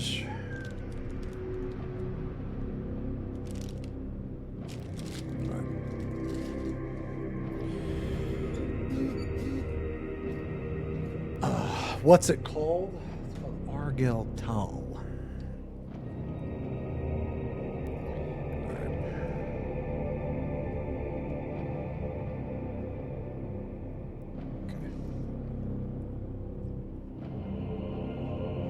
Let's see if I can make this hand good. Yeah, I'll try to make this hand good. Hopefully I can. Are you fucking kidding me? There's a picture for you in the Weeb Containment Zone Discord. Oh.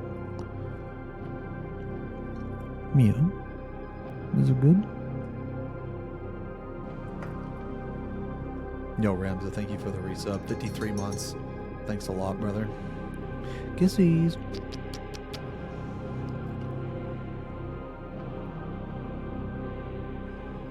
Resin models.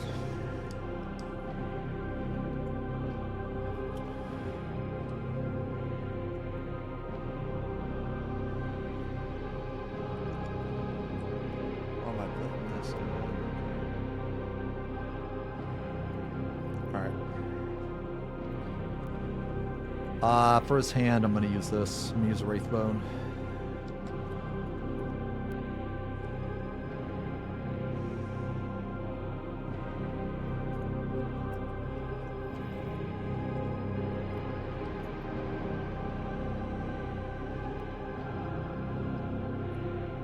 A lot of paint. A lot of paint. And we're just gonna go to town on this guy.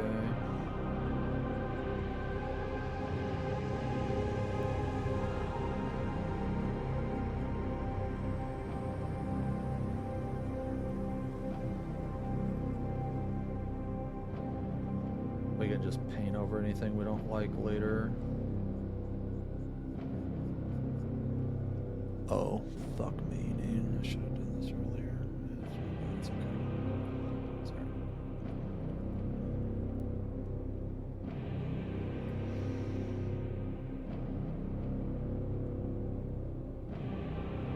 Yeah, base paint seems to stick okay, man.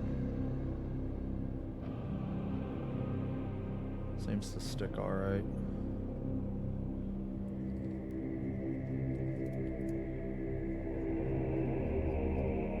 God, man, I had no idea when I bought this fucking model what I was getting into. I had no fucking idea.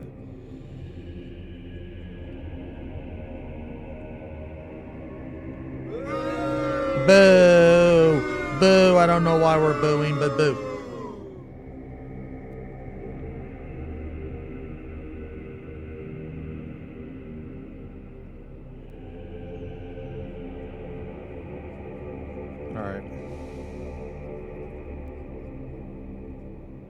Alright, so this hand's looking okay.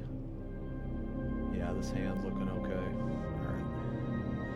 Alright. I guess we'll do another part. Let's just do this wing up here, I guess. Let's just do this wing. Dude, even this base paint doesn't want to stick to the wing, bro. Like, come on, man.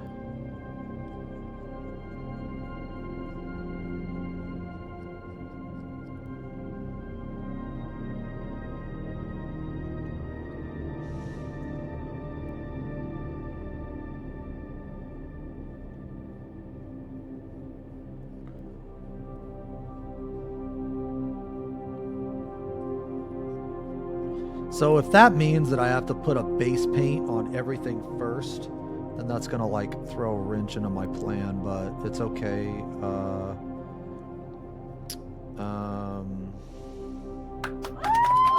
Thank you. Thank you. I don't know why we're clapping, but thank you.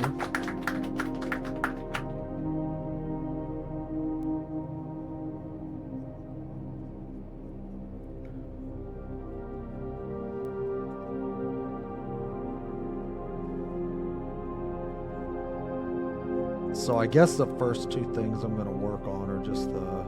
Oh man, now I got to go get my Abaddon Black. Fuck! Sorry. I'll do that later. I've recently found myself, instead of using Abaddon Black, I'll just use Black Legion, which is a contrast paint. And the reason why I like using the Black Legion is because Abaddon Black kind of sucks to apply, man. It kind of fucking sucks to work with.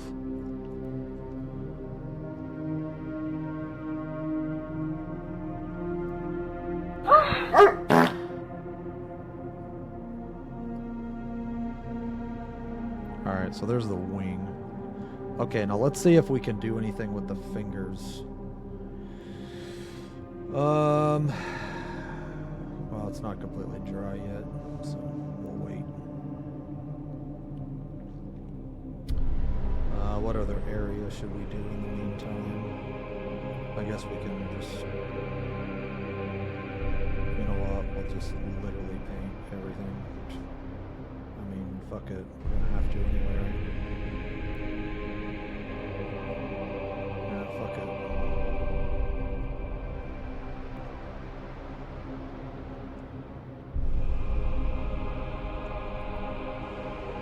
We'll just wait for that to dry.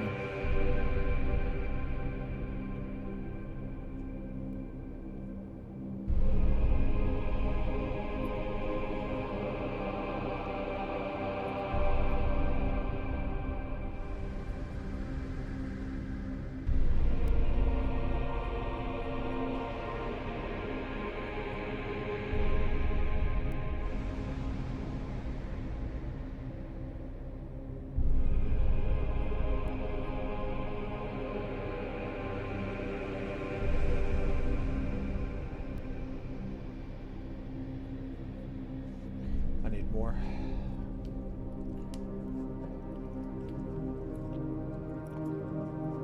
Some cleaning even before priming and so on. Yeah, it's like I cleaned it, but I don't know, man. Maybe I didn't clean it enough. I ran it under warm water with soap. I don't know, man.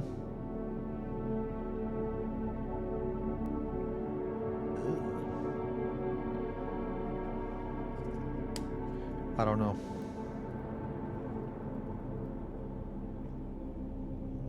Alright, I need some... This is chunky as fuck, bro. Yeah, this is chunky as fuck. I need even more water. Yeah.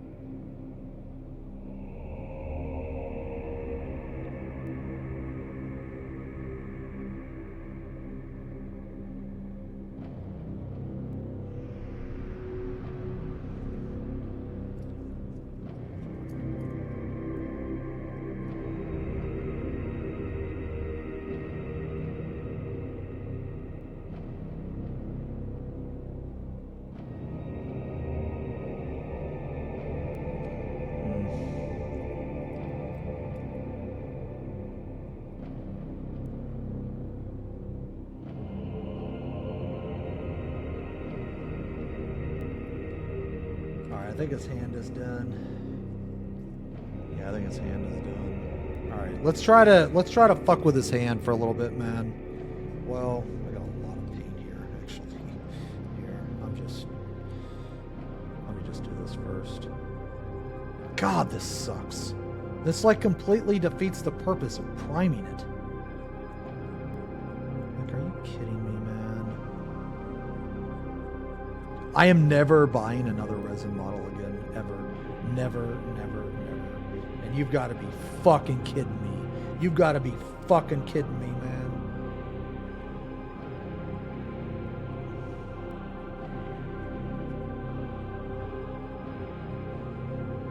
Dude, if I would have known this, I wouldn't have put this guy together.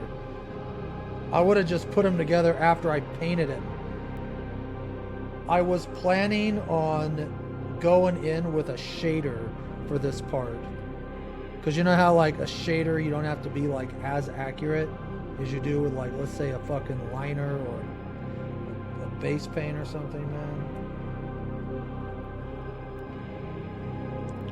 You gotta be kidding me.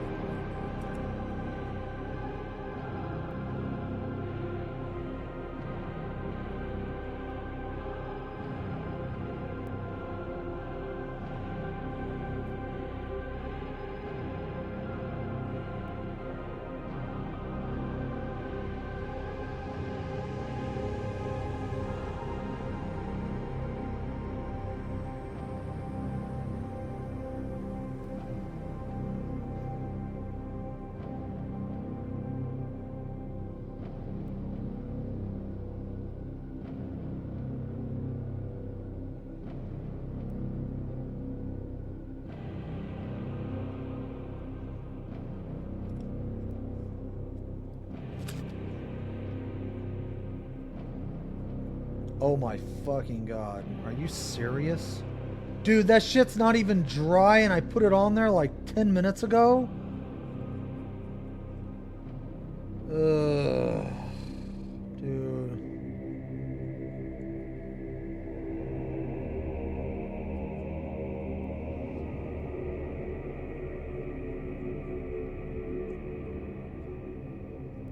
Sorry, I don't mean to complain very much, man. Like, normally, I absolutely love painting, but this is, like, literally the first time that I have experienced this. So, apologies.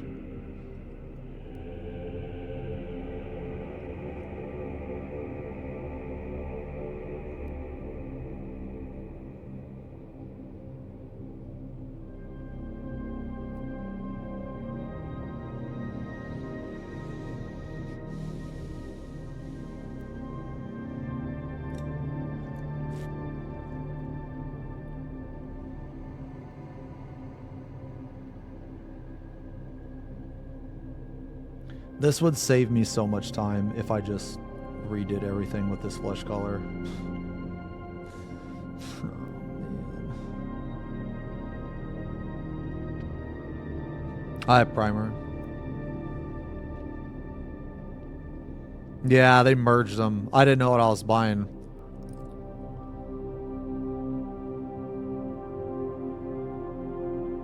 Alright, alright. Okay, I'm gonna be real, man. I'm gonna be real. I don't know how long I'm gonna paint this today. At least on stream, because I'm like really frustrated. Here's what I'm gonna do. I'm gonna do his hand, and I'm gonna do his wing. And that's just what I'm gonna do for today. And I'm gonna see how far, or I'm gonna see what it looks like.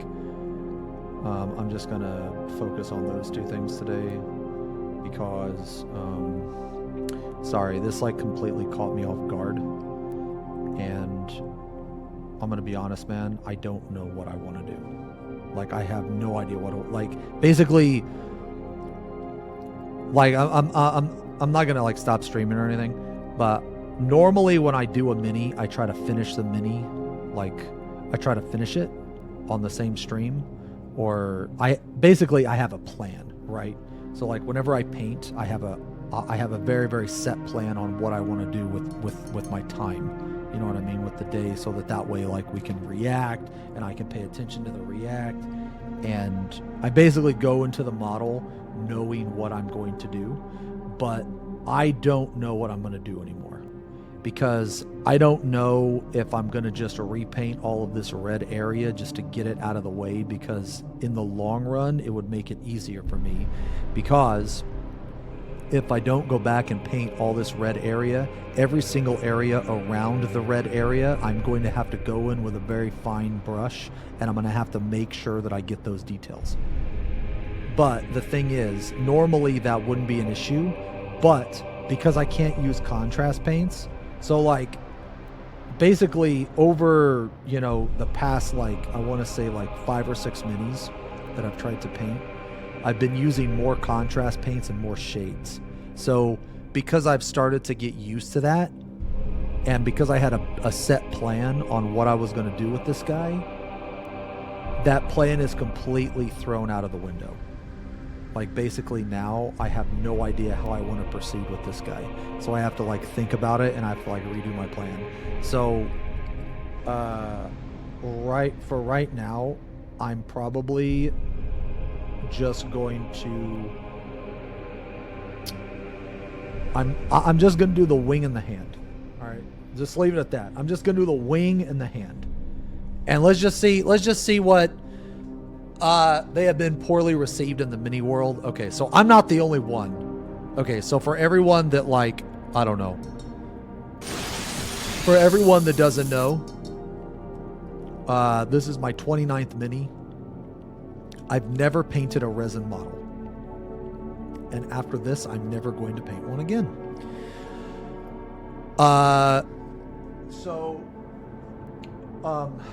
Sorry if I seem like I'm bitching. But let's just do this hand. Let's do the hand. Let's do the hand and the wing. And we'll just see what happens. Okay. Yo, Steph, thank you very much for the resub. 35 months. You were always bitching. Resin was a thing they did during COVID to cut costs. Oh, okay, yeah. Well, it's unfortunate that this guy was made with resin, because this guy is a really, really fucking cool model, and that sucks. Alright, anyway, let's just do the hand and the wing and eat some seeds. We'll do the hand, do the wing, see what happens.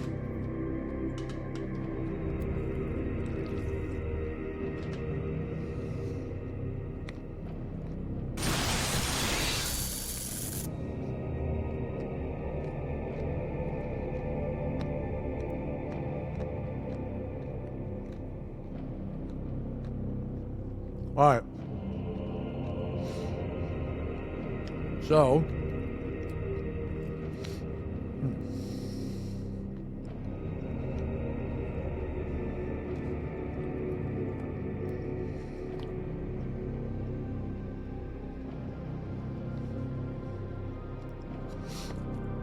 we need to put in a shader. Probably Berserker Blood Shade.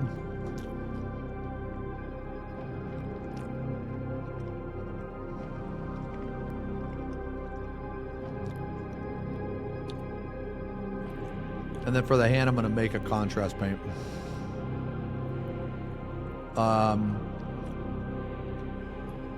Okay. Yo, Marion, thank you for the resub. 20 months. 2 decades. Yeah, Horus Heresy models. Okay, yeah.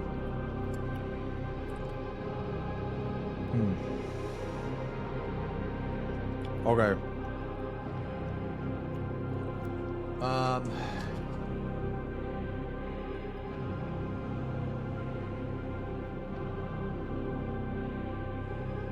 Okay.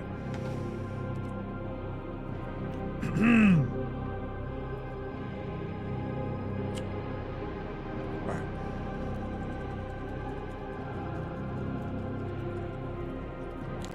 Let's use Berserker Blood Shade. I'm gonna water this down though.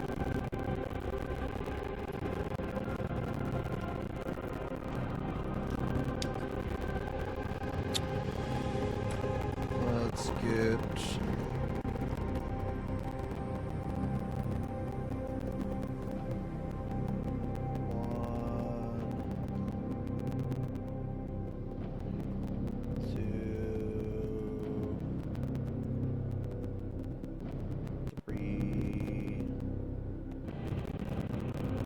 doesn't matter that the brush isn't clean. 4, because this color's going in there anyway. Alright, so we got four scoops or whatever. Alright.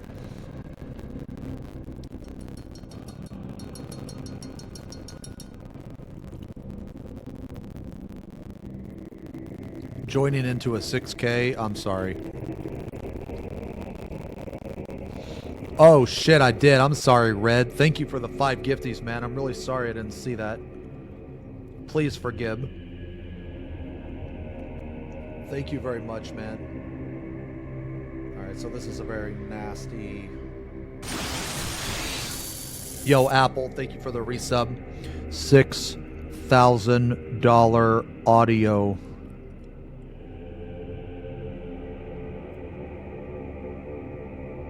Alright.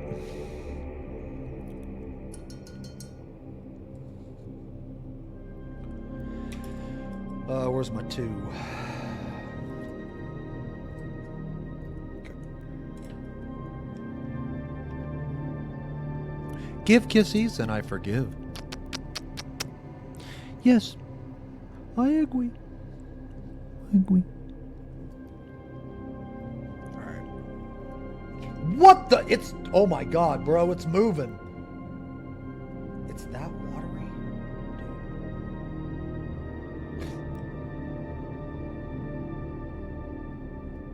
Dude. Okay.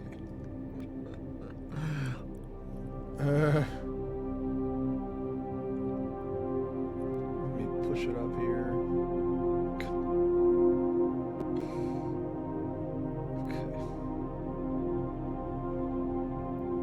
Damn it. I guess I made too much. Let me try to push it out. Dude, nothing is going right today, man.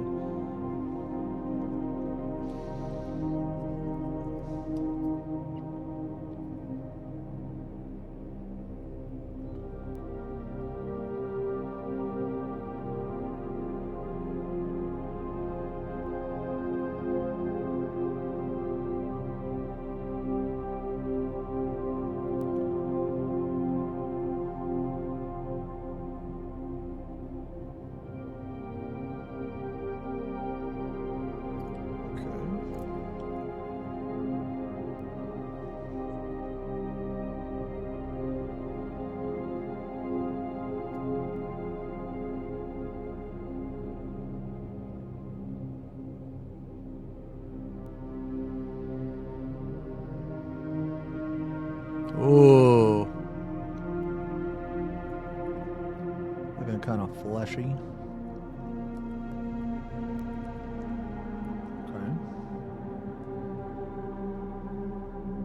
You know, honestly, I should probably do the black first.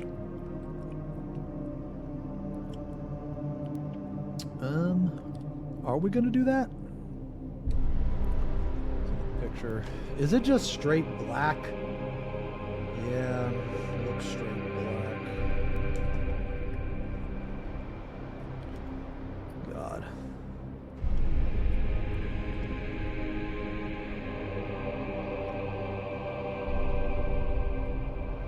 Alright, let's see the black. Let's see the black.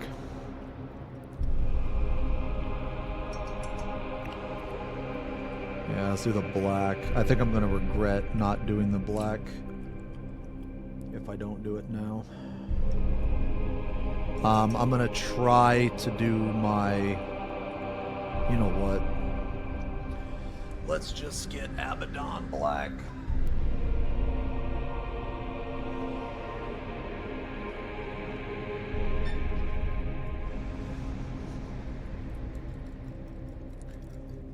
Let's just get Abaddon black.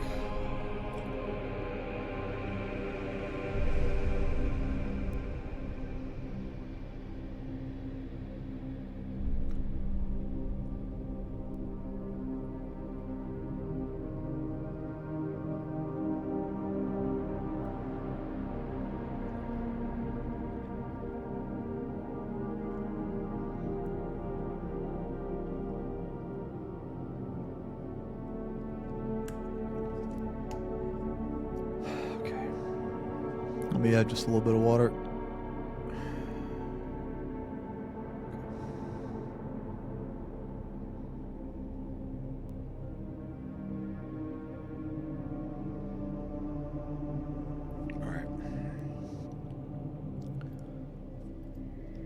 Okay, this is gonna be a pain in the ass.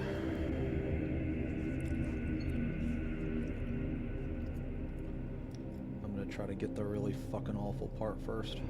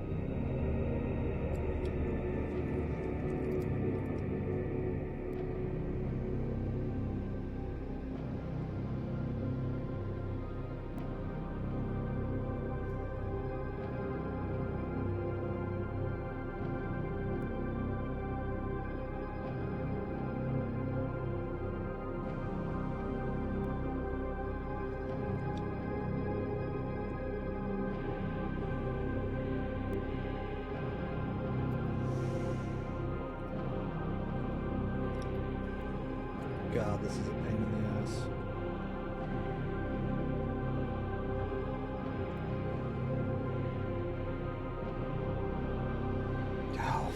Oh, fuck it. Just do it the easy way, man. Just fucking do it the easy way.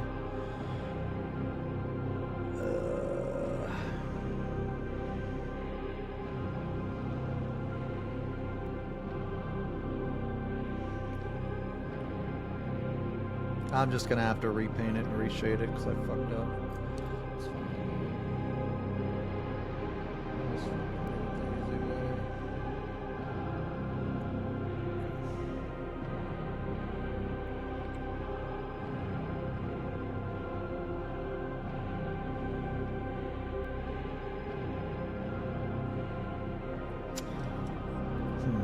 Maybe I shouldn't have painted this black like the picture.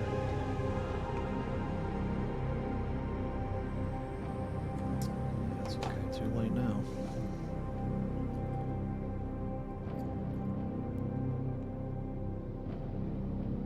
Why is resin so miserable to work with? It just is really shitty material. It's just like hard to fucking paint, hard to build, hard to work with. You gotta wash it. It's like, I can't believe that, like, so like I asked the fucking store employee, man, and he was like, no, resin's fucking, or I didn't say fucking, he was like, resin's good, man. It's, they allow you to create more details. And I was like, wait, really?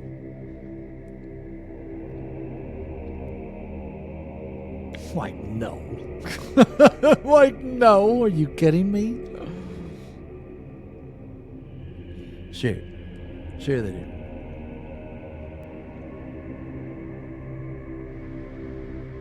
I'm kind of thinking I should have, did this dark red actually, and not black, but whatever.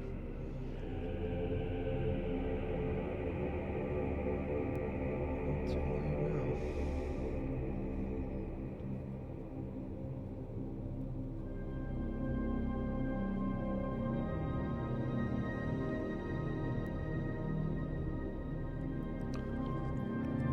Oh yeah, he was just trying to make sales, yeah.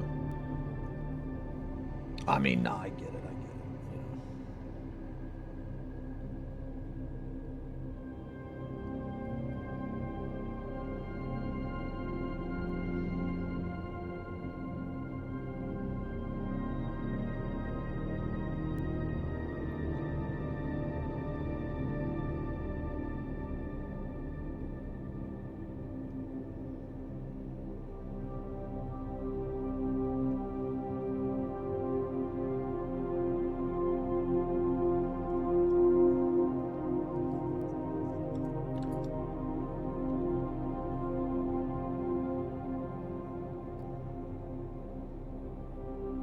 I should have done this dark red.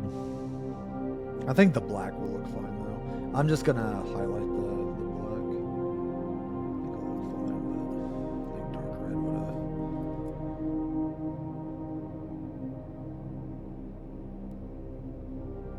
I think dark red would have been a little better.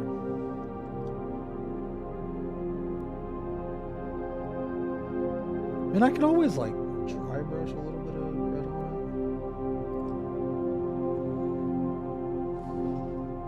Don't worry, I'll like clean this up, man. I'm just doing this for now.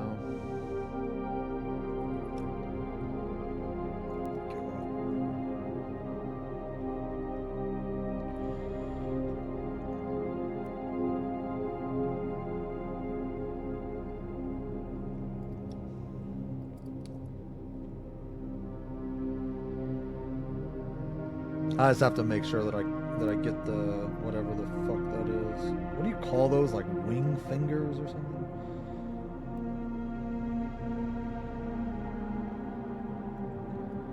Whatever the fuck those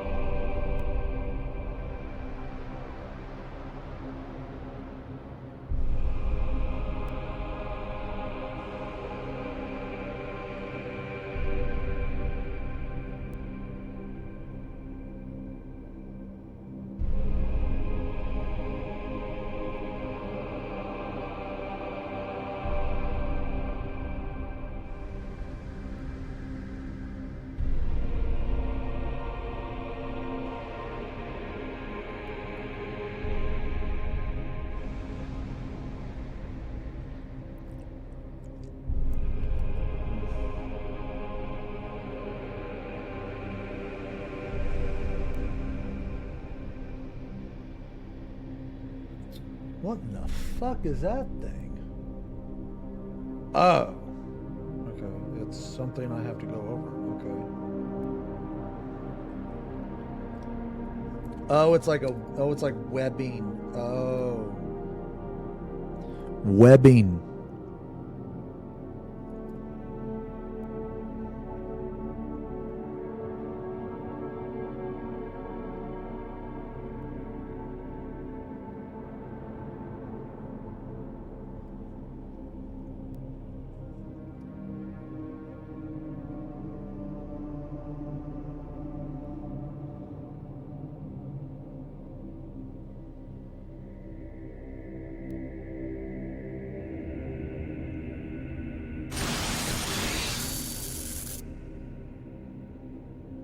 Dude, this whole having to repaint everything fucking really fucked with me, man. Yo, Big Boss, thanks for the resub.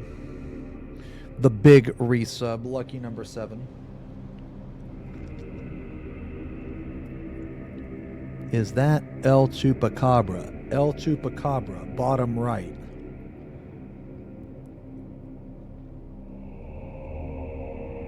I just want you to know a really, really good fucking response for that. El Chupacabra above bottom right, and then I was gonna like ban your ass.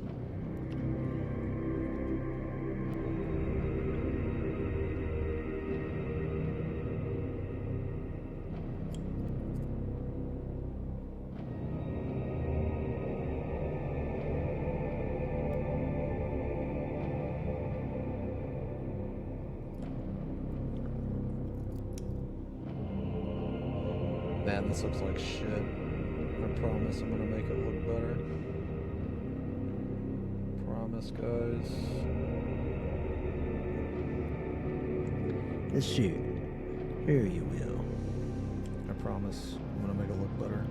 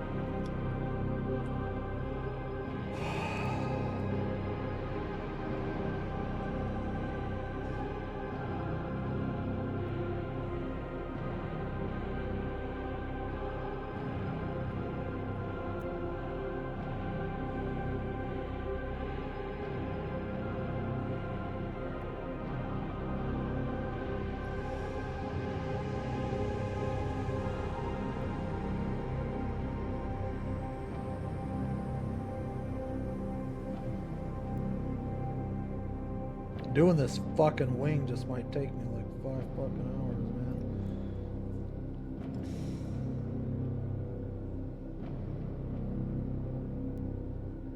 Nah, I promise, man, this wing is gonna be fucking sick.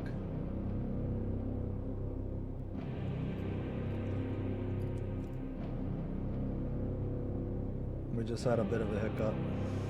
I'll turn the react on here in a second. Let me finish this black.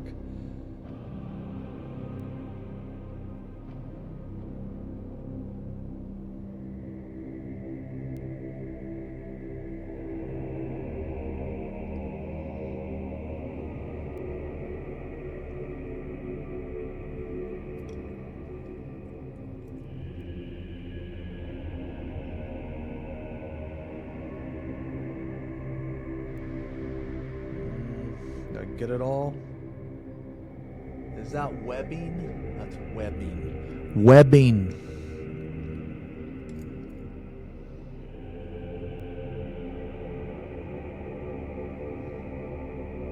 Resin models are better because they have more details.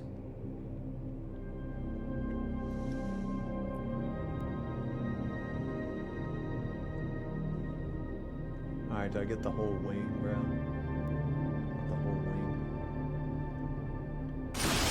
Dude, you guys know what the you guys know what the brain is? What the brain is? The brain is when you like take your nuts and you take them like this, right? And you do this with your hand and you pull them through here. Shut up, bitch! And then so it like you squeeze just a little bit and then it looks like a brain.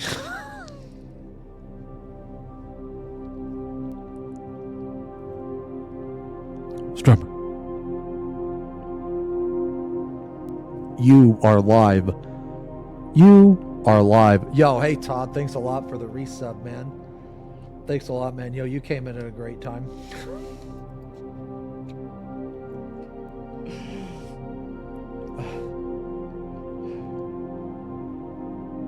You guys ever seen that movie Waiting?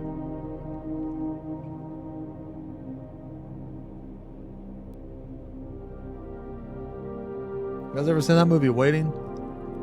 Hell yeah. I shall return to the stream after I finish the movie, Tyler.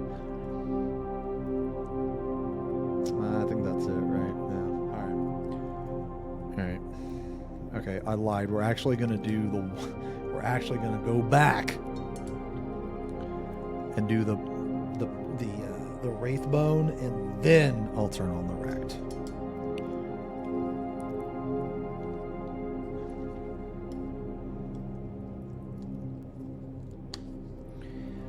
I already got some Wraith Bone.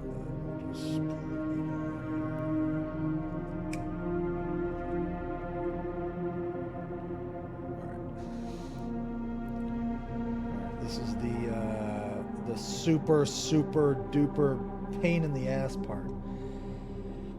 Oh, of course I missed some black. Of course.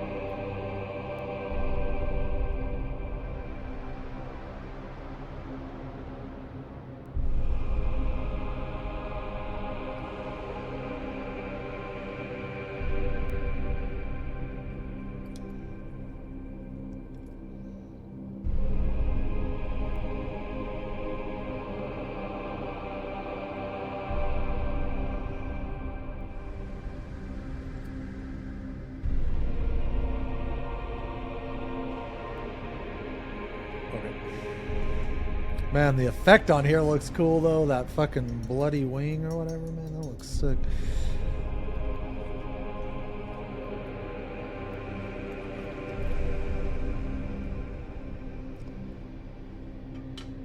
All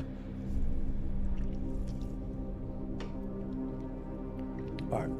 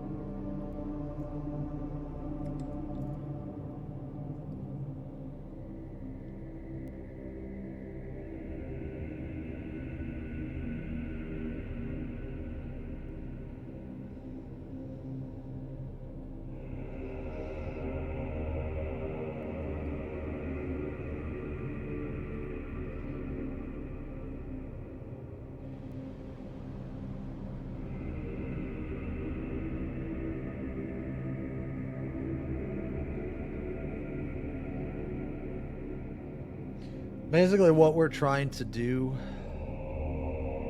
is we are trying to clean up all of this black. And I know the white looks weird against the red, but the main purpose of this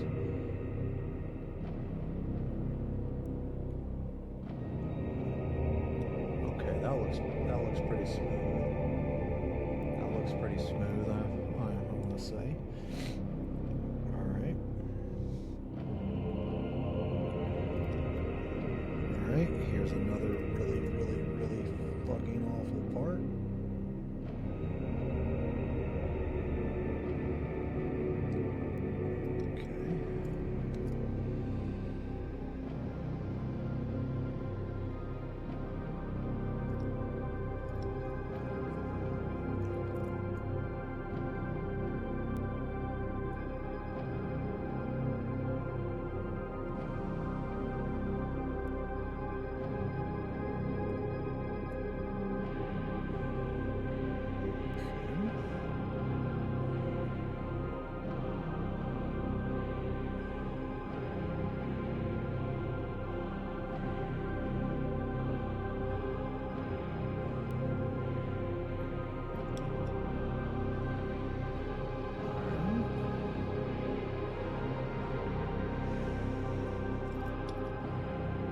God, this is fucking horrible.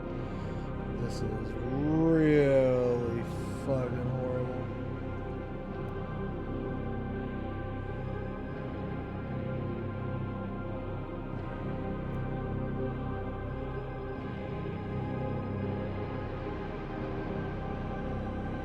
God, I don't even know if you guys can see what I'm fucking doing.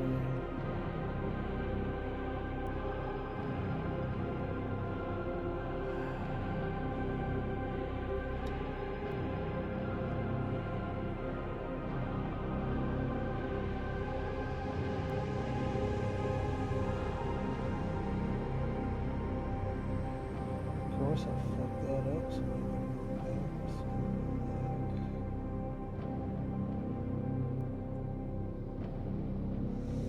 it's alright though. Alright. Let's get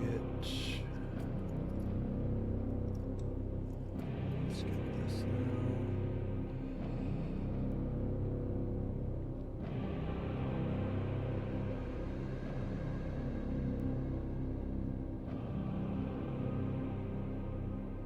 This should be somewhat easier, yeah. Because we can put the brush in this like little dip here and just run it along the edge. So it's kind of like cheating a little bit. It's kind of like tracing. Ooh.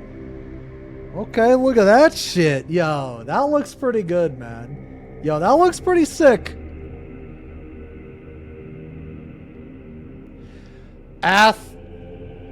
Honestly, say being part of chat and catching streams makes a super stressful life and work taking care of. I want to say, man, for all you VIP chatters, just anybody here, the VIPs, dude, the cringe lords, man, you guys make my life so much better. I just want to say that. I do. And that you guys are what makes the stream funny, not me. I mean, you got the idea from me, so kind of me. But, you know, this is about you guys.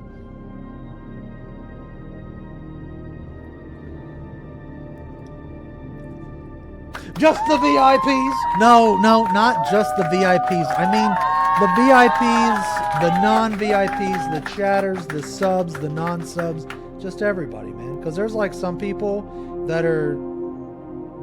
Like, honestly, man, like, the only reason why there's not more VIPs is because I literally can't have any.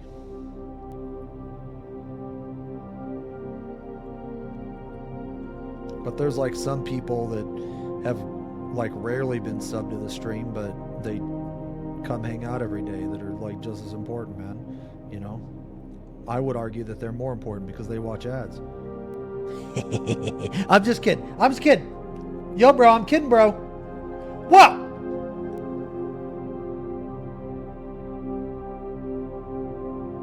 What? Betrayed.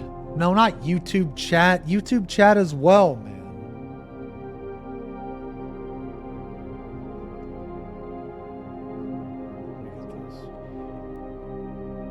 Okay, I think my chi will be realigned when I fix this fucking wing.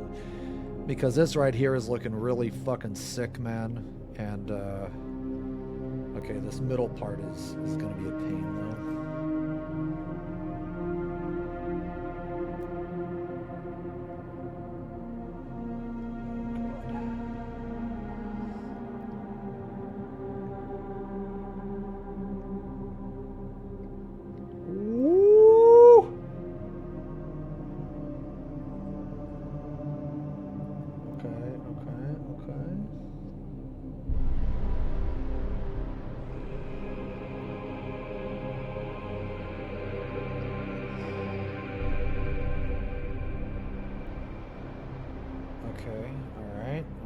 So far, so good.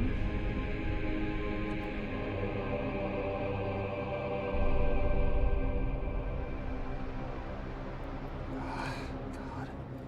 I don't like the way my hand is positioned here.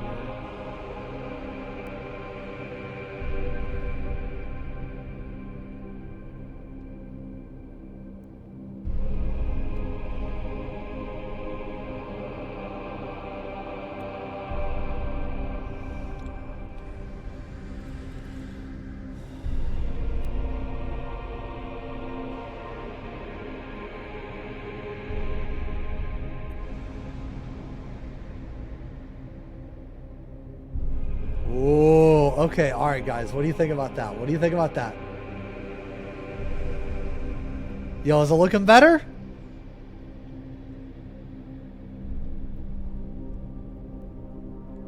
I think it's looking better. All right. Yeah. Hold up.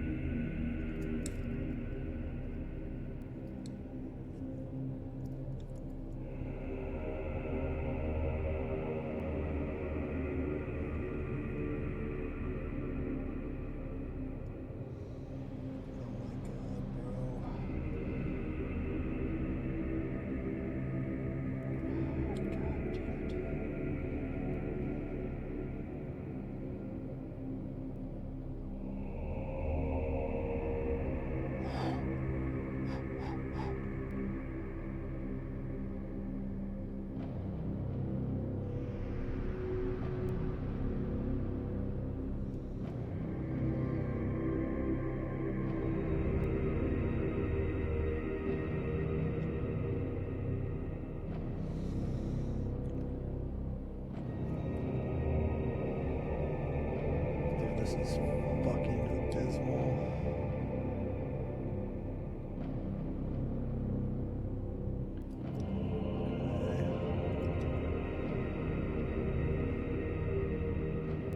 This is fucking abysmal.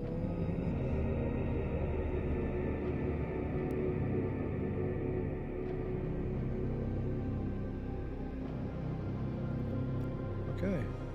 Yo, what do you guys think, man? Well, it looks a lot better, right?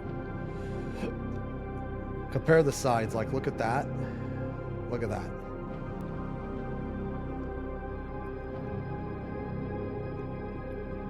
Yeah. Yup. Oh shit. Okay, so let me do this.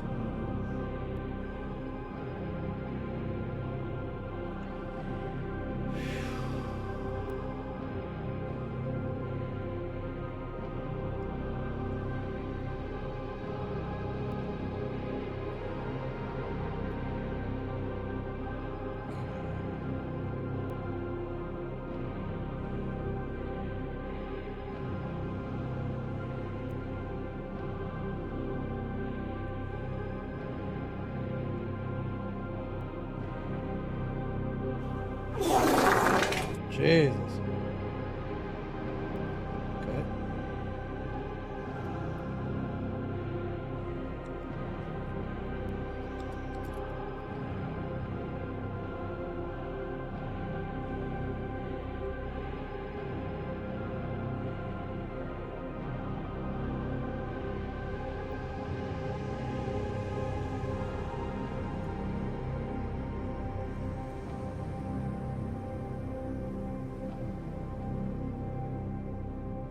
Ooh, here we go.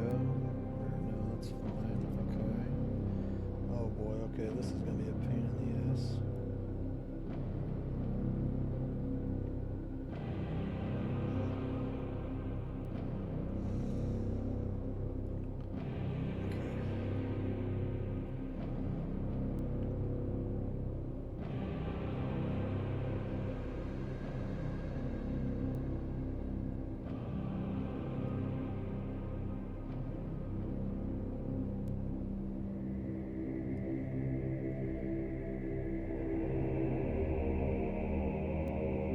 See, here's what I just said, fuck it.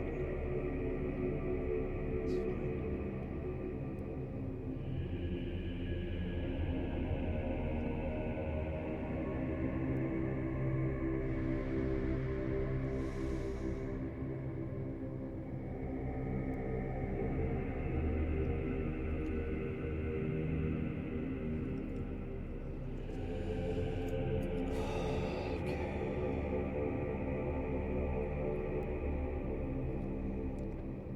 Need more water.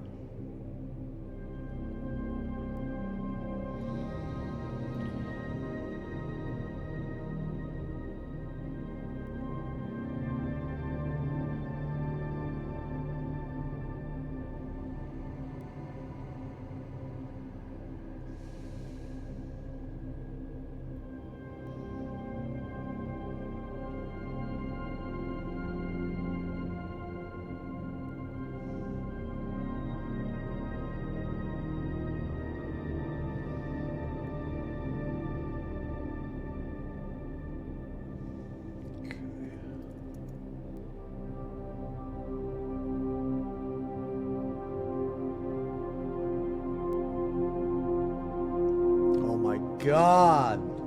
Holy. Wow, are we done? Wow, okay. All right. What do you guys think? I think I cleaned that up pretty good.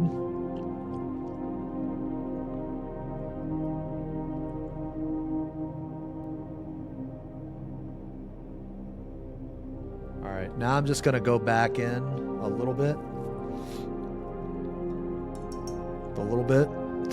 Send Agent Fly in. No. All right, I'm gonna go back in a little bit with some black. Apparently I need more.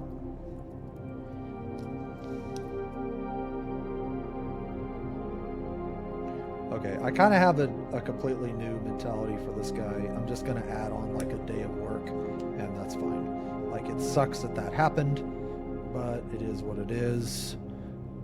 I'm just gonna do a little bit today, a little bit tomorrow. It's okay. Tomorrow, though, I will say we are gonna be playing a lot of Final Fantasy. We will be playing a lot of Final Fantasy tomorrow.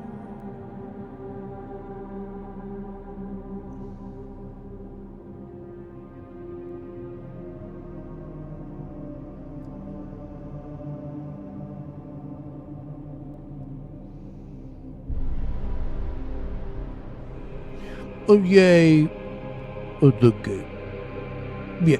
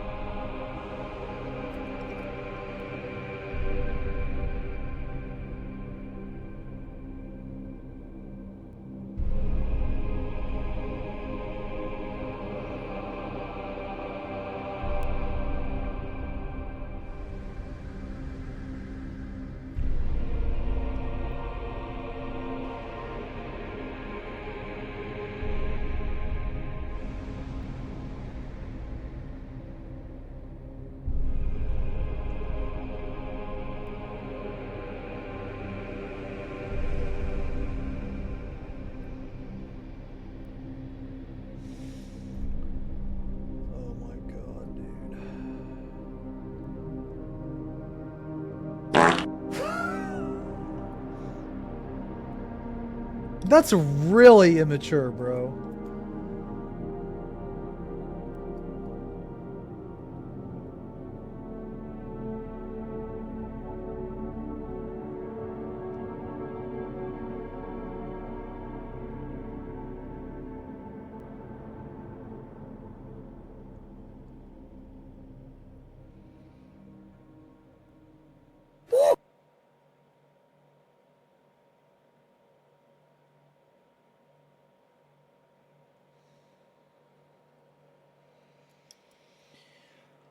Okay, all right, here we go. That wing was a fucking pain in the ass. Is autofocus on, bro? Why does it not focus when I... Okay, look, there's the wing. All right, let's take a couple.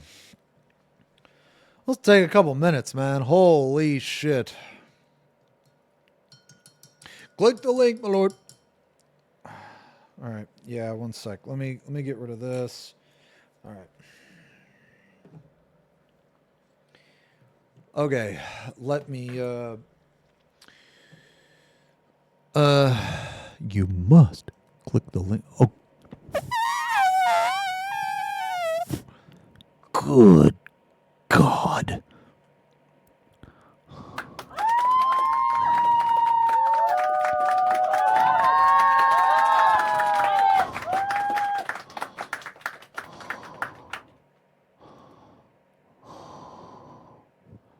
My God.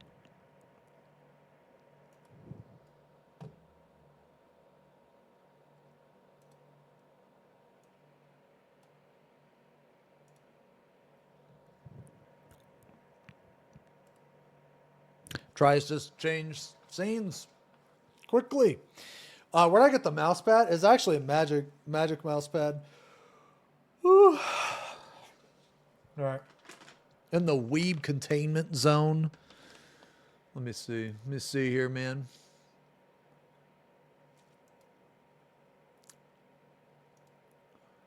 Let me see here. Is it weeb? Huh.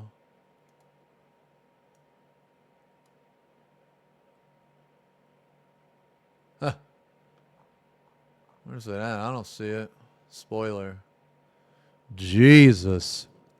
Oh my God.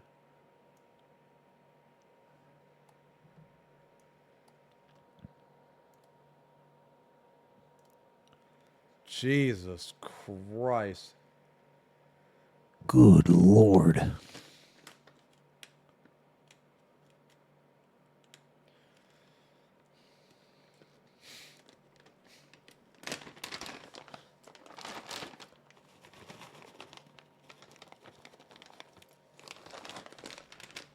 What is this?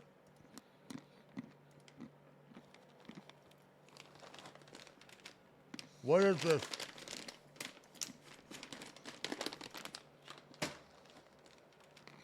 What is this?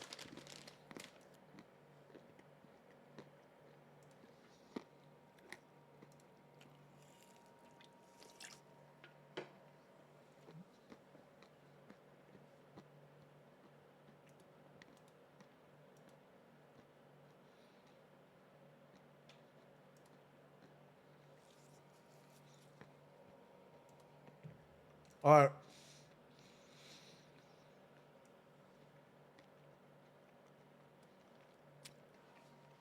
What is this? All right. Let's finish this rack. Monstrosities, as terrifying in strength as they were in India. Number 8, the Rangdan Xenosides. All right. I regain a little bit of my chi.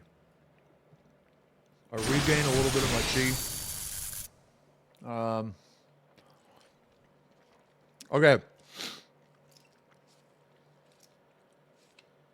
So here's what we got.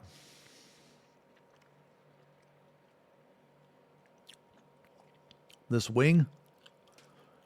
I'm going to shade and paint this wing. I'm going to try to make it look really good. Yeah, so we'll see.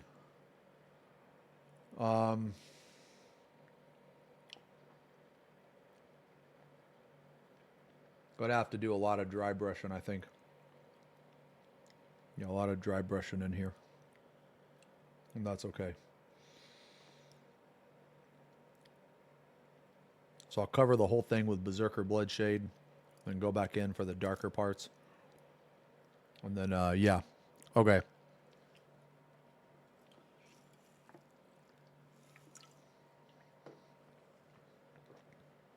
All right.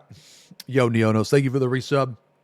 My favorite painting streamer. A peepo cute. A cute chatter. Wing it, my lord. Although we don't have any references for what they actually look like, the Xeno species known as the Rangda were said to be towering monstrosities, as terrifying in strength as they were in intellect. They were conquerors and destroyers, whose ambition, coupled with their foul, blasphemous technology, threatened to drown the Emperor's dreams in a sea of blood.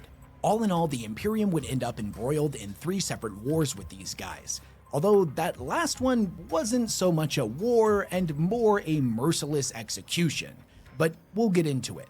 They were first encountered in the galactic frontier when they attacked fledgling Imperial worlds by surprise. The total number of civilian deaths, coupled with those of other Imperial military forces, was lost to history. Though we do know an estimated 5,000 Space Marines of the Dark Angels Legion, who had been sent to intercept them, would lose their lives in the fighting. Now, believing that the Rangda had been defeated, the Great Crusade got back underway. But here's the thing. They most certainly had not been defeated at all. This was nothing but a small outpost of them. Who's the Primarch of Dark Angels again? Is that Lion? And he's a badass, right? He's like a badass, right? Yo, I'm muting the stream. Well, okay, then fine, do it, cheese.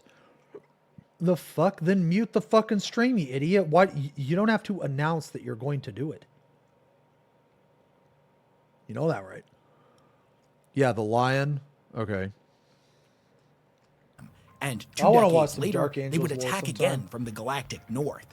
This time, coming in full force, with a vast armada of ships comprised of thousands of vessels and over a dozen war moons. They left a trail of burning planets in their wake. Many were scoured clean of life, whereas on others, they would mind control the entire population via neural shackles and raise them as a thrall army to throw against the Imperium. Over the next 2 decades, dozens of Titan legions, entire exploratory fleets, 19 inhabited systems, over 80,000 Astartes, and millions upon millions of lives would be lost before the crisis was finally declared ended.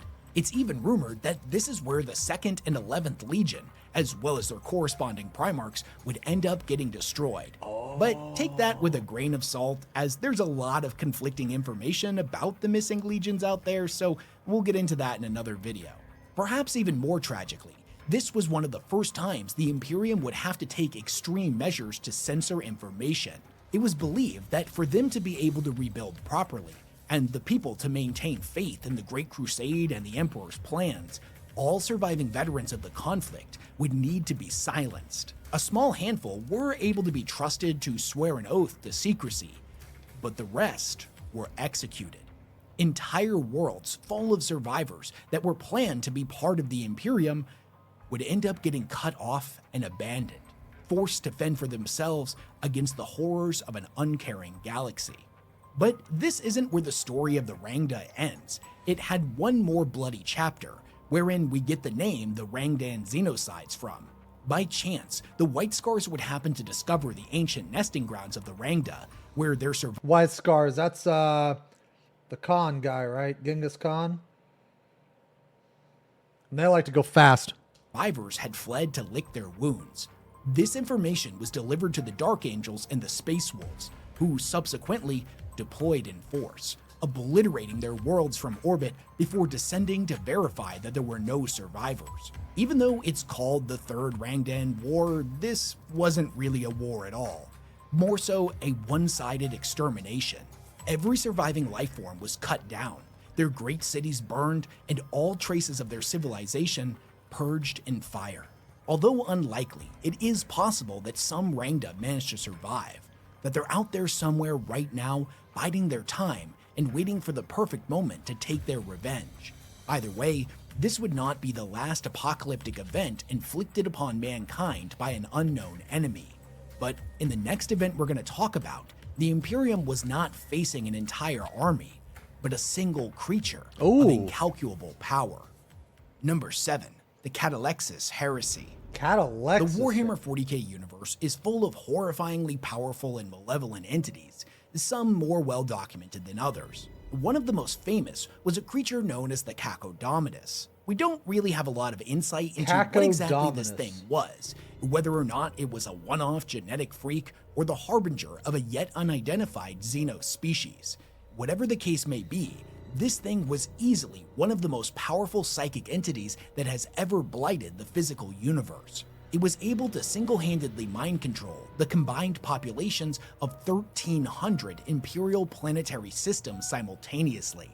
Not planets, entire systems. With endless legions of mind-controlled slaves under its control, it kicked off a terrible and bloody war that only stopped when the Black Templars launched a crusade against it that ended in its execution. The amount of death inflicted by this thing was bad enough, but unknown to the Black Templars at the time, who thought they were victorious. Who's the Black Templars Primarch again? It's not Corvus. It's not... Who is it again? Dorn? Dude, I don't remember him.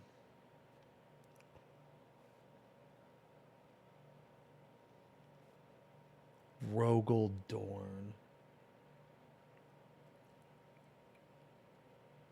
Oh, wait a minute. Okay, are they like the... Yeah, so they're like the legion that broke off from another...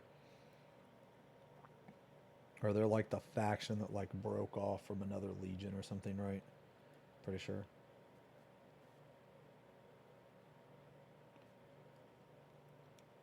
They are not a first founding chapter. Okay. The worst was yet to come.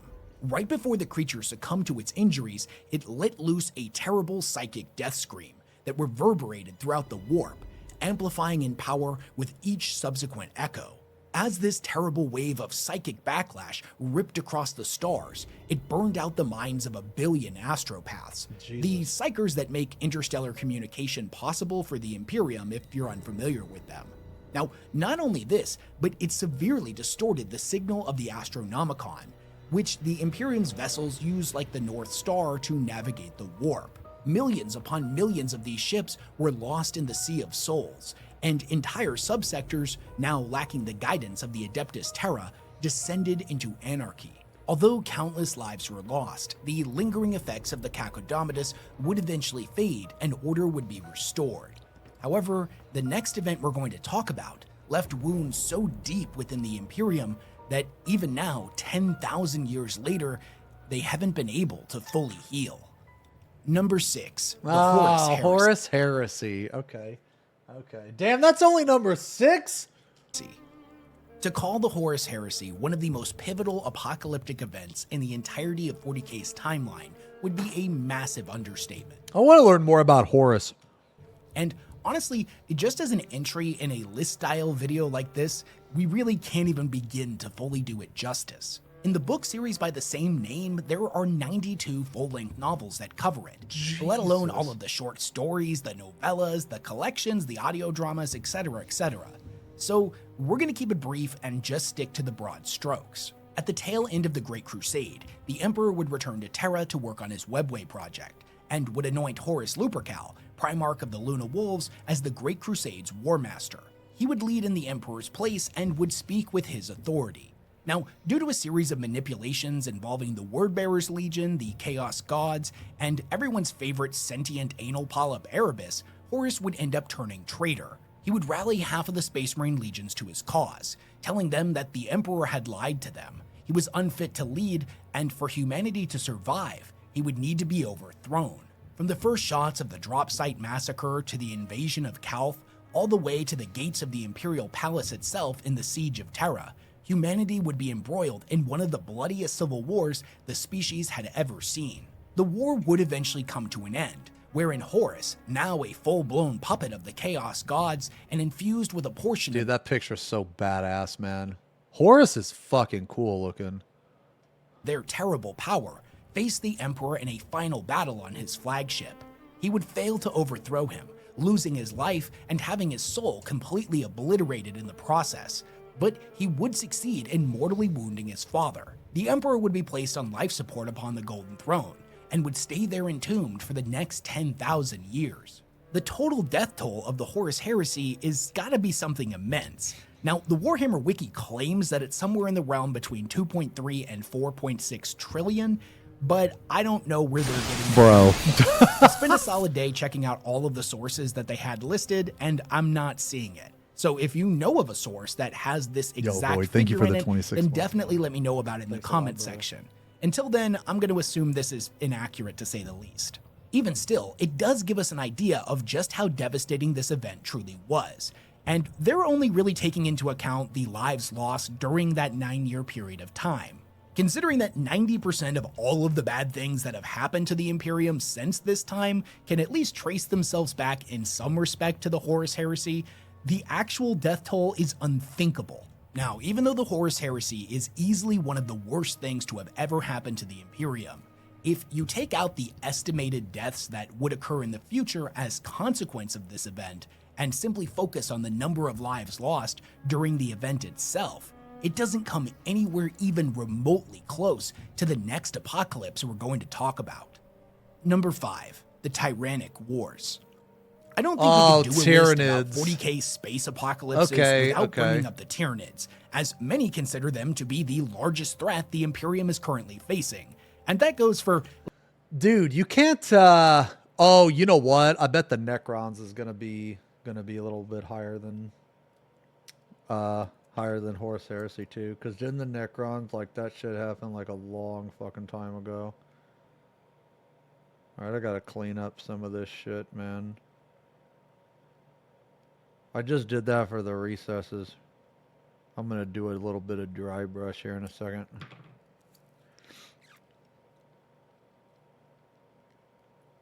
Yeah, I'm gonna do a little bit of dry brush down here. Alright, anyway. Literally every other living creature in the galaxy as well. But all things considered, I don't normally swear, man, but holy frick. Can someone please censor this stuff? I opened the stream on the subway and Strimmer's head is so reminiscent of a breast that I instantly finished in my pants. I was loud and dropped my phone, and now the whole subway can't stop finishing. Please be more responsible with what you show on stream, Malige.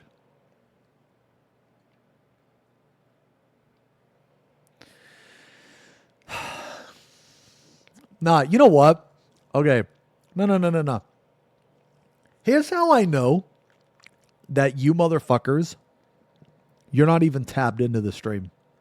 You're just listening to the stream. Because he typed that, or that person typed that shit. And you didn't XFFing until I read it. Until after I read it. And then you're like, oh, holy shit, someone's getting him. Someone's cooking him. Cooked. the Tyranids haven't really been around for very long. Their first documented sighting was only 260 years ago. Since that fateful moment that the Imperium discovered a whole bunch of dead worlds that had been completely stripped of life down to the cellular level, the Tyranids have unleashed 4 separate massive incursions that are commonly referred to as the Tyrannic Wars, each and every one substantially more devastating than the last. You see, Tyranids as a species are famed for their ability to quickly adapt to whatever they're fighting against, whether that be by utilizing their accelerated evolution to come up with new bioforms that are able to directly counter whatever you throw at them, or by consuming the biomass of their slain enemies to learn everything about them. Their strengths, their weaknesses, even their memories are cataloged by the hive mind for later use. The first Tyrannic War was fought against Hive Fleet Behemoth that invaded from the eastern fringe. For as dangerous as they were, this was the most straightforward fight mankind would ever have against them. They were brutally direct in their approach, like a giant living battering ram that bowled through everything Tyranids in are its insane. path, including the imperial world of Tyran, which is where their name comes from. They were eventually defeated by the Ultramarines and the Tempestus fleet at the battle. Okay, real talk. How badass are the Ultramarines? Like, if you were to compare them with the other factions, on a scale of 1 to 10, Because while they seem boring, dude, they just can't stop winning, bro. And Gilliman, isn't Gilliman like a badass? From a crag. Now, in the aftermath, there were several different hive tendrils of Tyranids that remained a problem, but most of their major battles were fought against the Eldar and the Tau. From the Imperium's perspective, however, this may have been a one-off encounter. They heavily fortified the Eastern Fringe just in case they returned, but after 2 centuries without any major incidents to speak of, discussions began on whether or not those troops should be deployed elsewhere. And then, Hive Fleet Kraken showed up and kicked off the Second Tyrannic War. Now, this Hive Fleet was completely different. It was cunning and capable of advanced tactics that Behemoth wasn't. It split its main force into multiple splinter fleets that would attack from multiple angles, routinely outflanking Imperial forces. It probed the enemy's defenses for weak points before striking with decisive force. Now, once again, the Ultramarines were called upon to face down the Xenos threat, and they would eventually defeat the Hive Fleet, but it's estimated that their rampage consumed over 1,000 worlds in the process, along with almost 80% of the Eldar craft world of Eondon. At the end of the 41st millennium, the Third Tyrannic War would begin when Hive Fleet Leviathan attacked from underneath the galactic plane in a large, widespread assault on the galaxy. Having learned from all of its previous engagements and now bearing tendrils more capable of acting independently, as well as a large amount of psychic organisms, the total loss of life shot up exponentially. Things got so bad so quickly that the Imperium would end up doing the unthinkable, inflicting genocide on its own planets just to slow them down. Inquisitor Critman called for the exterminatus of all of the worlds within the Hive Fleet's path in an attempt to starve it of biomass. Now, despite the horrific implications of such a decision, it ultimately did kinda sorta work, at least for a little while. But the Tyranids would eventually recover, making it all the way to the Blood Angels' homeworld of Baal. This is also the period where we see the Octarius Wars begin, wherein that same Inquisitor from before, who has now been branded as a heretic for his crimes, was still committed to the goal of eradicating the Tyranids, and thus lured one of their splinter fleets as bait into the path of the Orcs. Things were looking pretty bleak, and it seemed for a moment that this may be the end of the Imperium. But with the revival of Rabute Gilliman and the opening of the Great Rift, the Tyranid advance was halted, and thus ended the Third Tyrannic War. With the launch of Warhammer 10th Edition, the Fourth Tyrannic War has fully gotten underway, wherein Leviathan invaded yet again, this time attacking from 3 directions simultaneously. As this is a developing narrative and we don't really have a conclusion to it yet, I'll dedicate a lot more attention to it in its own future video. With some of the entries on this list, they earned their spot in infamy not only for the sheer loss of life they caused during the event itself, but also for the events that would follow in their wake as a direct consequence of the actions of all those involved. But when we're talking about raw numbers of people killed and planets destroyed, the Tyrannic Wars are potentially one of the most devastating events in the galaxy's history. But as you probably noticed, we're only halfway through this list, and it gets so much worse from here. Number 4, the Cybernetic Revolt. The thing that many people may not realize when they're first getting into Warhammer 40k is that it's actually a post-apocalyptic setting. You see, by the 18th millennia, humanity had already reached its peak.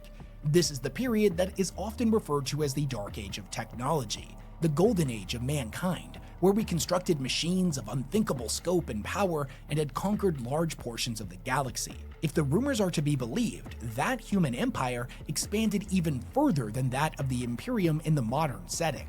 Now, the major problem was the people of this time had become completely reliant on AI to do just about everything. Yeah, that's why the for Emperor them, from pilot their right? ships to build their cities, manufacture ever more advanced machines, and fight their wars. The AIs got so advanced, they were capable of making new AIs that surpassed their predecessors in every conceivable way, all of their own accord. These sentient machines served their masters dutifully for thousands of years.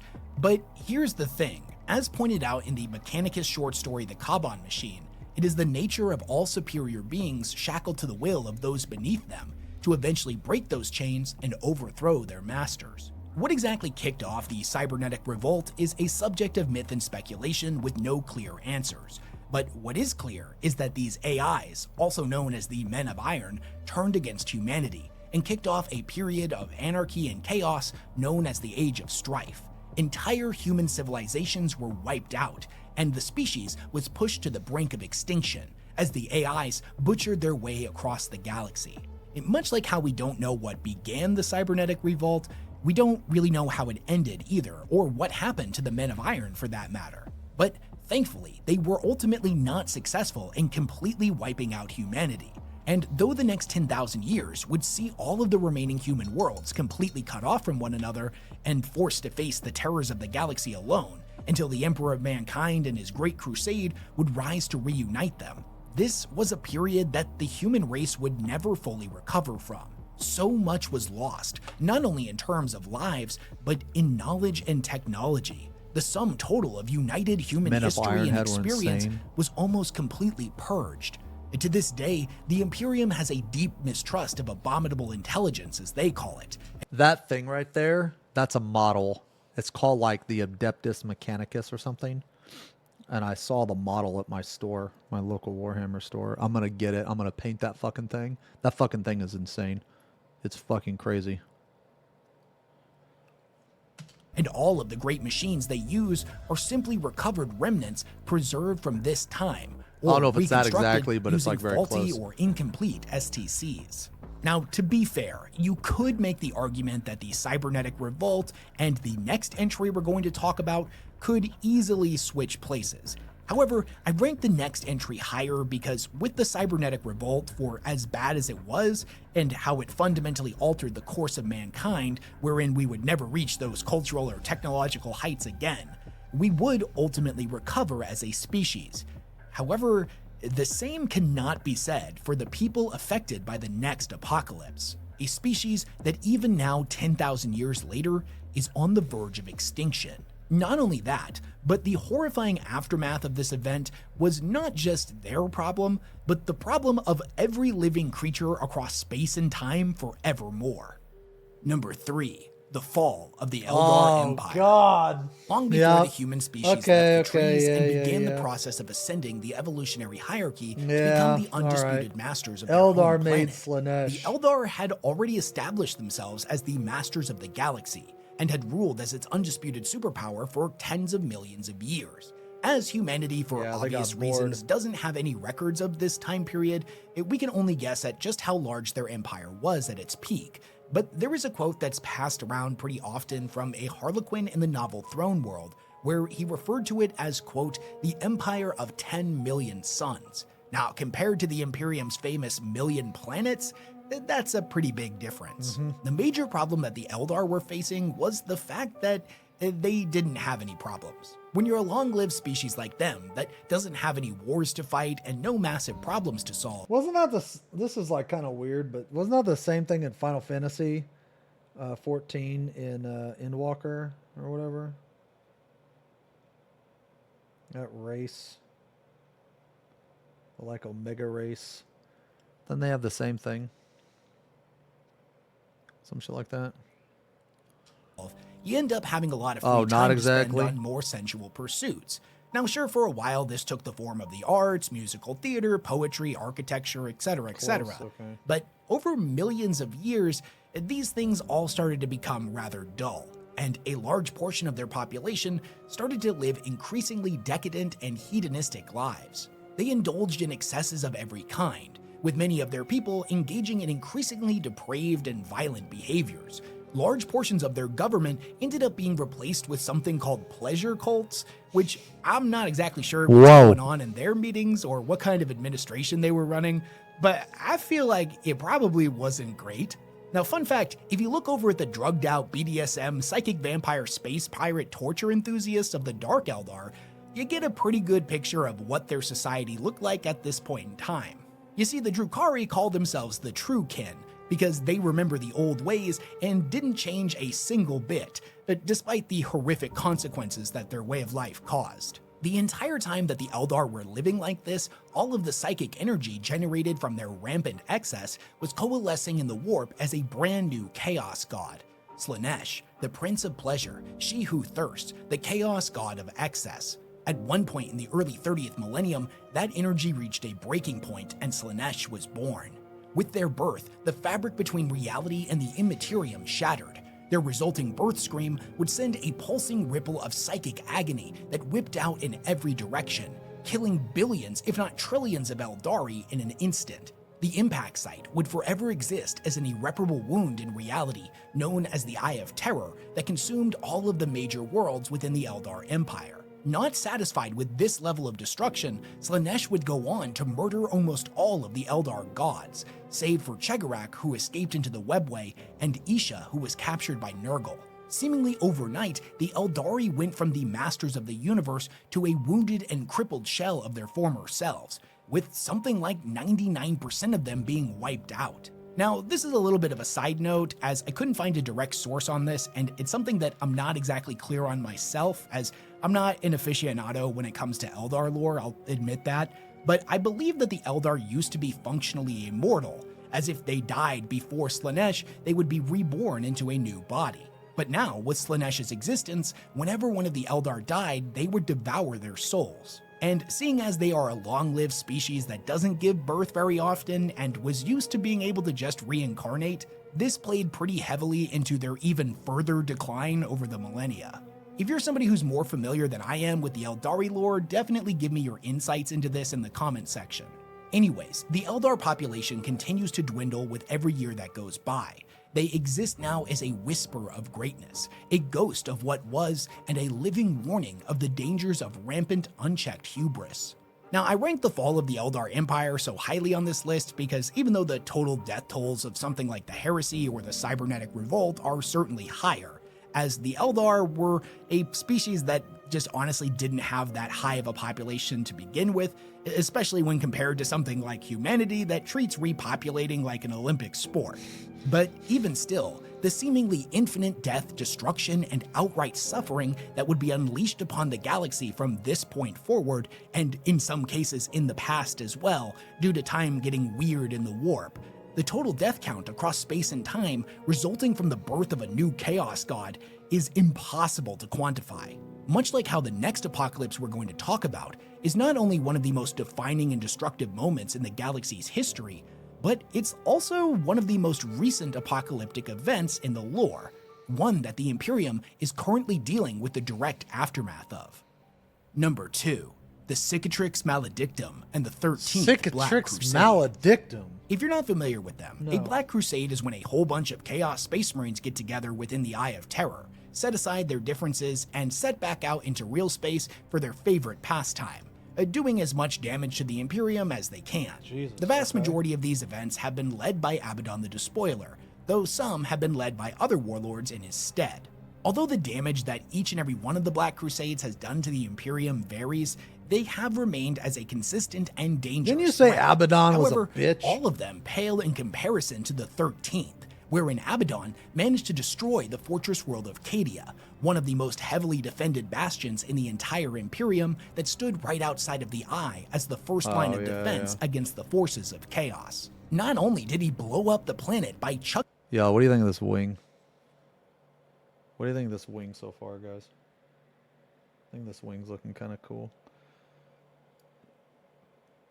All things considered.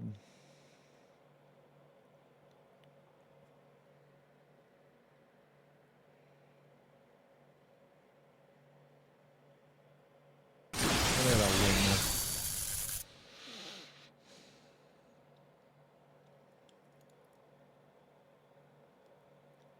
I'm gonna very, very lightly dry brush it one more time just to make these veins pop a little bit. Let me do the backside. Guess I'll do the same thing for here. Yeah. Yo, hey Galaxy, thanks for the resub. Yo, check it out. Have you ever painted a resin model? Resin. This is my first resin model. This is horrible. This is horrible. I've never painted a resin model before. So I'm like learning all the hardships about it. Took me 30 minutes to assemble this piece of shit. Chucking an ancient and powerful Xenos artifact at it known as a Blackstone Fortress, but this also disrupted a network of Blackstone pylons across the galaxy that was keeping the Eye's malevolent energies at bay. Once they were gone, the energy of the warp began to flood into real space, creating the Cicatrix Maledictum, also known as the Great Rift, that split the galaxy in half. Billions of worlds were caught in its path and believed to have been destroyed outright, as being instantaneously assailed by the raw power of the warp is something that almost none can survive. However, those killed instantly like this may have just been the lucky ones, as all of the planets on the opposite side of the rift from Terra were plunged into darkness, cut off from the Emperor, the Astronomicon, and every other planet. This half of the galaxy would become known as Imperium Nihilus, and the forces of chaos, which up until this point had been forced to remain within the Eye of Terror, were now able to freely prey upon the stars again. I know it's something that we didn't exactly cover in this video, but if you're a Warhammer aficionado and you know just how bad the Age of Strife was, that's quite literally what is happening on that half of the galaxy right now. It is a lawless realm where every planet is forced to fend for itself, and the enemies of mankind don't have to worry about Imperial reinforcements. They can just raid to their heart's content. The chaos unleashed by the Great Rift is something the human mind is simply not capable of processing. There are just too many variables, too many people, too many factions, too many species affected by it. No matter what planet you're on, this thing is visible across the sky, and by looking at it, a person can be driven to madness. This is exactly what happened on Terra, who, remember, was not caught in the Great Rift's path, not in Imperium Nihilus, and nowhere near its opening. But even still, within only a few days of the Rift's appearance, its quadrillions of civilians were plunged into anarchy and insanity. The Adeptus Terra and all of the armed forces that worked for them were completely ill-prepared to handle something like this. They could only barely hold on as they established quarantine zones and cut down hordes of lunatic civilians. Seen from the skies in the Vaults of Terra novel series, it was like the whole world was on fire as rioting spread to every inch of the planet. Even the Astronomicon ended up going out, which caused mayhem across the galaxy as untold millions of ships would end up getting lost in the warp without its light. Now, thankfully, the Astronomicon would end up coming back online about a week later, and order was reinstated. But for a very real moment, this was looking viewed pretty as cool, the end of days. It was believed to be the final apocalypse. And this was all just on a single world. Similar events were taking place all over the galaxy. Fun fact, it's still illegal to look up on many Imperial worlds, as the Great Rift is still plastered across the sky. Now, when this one earned its number 2 spot, I included all of the events of the 13th Black Crusade itself and the destruction of Cadia when it came to ranking this particular apocalypse.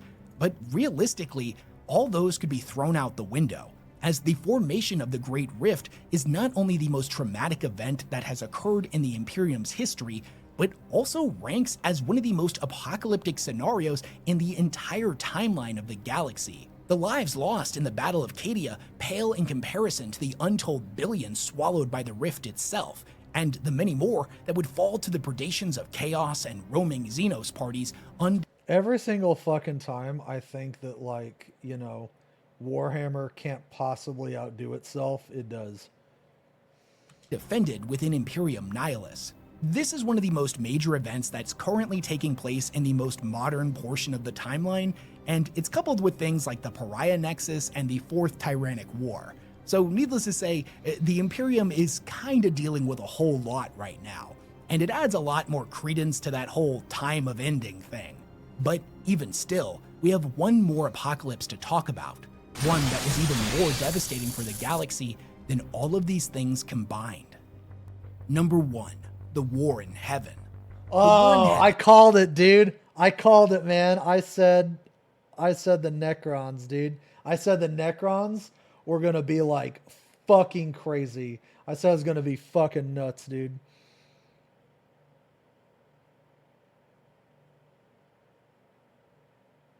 I fucking called that shit, man. Yeah. Wait, the War in Heaven is really an MTG card? Really?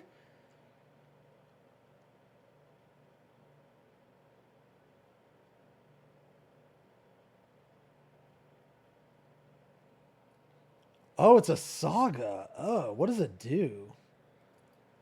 Does it suck? I imagine it sucks because I've never heard of it.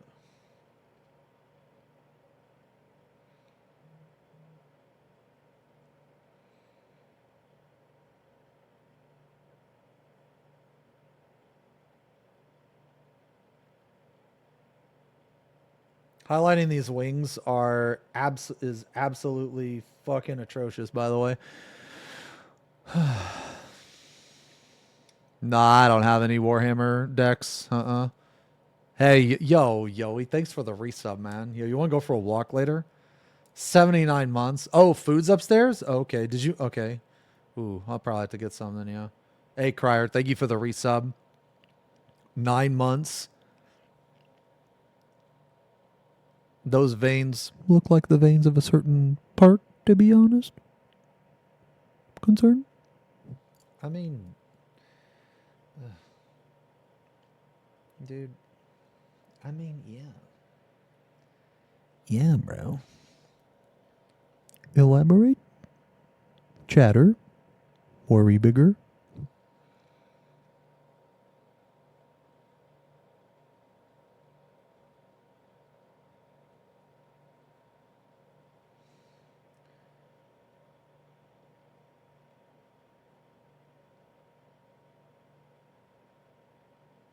Jesus, man. I tried to like dry brush this earlier, but it didn't work, man.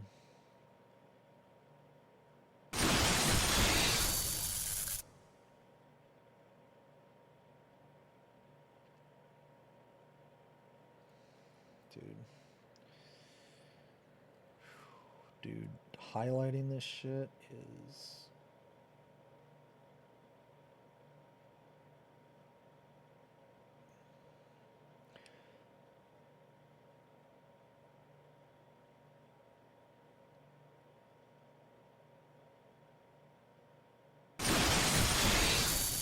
God damn. You know, maybe I should do a little bit of red. I don't think veins would be pure white like that. I think they would be red. They'd have a red tone. Yeah, maybe I need to do that.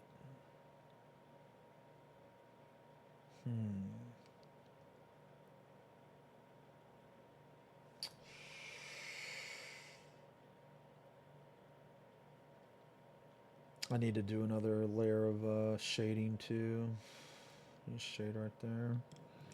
Yo, hey Kate, thank you for the resub. 9 months. Volcon with the 28 months. Thank you guys a lot. What did you do to Kuma Chama? He's been missing all stream.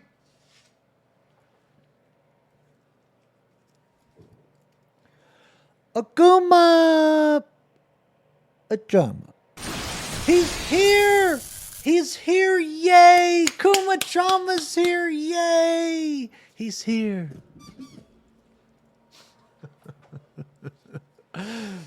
Yeah, I'm gonna add a little bit of tint to this, I think.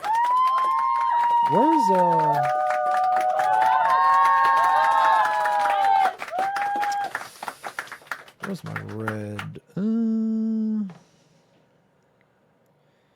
The thing is, I don't know what red to add. Oh man, where's that fuck? Oh wait, no, here's corn red. Oh, corn red. Yeah, I could add. I mean, alternatively, what about if I just add like pink? Let me try this pink actually. Yeah, let me try a little bit of pink. Maybe the pink will be better. Maybe. Hey Keo, thank you for the 56 months, man. Thanks a lot. Let me just try this pink, bro. Yeah. Let me try the pink.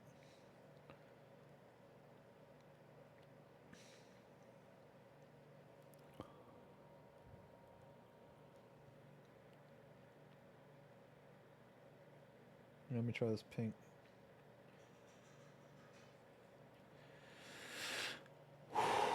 Okay.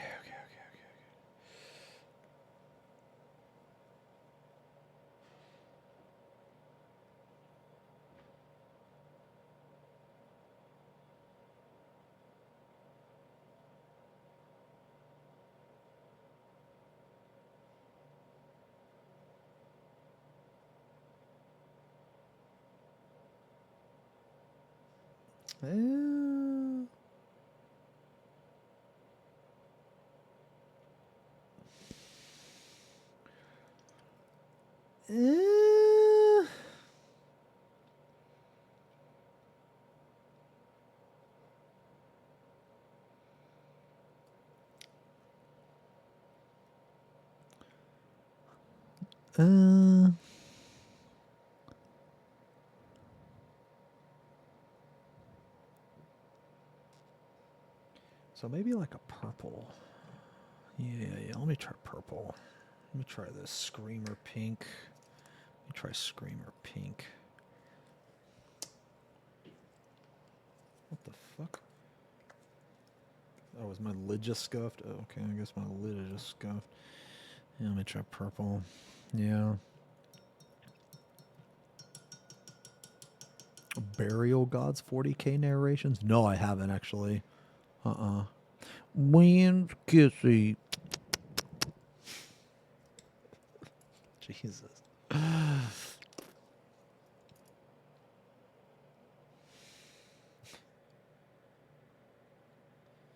Alright, maybe that. Maybe this. Let's see. Let's see.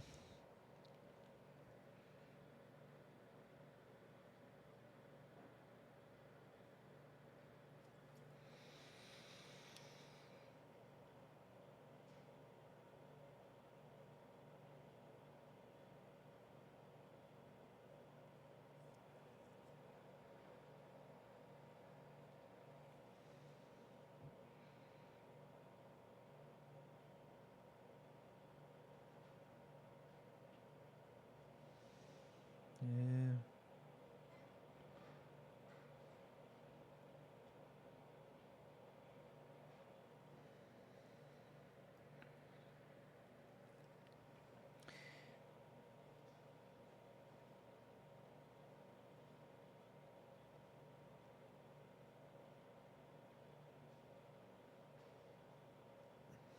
Well, that definitely looks better.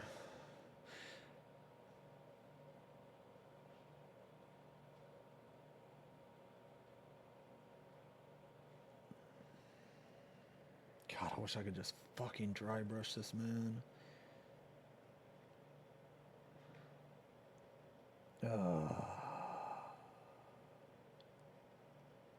Dude.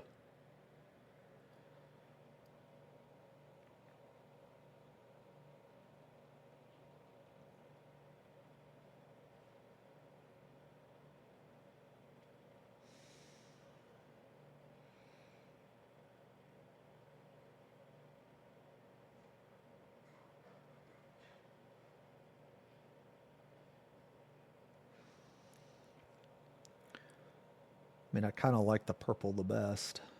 Yeah.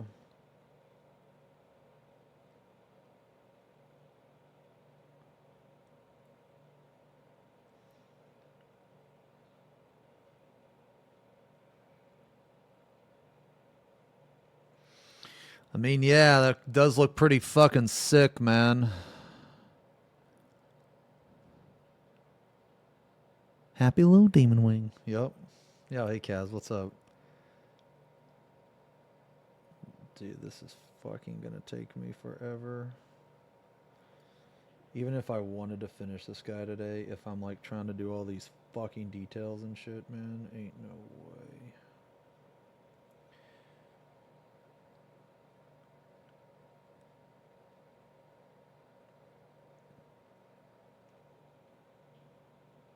Dude.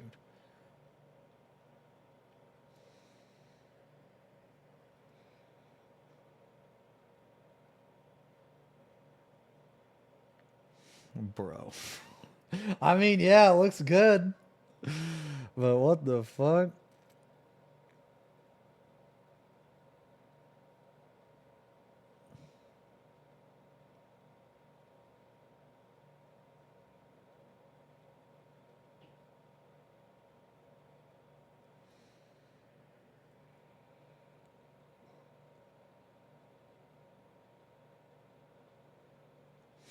Dude, there's so many of these little veins, man.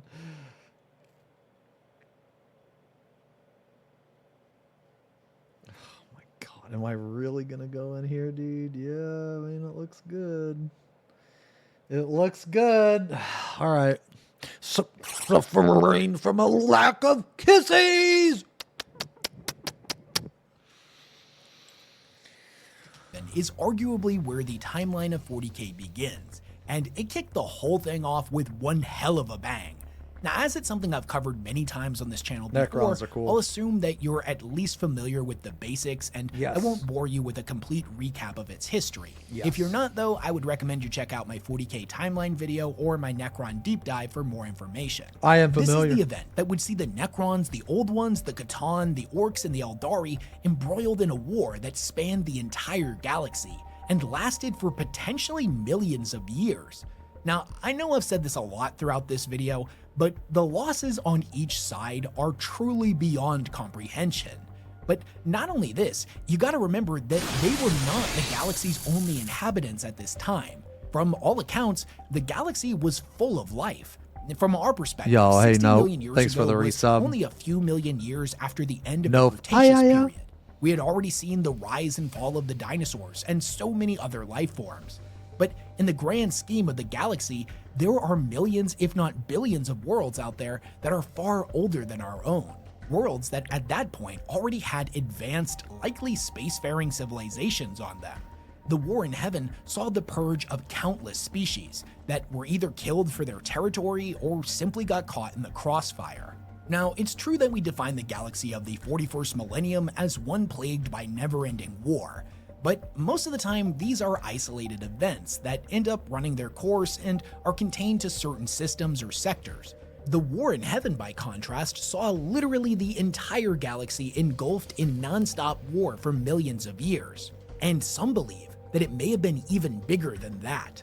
Fabius Bile was quoted in his trilogy as saying the war in heaven wasn't solely confined to our galaxy, but, quote, laid waste to every galaxy in existence. It was a war What of the star gods fuck? and cannibal suns, warp spawn and soulless legions that were more monstrous than any abominable intelligence, machines that devoured entire worlds for fuel, and vampiric entities that drained the energy from stars, cannons that could split reality with a single shot.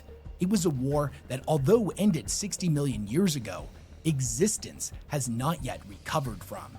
The technology used during this period was on such an inconceivable level that it made something like the Eldar Empire at the height of their power or the Dark Age of technology look downright primitive by comparison. Now, I've talked about this thing in many of my other videos, but it bears repeating here just to illustrate how crazy all of this was. The current most powerful artifact in existence is this thing known as the Celestial Orrery that was created by the Necrons during the War in Heaven. If you're unfamiliar with it, it's a holographic map of the galaxy that updates in real time, and is said to be, quote, plugged into the fabric of reality itself.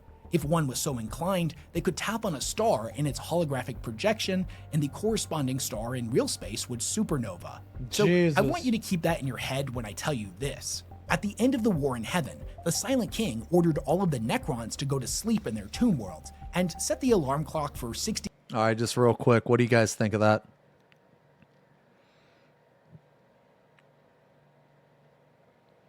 I think it looks pretty sick. I'm going to put a shader on there. But I figure if I do the whole thing like that, man, it'll look really cool. It'll look better than the picture. Well, the colors will. My accuracy probably isn't, but the colors will be better. I really wish I would have painted this very, very dark red instead of black, but whatever. 60 million years. He then severed their command protocols, so when they reawoke, their minds would be theirs once again. He then had all of their craziest god-killing equipment dismantled and destroyed. It was his belief that if they fell into the wrong hands while the Necrons were asleep, or worse, the Necrons that reawoke would immediately declare war on one another, his species, nay the galaxy, could end up getting wiped out. Which, all of that makes complete sense. I totally get it. But somehow, this man's took one look at the Celestial Orrery and was like, oh, this old thing? Nah, that's probably totally fine to leave active. How much damage could a silly old star-destroying map really do? How f***ing crazy was all of the other stuff that he deemed too dangerous to allow to exist? So yeah, it might be a little bit of a cop-out because I think we all knew that the War in Heaven was going to be in the #1 spot, but I mean, come on. I don't think you could in good faith put it anywhere else on this list or try to argue one of these other apocalypses needed to be in the #1 spot. But if you do think that, I'd love to hear your reasoning down in the comment section below. There's a lot of events that I ended up leaving out of this video, like the War of the Beast, the Age of Apostasy, or even the Great Crusade itself, because that almost certainly was seen as an apocalypse by everybody that wasn't human. Actually, hell, there were a lot of humans out there too that saw it as an apocalypse, at least the ones that didn't want to join the Imperium and paid a pretty horrible price for that. Do you feel strongly that any of these or something else I didn't mention should have been included here? If you would rank these yourself, what order do you put them in? What do you think is more important to the ranking, the total amount of damage done during the events or the future consequences derived from their legacy? Let me know all of your thoughts, questions, comments, concerns, and ideas for future videos down in the comment section below. I'm not gonna lie to you, when I was putting this video together, it was pretty fun at first, like every other lore video I make, but by the time I reached the halfway point, I was sitting here at my desk like, I know this is all fiction, it all comes from the grimdark future of 40k, but there's only lore, and the lore can be cartoonishly dark sometimes, and you know, that's what makes it fun. But am I really sitting here on a random Tuesday making a top 10 genocides YouTube video? Cause that feels like the most dystopian thing I've ever heard of. And on that bleak note, a big thanks to everyone who supports all the work that I do, and I will catch you all in the next one. No, good video. Good video. Good video.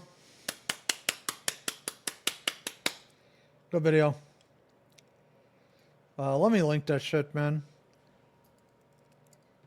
I'm gonna finish. Sorry about earlier, man. Sorry about earlier with the. Oh shit.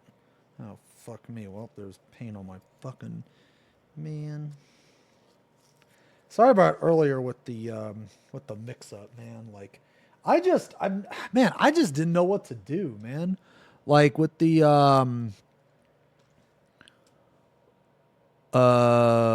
fucking resin shit and all that, man. I didn't really know what to do, you know.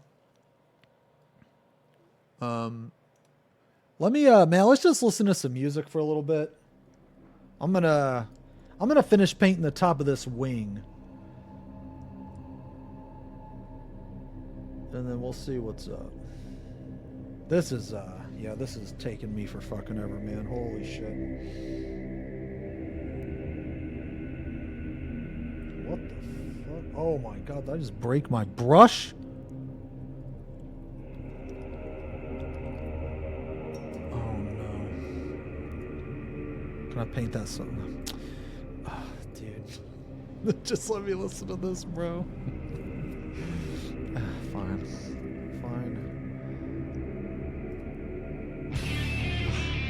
I'm not listening to Ram Ranch, dude.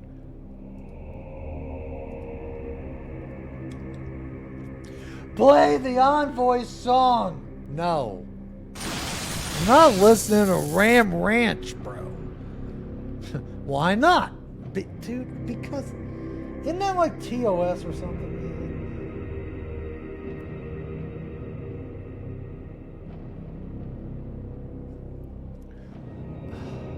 Pledgy, thank you for the sub.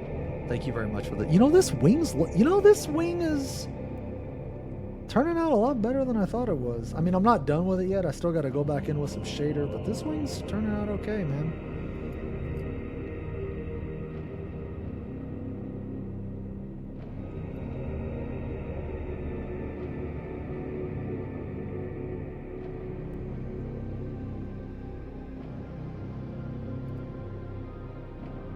It is like very important. You have just the right amount of fucking paint on the brush.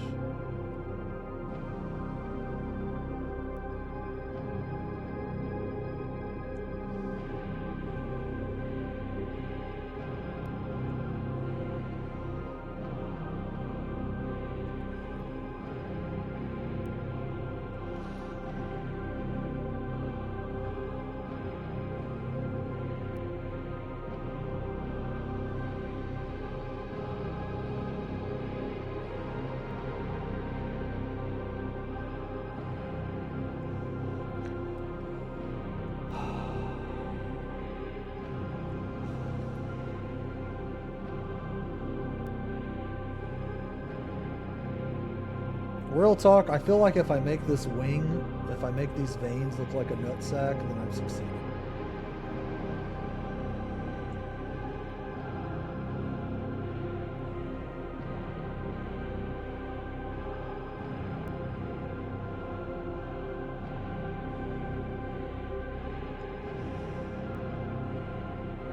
You know what I mean?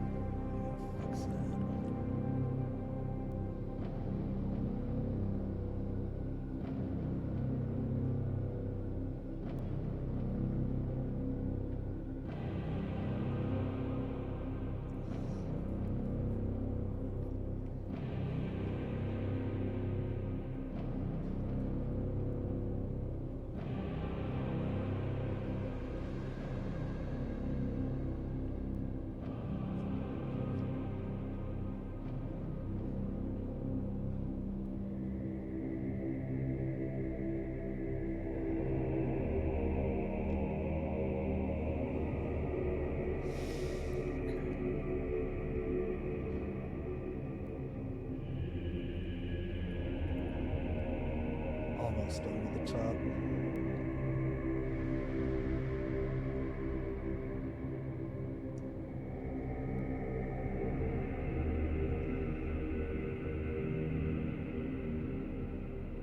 Oh my god, I just thought about it. I have to do the inside of the other wing. Oh, fuck that. I'm just shading that and calling it a day.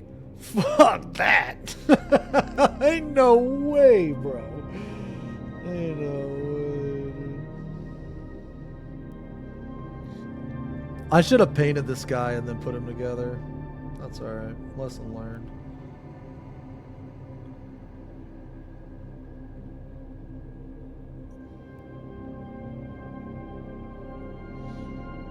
I'm gonna do that with Mortarion.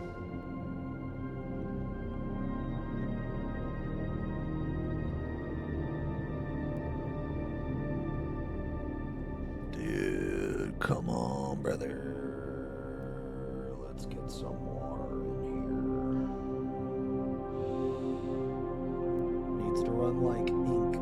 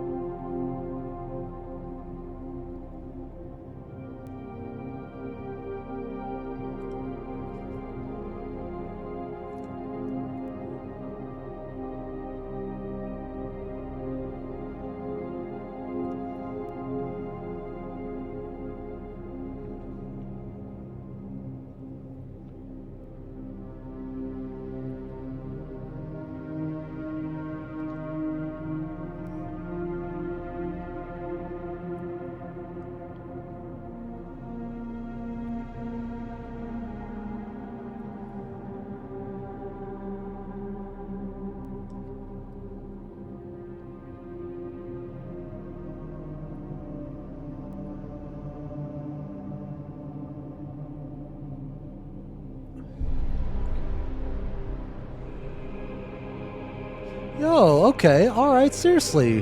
What do you guys think? You think that came out okay? I think it came out pretty decent. I think that's kind of cool. I'm gonna throw a shader on it. Yeah, so let's throw a shader on it. See what happens. Yeah, let's throw some quick shade on it. I already have a mix right here. just gonna very, very lightly, I think, go over all those areas. with the shader.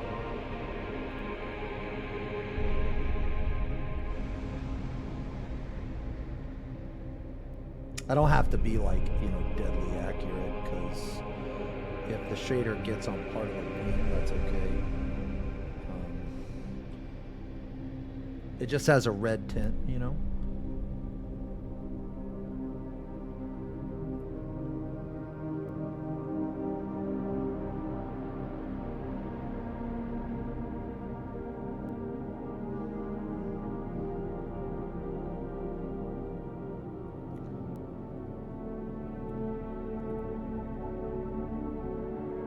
Instead of making this like more of like an orange type of wing, I wanted to make it like more fleshy.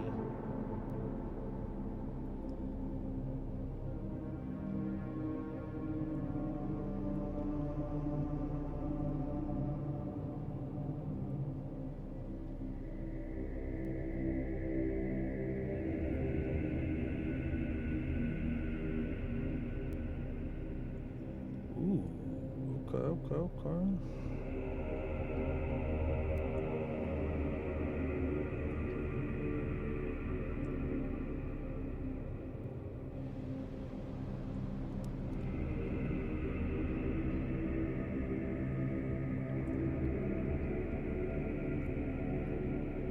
I've never done wings before, actually. Well, wings look like this.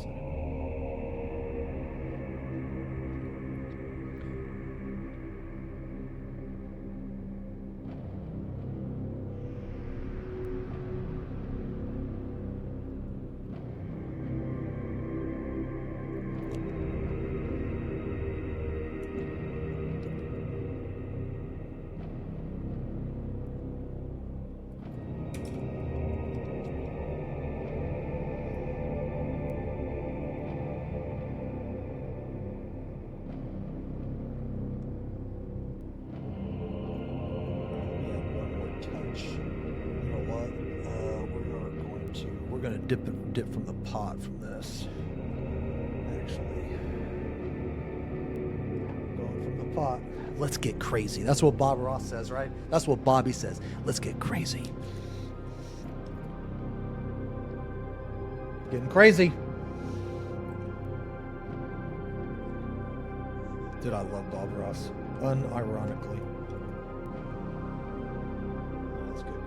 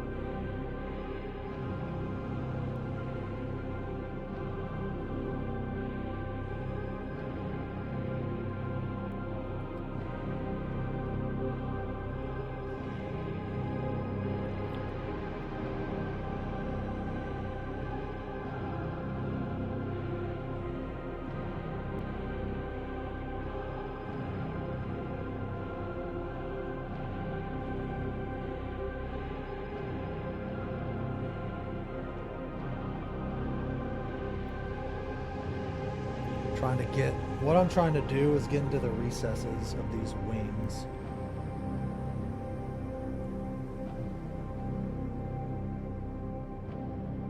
I'm trying to do.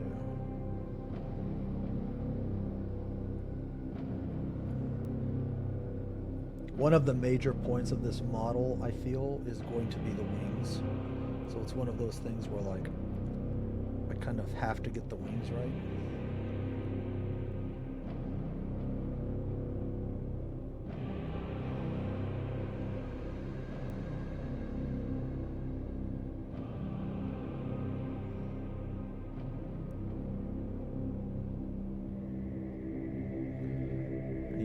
Spot up, actually.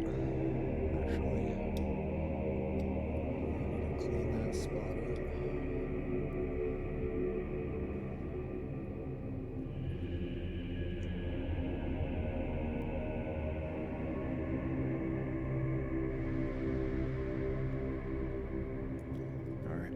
see if I can clean this spot up.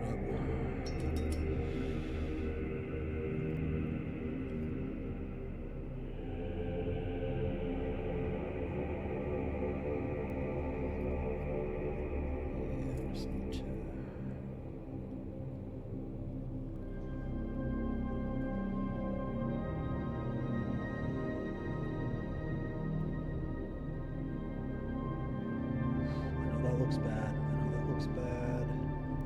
I'm gonna fix it though. Don't worry. I'm gonna fix it. I'm gonna fix it.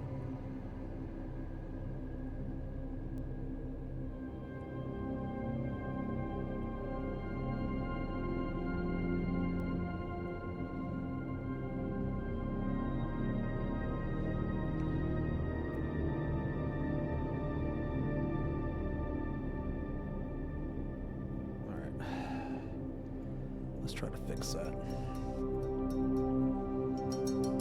Almost done with the wing. Very well.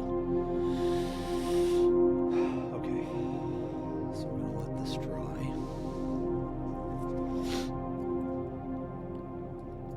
Now I need to make a mix. I need to make a mix. Or you know what? Let's try this. I'm gonna let that dry first. So let's get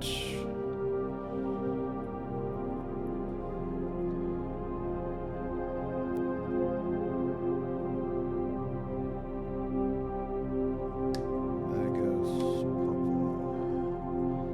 Where is Gilman Flesh? Okay, here we go.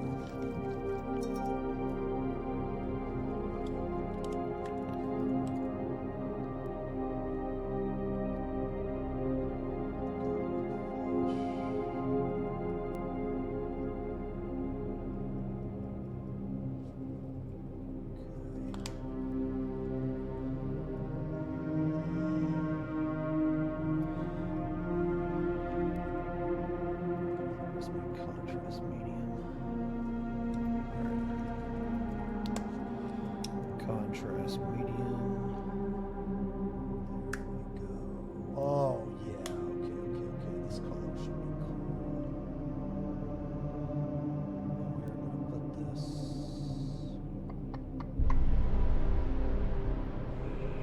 Okay, if this goes how I want, we're just gonna put this.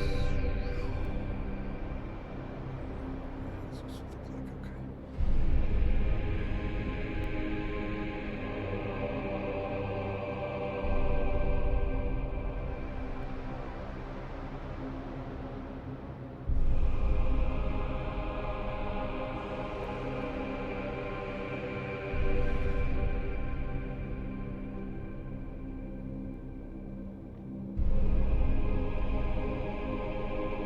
Whoa, yeah, here we fucking go.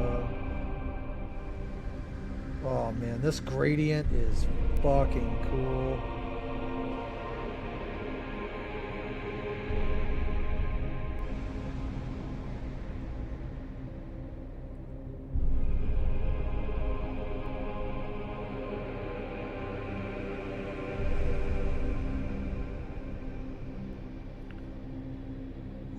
Wow. Okay. Let's try that again on a different section.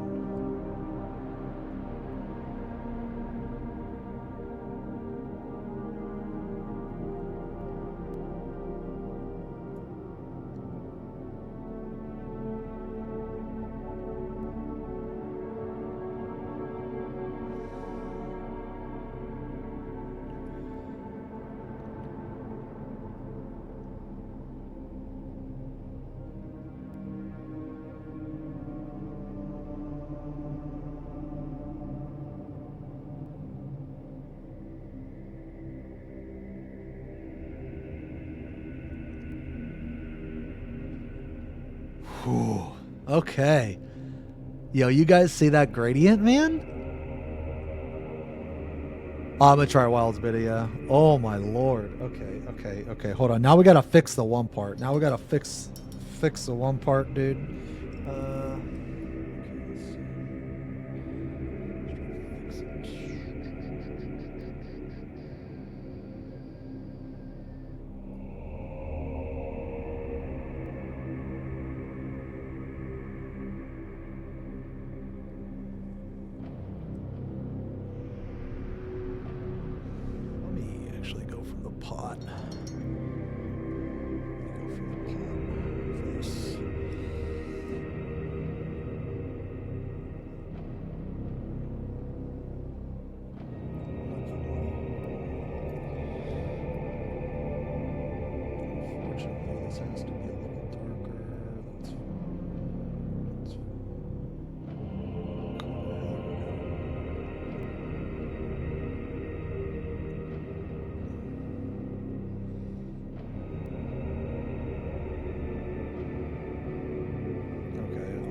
Okay, that gradient is pretty fucking sick. Okay, so now what we're gonna do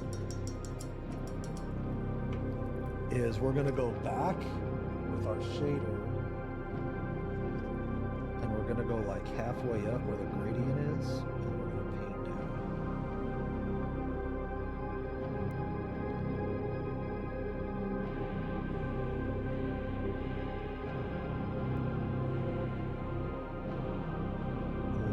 Okay.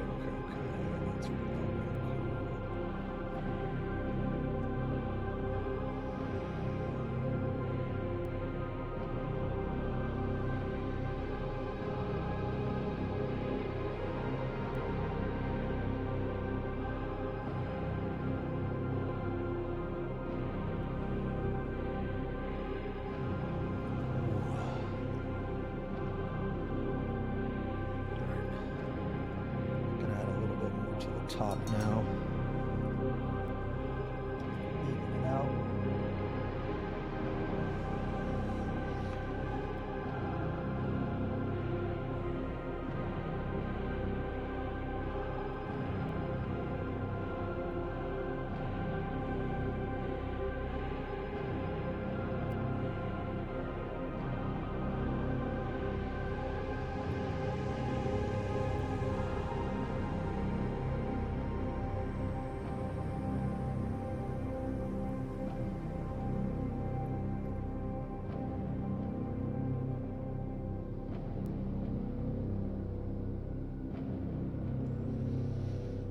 Oh yeah.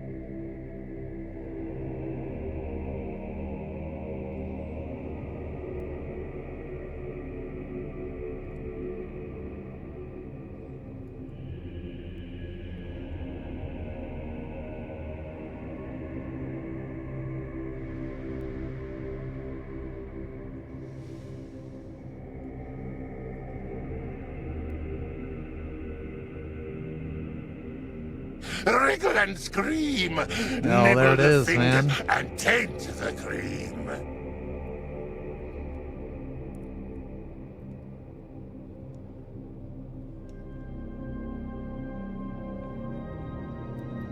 Here, let me try to get this part down here.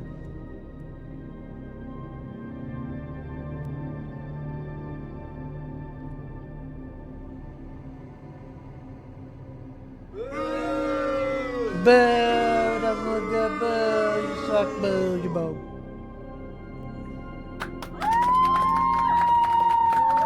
Thank you. Thank you. I don't know, guys. What do you think, man?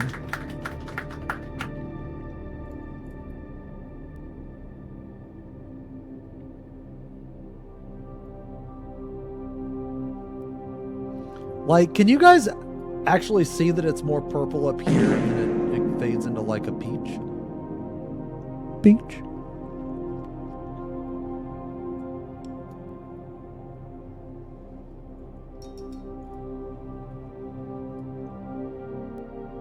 That's what I'm trying to do. Alright, I'll take a picture of it. No. I'll take a picture of it to show you guys.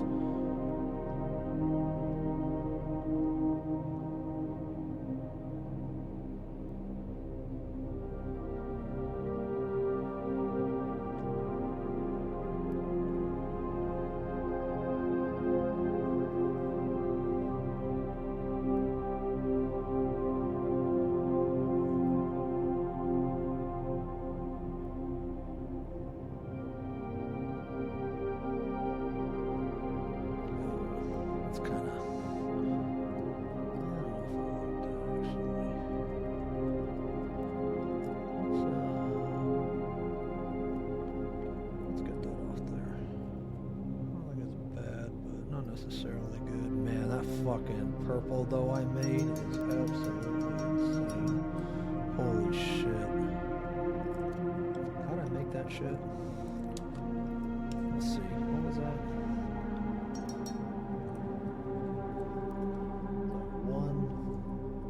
me just do this last thing, guys.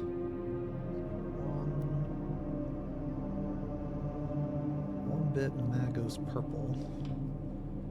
One bit Gilliman flesh.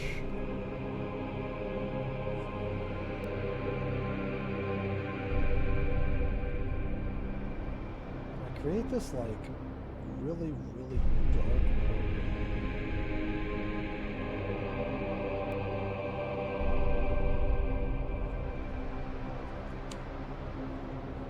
Okay. Now, put contrast medium.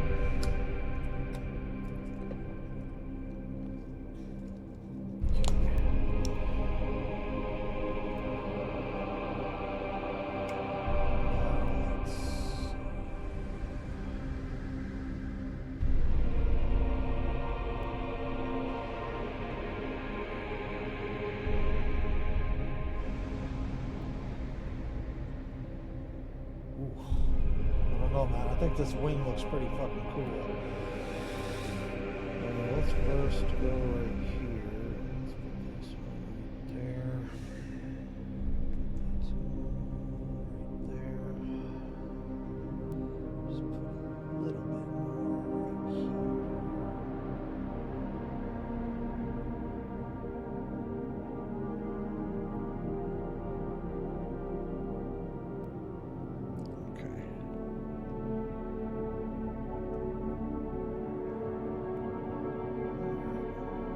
Okay, I'm gonna take a picture of that, man. I'm gonna take a picture of this to show you guys. How long y'all think he remembers Chad is still here? I remember.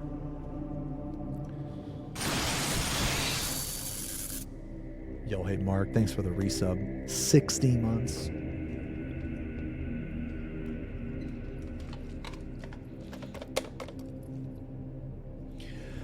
Okay, listen. Not wanna wank you for the resub. And that's it.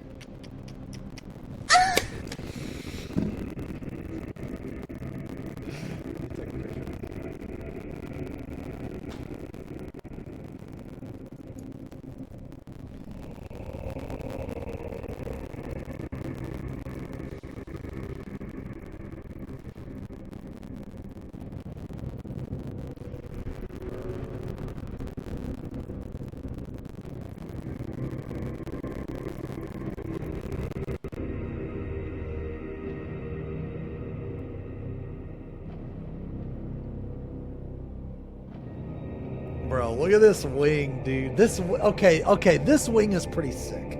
This wing is pretty sick, bro.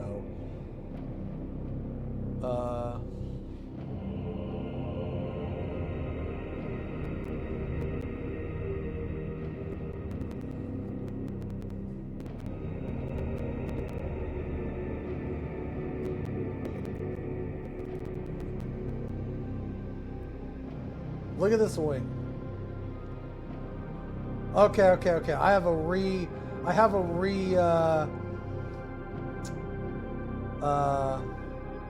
ooh, what is that? Oh, somebody painted an orc. Oh, that's good.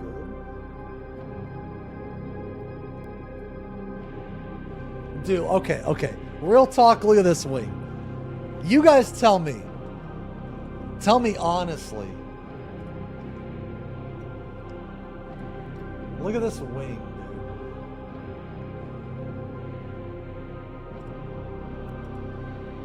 Bro, okay. Tell me. Yo, what do you think about that one?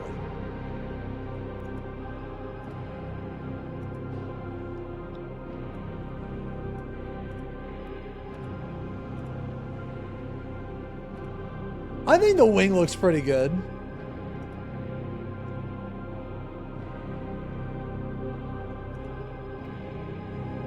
Do you guys like that?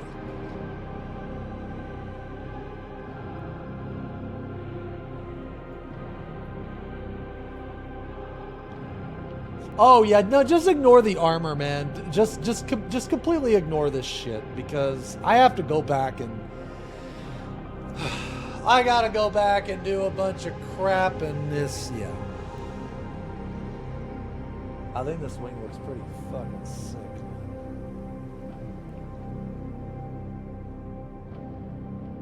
Damn. I'm happy with that, man. I really am.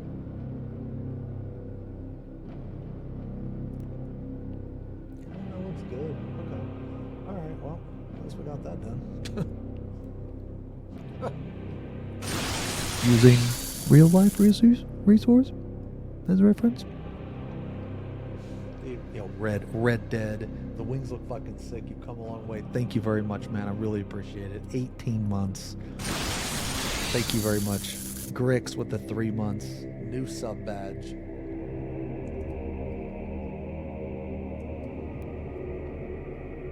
Okay, this is cool. This is cool. Yeah.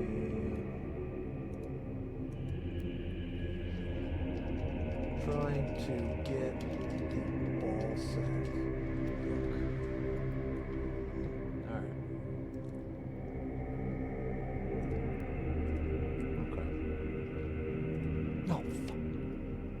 Alright. Okay. Alright guys. Yo, I think I'm done actually. I think I'm done. Is that cool? I've been streaming almost 7 hours. Is this cool? Is that cool? Tree, please. Tree, please. Is that cool? Can we call it here? And we'll work on this guy like later. Yeah, we'll work on this guy later and stuff, man. No, we did racked. We did racked, bro. It's not my fault if you weren't here. Yeah, I think that might be it for me, man. If that's cool. I'll probably work on this guy just a little bit. Just a little bit, but I want to thank you guys for hanging out with me today. And sorry about the issues with the resin model and stuff. I've never really worked with a resin model before, so I'm still learning. But my first and last resin model. But anyway, I will see you guys tomorrow. Tomorrow we are going to play Final Fantasy a lot. So if you're a fan of Final Fantasy, definitely be here, because this is going to be probably the only stream this week that we're going to do Final Fantasy. So we're going to do weeklies on EU. I'm going to play some Dark Knight Strike. We're going to play some Dark Knight tomorrow, and then I'll probably jump on NA and see if anybody from the week 2 group wants to blast. So we'll probably do that. But thank you guys again for hanging out, man. I really appreciate everybody hanging out on the painting streams and shit, man. But I'll see you guys tomorrow for some Final Fantasy. So wherever you are in the world, have a good day, have a good night, and I'll see you later. Peace.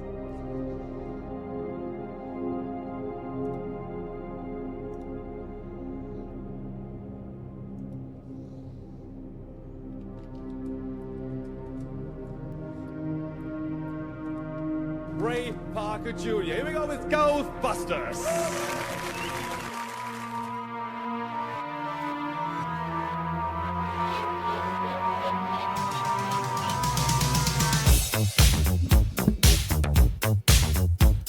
Secret ending strummer the kisses before critical.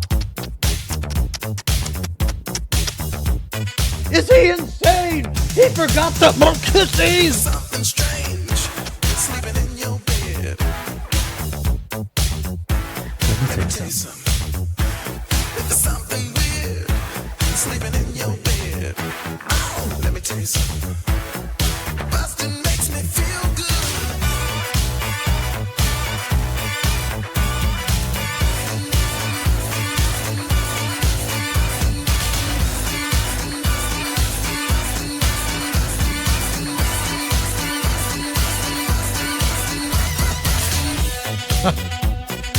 All right, guys.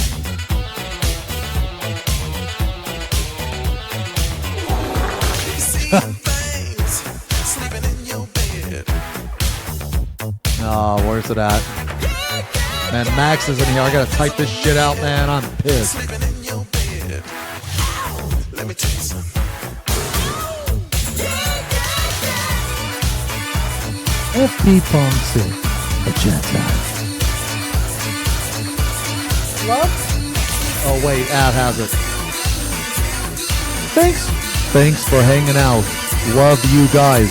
See you later, alligator.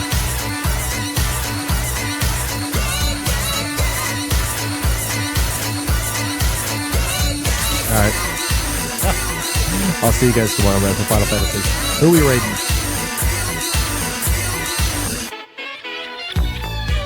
Who are we raiding, man? There is Xeno with Silent Hill 2. Ponto with Final Fantasy. That's kind of it.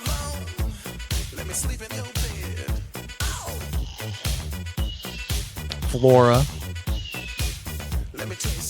Okay. What game is she playing? Web fishing. What the fuck is this? Okay. Alright. Alright, gonna host Flora. Alright, I will see you guys tomorrow for some Final Fantasy 14. The game. I love you guys.